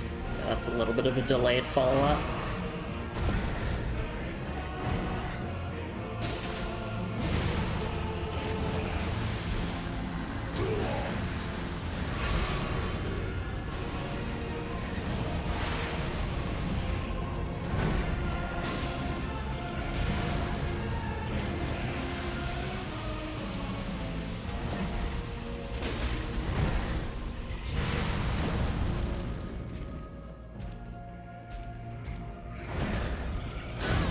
Yeah, that move comes out a lot faster than it looks like it's going to.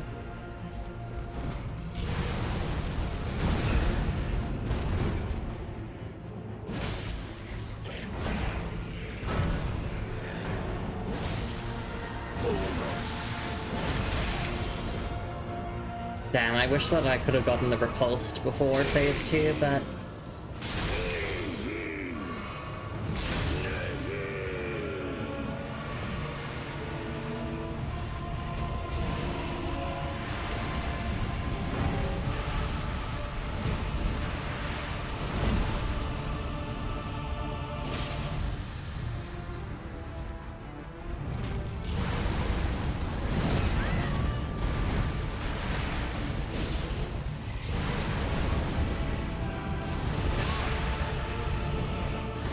Right, yeah, that can follow up. Mine and mine alone. I should have just rolled on instinct. I was waiting for a delay.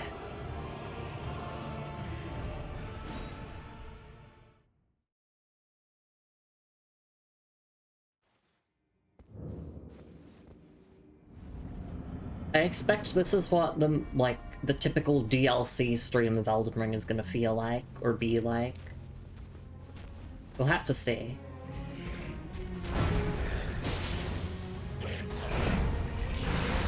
No, oh my god, I keep rolling into it. It's like, I know his moves now, it's just a matter of executing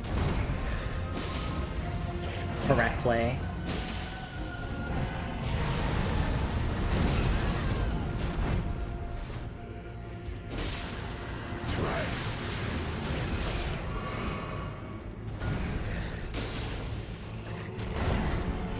Alright, yeah, that can follow up, I forgot.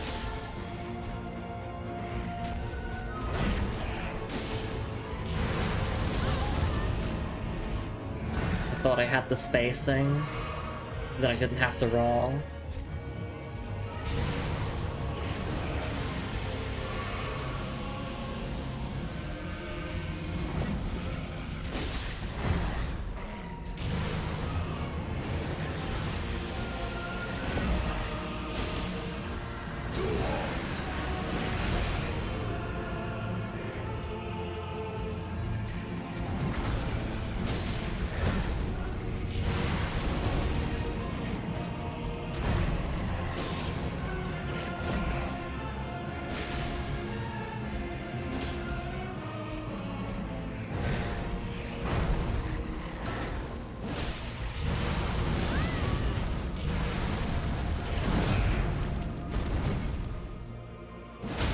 There we go. This is gonna be such a huge start to phase 2.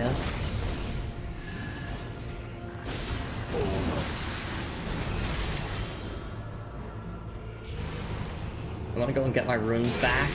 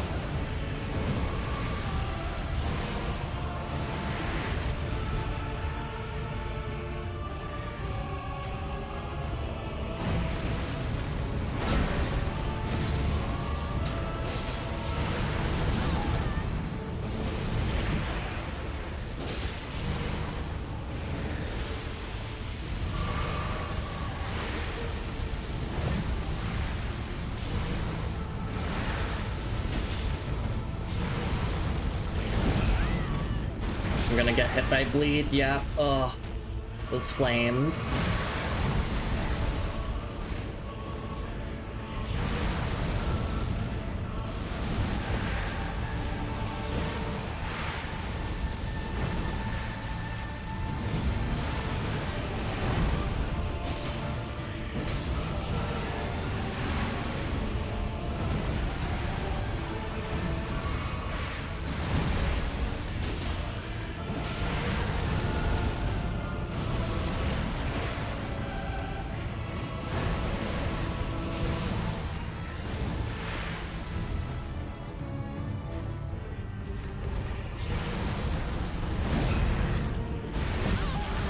That's a little bit delayed.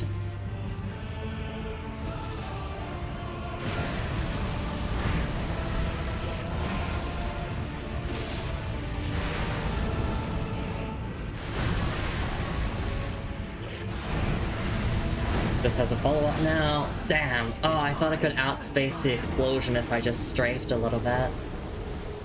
No, I should just roll the explosion for safety. Hey, Creeper Kev, it's lovely to see you around. Yeah, bleed!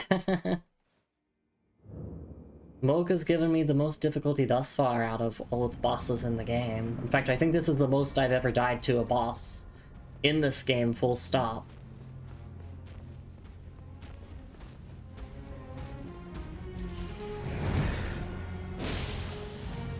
Phase 1's basically a joke now.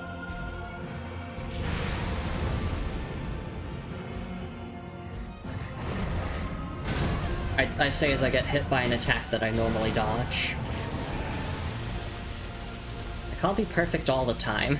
I just have to be perfect enough to win.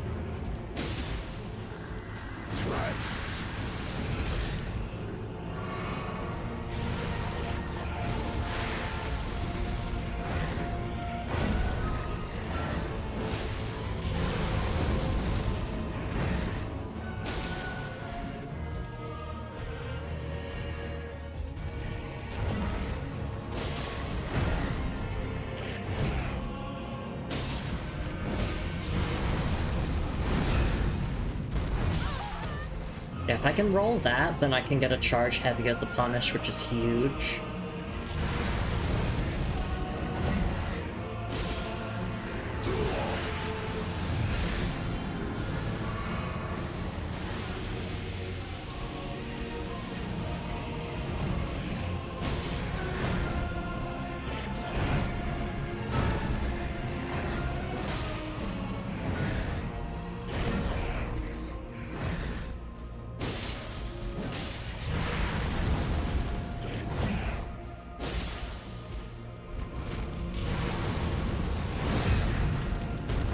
See, and now charge heavy. Huge! Is he on duo right now? Oh no, okay, he got to Unos.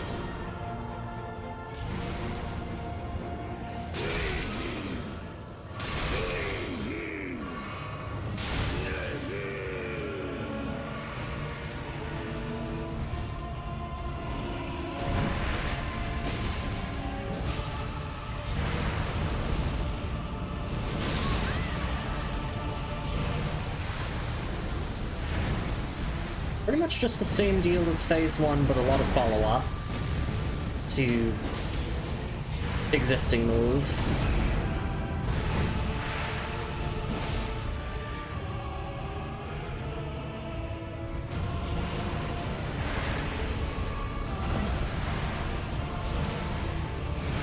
Please don't throw that at your feet.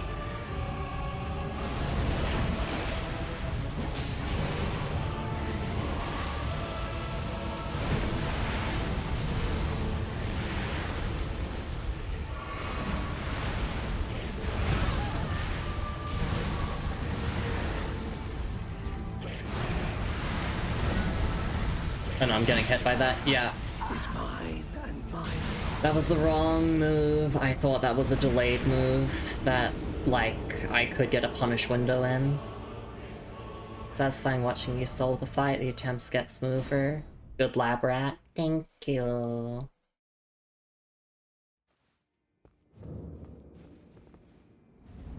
Yeah, so for phase 2, I keep instinctually wanting to back off and let him do things, but actually the best spot to be is right in front of him.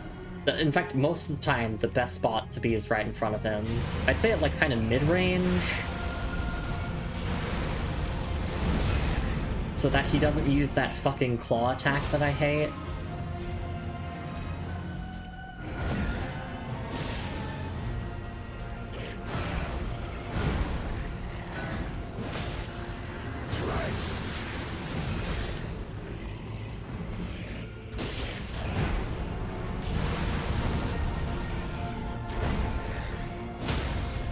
Oh my god, guard break already? Damn.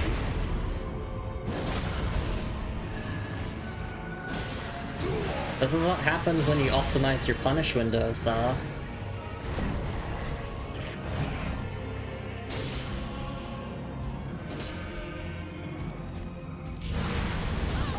Damn, I thought I could just walk back to avoid that. Always best to dodge just in case my spacing is off.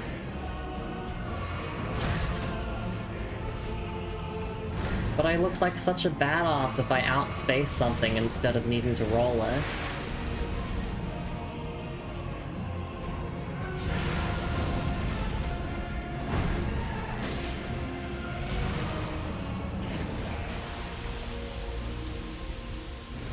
Yeah, he's gonna phase transition any moment now. Yep. Congrats on the transition, Moog.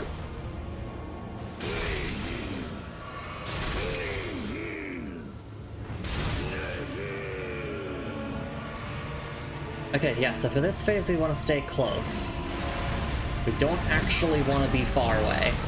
Aside from that fucking attack that caught me on my wake up. I got caught on wake up there. That basically meatied me.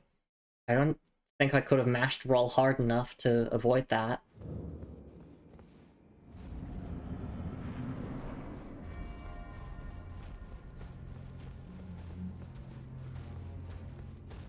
I guess I could equip a talisman for some blood loss resistance, but just don't get inflicted with bleed. Even though, like, the phase transition forces it, you can't avoid it.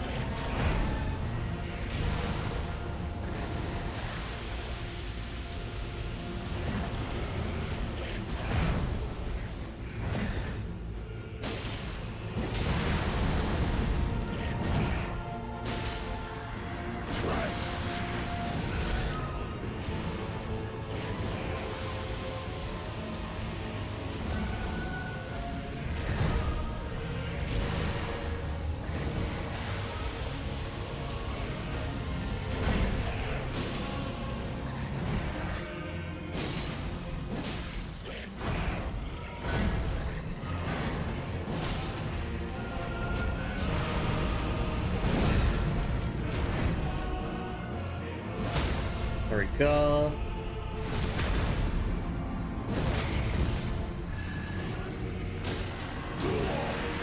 Oh, we're only on duo, damn.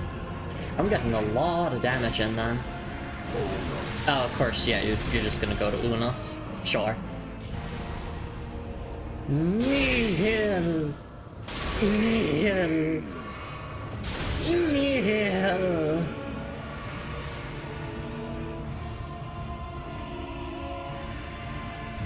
Now the real fight starts.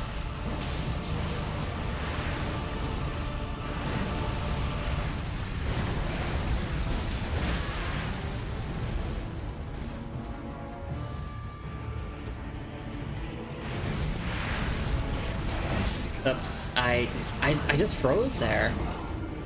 I genuinely didn't press dodge. I don't know why I froze up there. Probably intimidation factor. Alright, I don't want to push stream to 5 hours, so we'll give this a couple more goes, and if we don't get it, then we'll come back to it next week, and we'll do that, and then we can do the rest of the Consecrated Snowfield. Because I'm not going to force it if it's not going to happen, you know. yes, it's entirely a skill issue why I'm not winning. But sometimes it's just best to have a break. Come back to it later.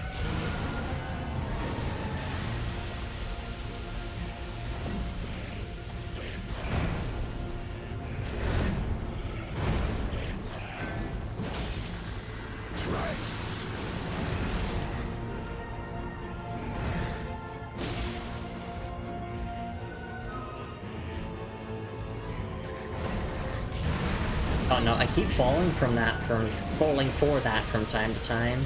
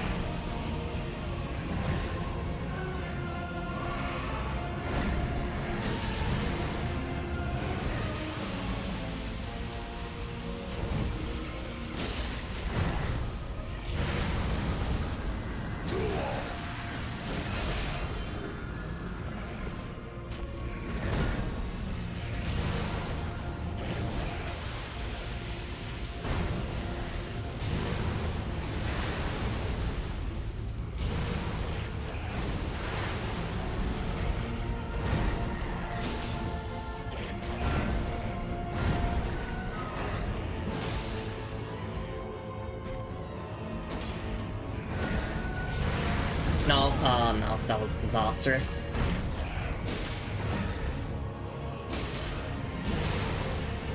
I think I'm dead from that, yeah. Is mine and mine alone. Oh, that was a pretty decent phase 1. But if I got the riposte in, or like if I got a guard break in, that would have been a really nice start to phase 2.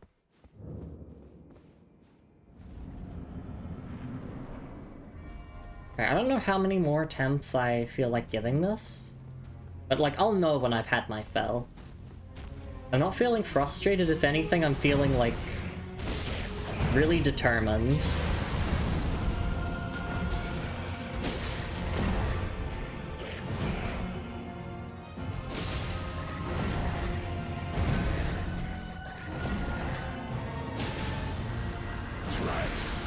This is the kind of boss fight I love, where I get to really learn every single one of their moves and how to punish everything optimally. See, like, that feels so good to pull off.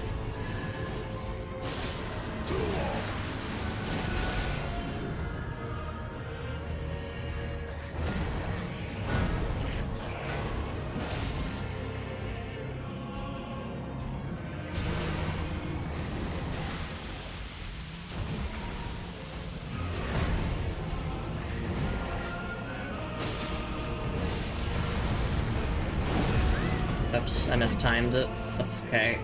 Still get a little punish in.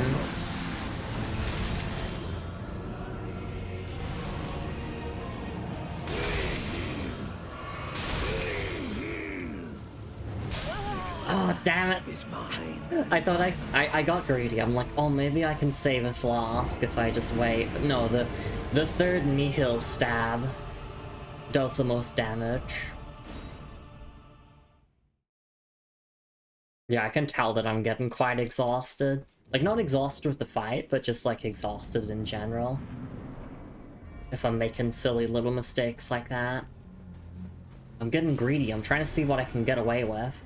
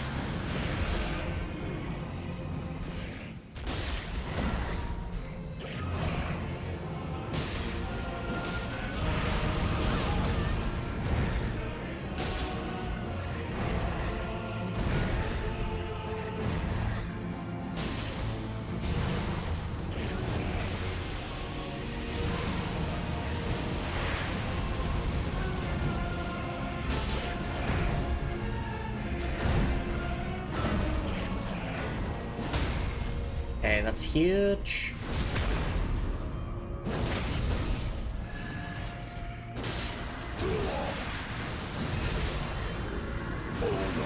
Oh, damn. Okay, we're going straight to phase 3. Damn. Or phase 2, sorry.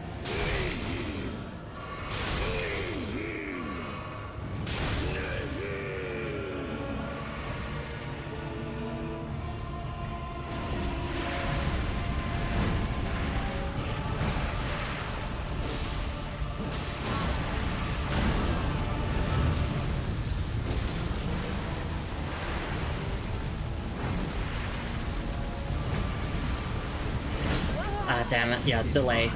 He he does a delay slam, he leaves his spear in the ground, and then he does an explosion. Okay, how about let's give an explicit number. 2 more attempts. So this is the second lost attempt we'll make for the stream.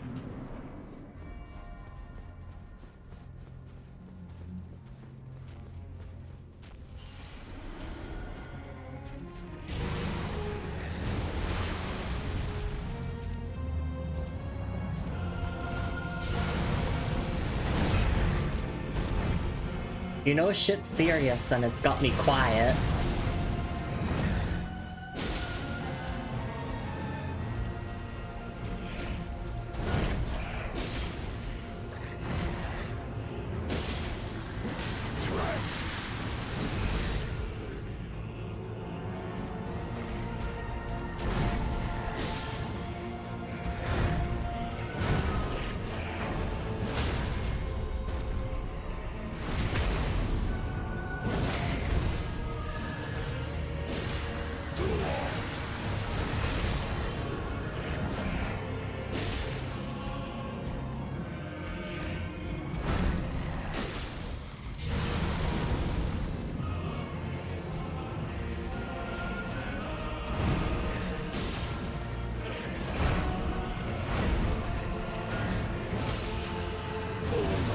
Okay, there we go. That was phase 1 hitless.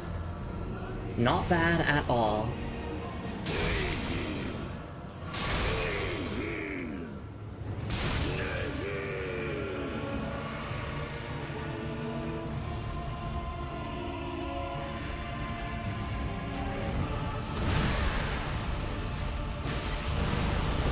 And that was phase 2 hitted. The opposite of hitless. That's where I get hit by everything. Alright, so as promised, this next attempt will be our final one for the stream. Because I don't want to push myself for 5 hours. It's like, bashing my head against a wall isn't going to suddenly make me win. So, to prove that I'm serious about this one, Rune Arc, and I'll keep my talismans the same. I was thinking I could, you know, equip one for some blood loss resistance, but like, that bleed there in the phase transitions is forced, and all the other bleed that, you know, can happen throughout the fight, it's a skill issue if that happens. Alright, last attempt of stream, let's do this.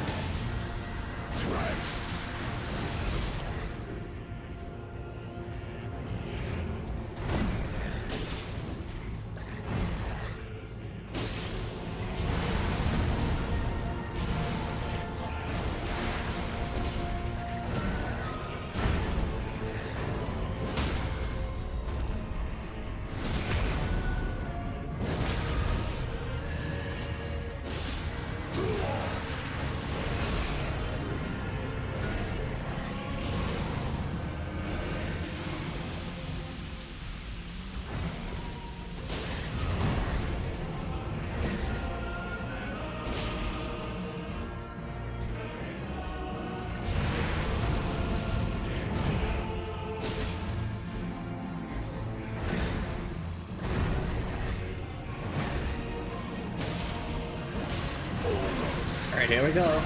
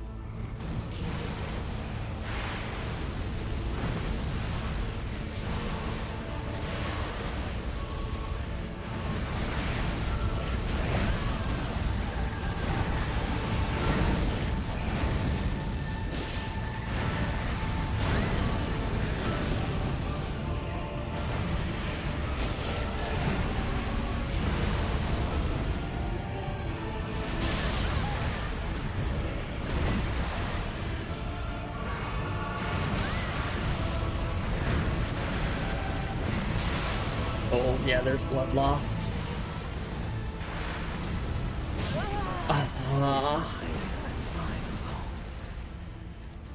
Okay, yeah, I think I will equip a blood loss talisman.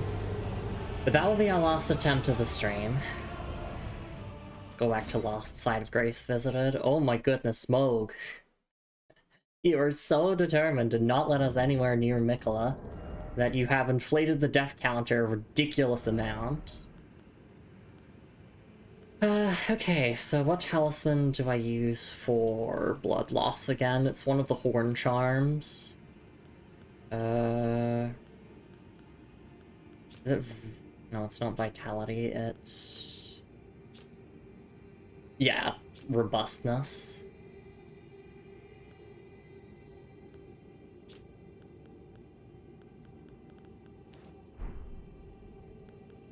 Alright, do we have any other item descriptions to read through before we wrap up stream? Doesn't look like it, I'm just making sure. Yep, everything looks all good. Okay. Well, you know what they say. Mission failed. We'll get him next time. And we will. We absolutely will. So let's head on over here. Nearly 100... Oh, hang on. If I wait a little bit more, we can get to 160 hours played. Nah, I'm not gonna wait for that. 315 deaths, eh? We started the stream at 280, so... Moog, oh my goodness, Moog, you absolute beast, you. Just destroying me. That's okay. I gotta ask myself the question now, do I name the next stream, like, you know, after Moog? Or do I name it after, you know, like us inevitably defeating Moog and then moving on to do other stuff? Who knows? But yes, with that all being said and done, thank you so much, everyone, for coming by the stream. Hope you all had a lovely time with some more Lumi Elden Ring. We did actually explore a bit of the Consecrated Snowfield, but then we got all sidetracked with, yeah, the Mogwin Dynasty, and it's, well, yeah, Moog is, certainly a good host, and we are a good guest. So, let me quickly promote the socials and the Discord server. You know where to find me off stream. I post my stream schedule every single week on both Blue Sky and Discord, and I do upload these Elden Ring VODs onto YouTube. So hey, if you're watching on YouTube, hi. Thank you so much for watching the VOD. Alright, let's see. I want to thank everyone who came by to stream, and then we'll pass you all on off to a different stream. Let's see. Firstly, thank you so much for all the offline follows. Thank you so much for being here, Telv.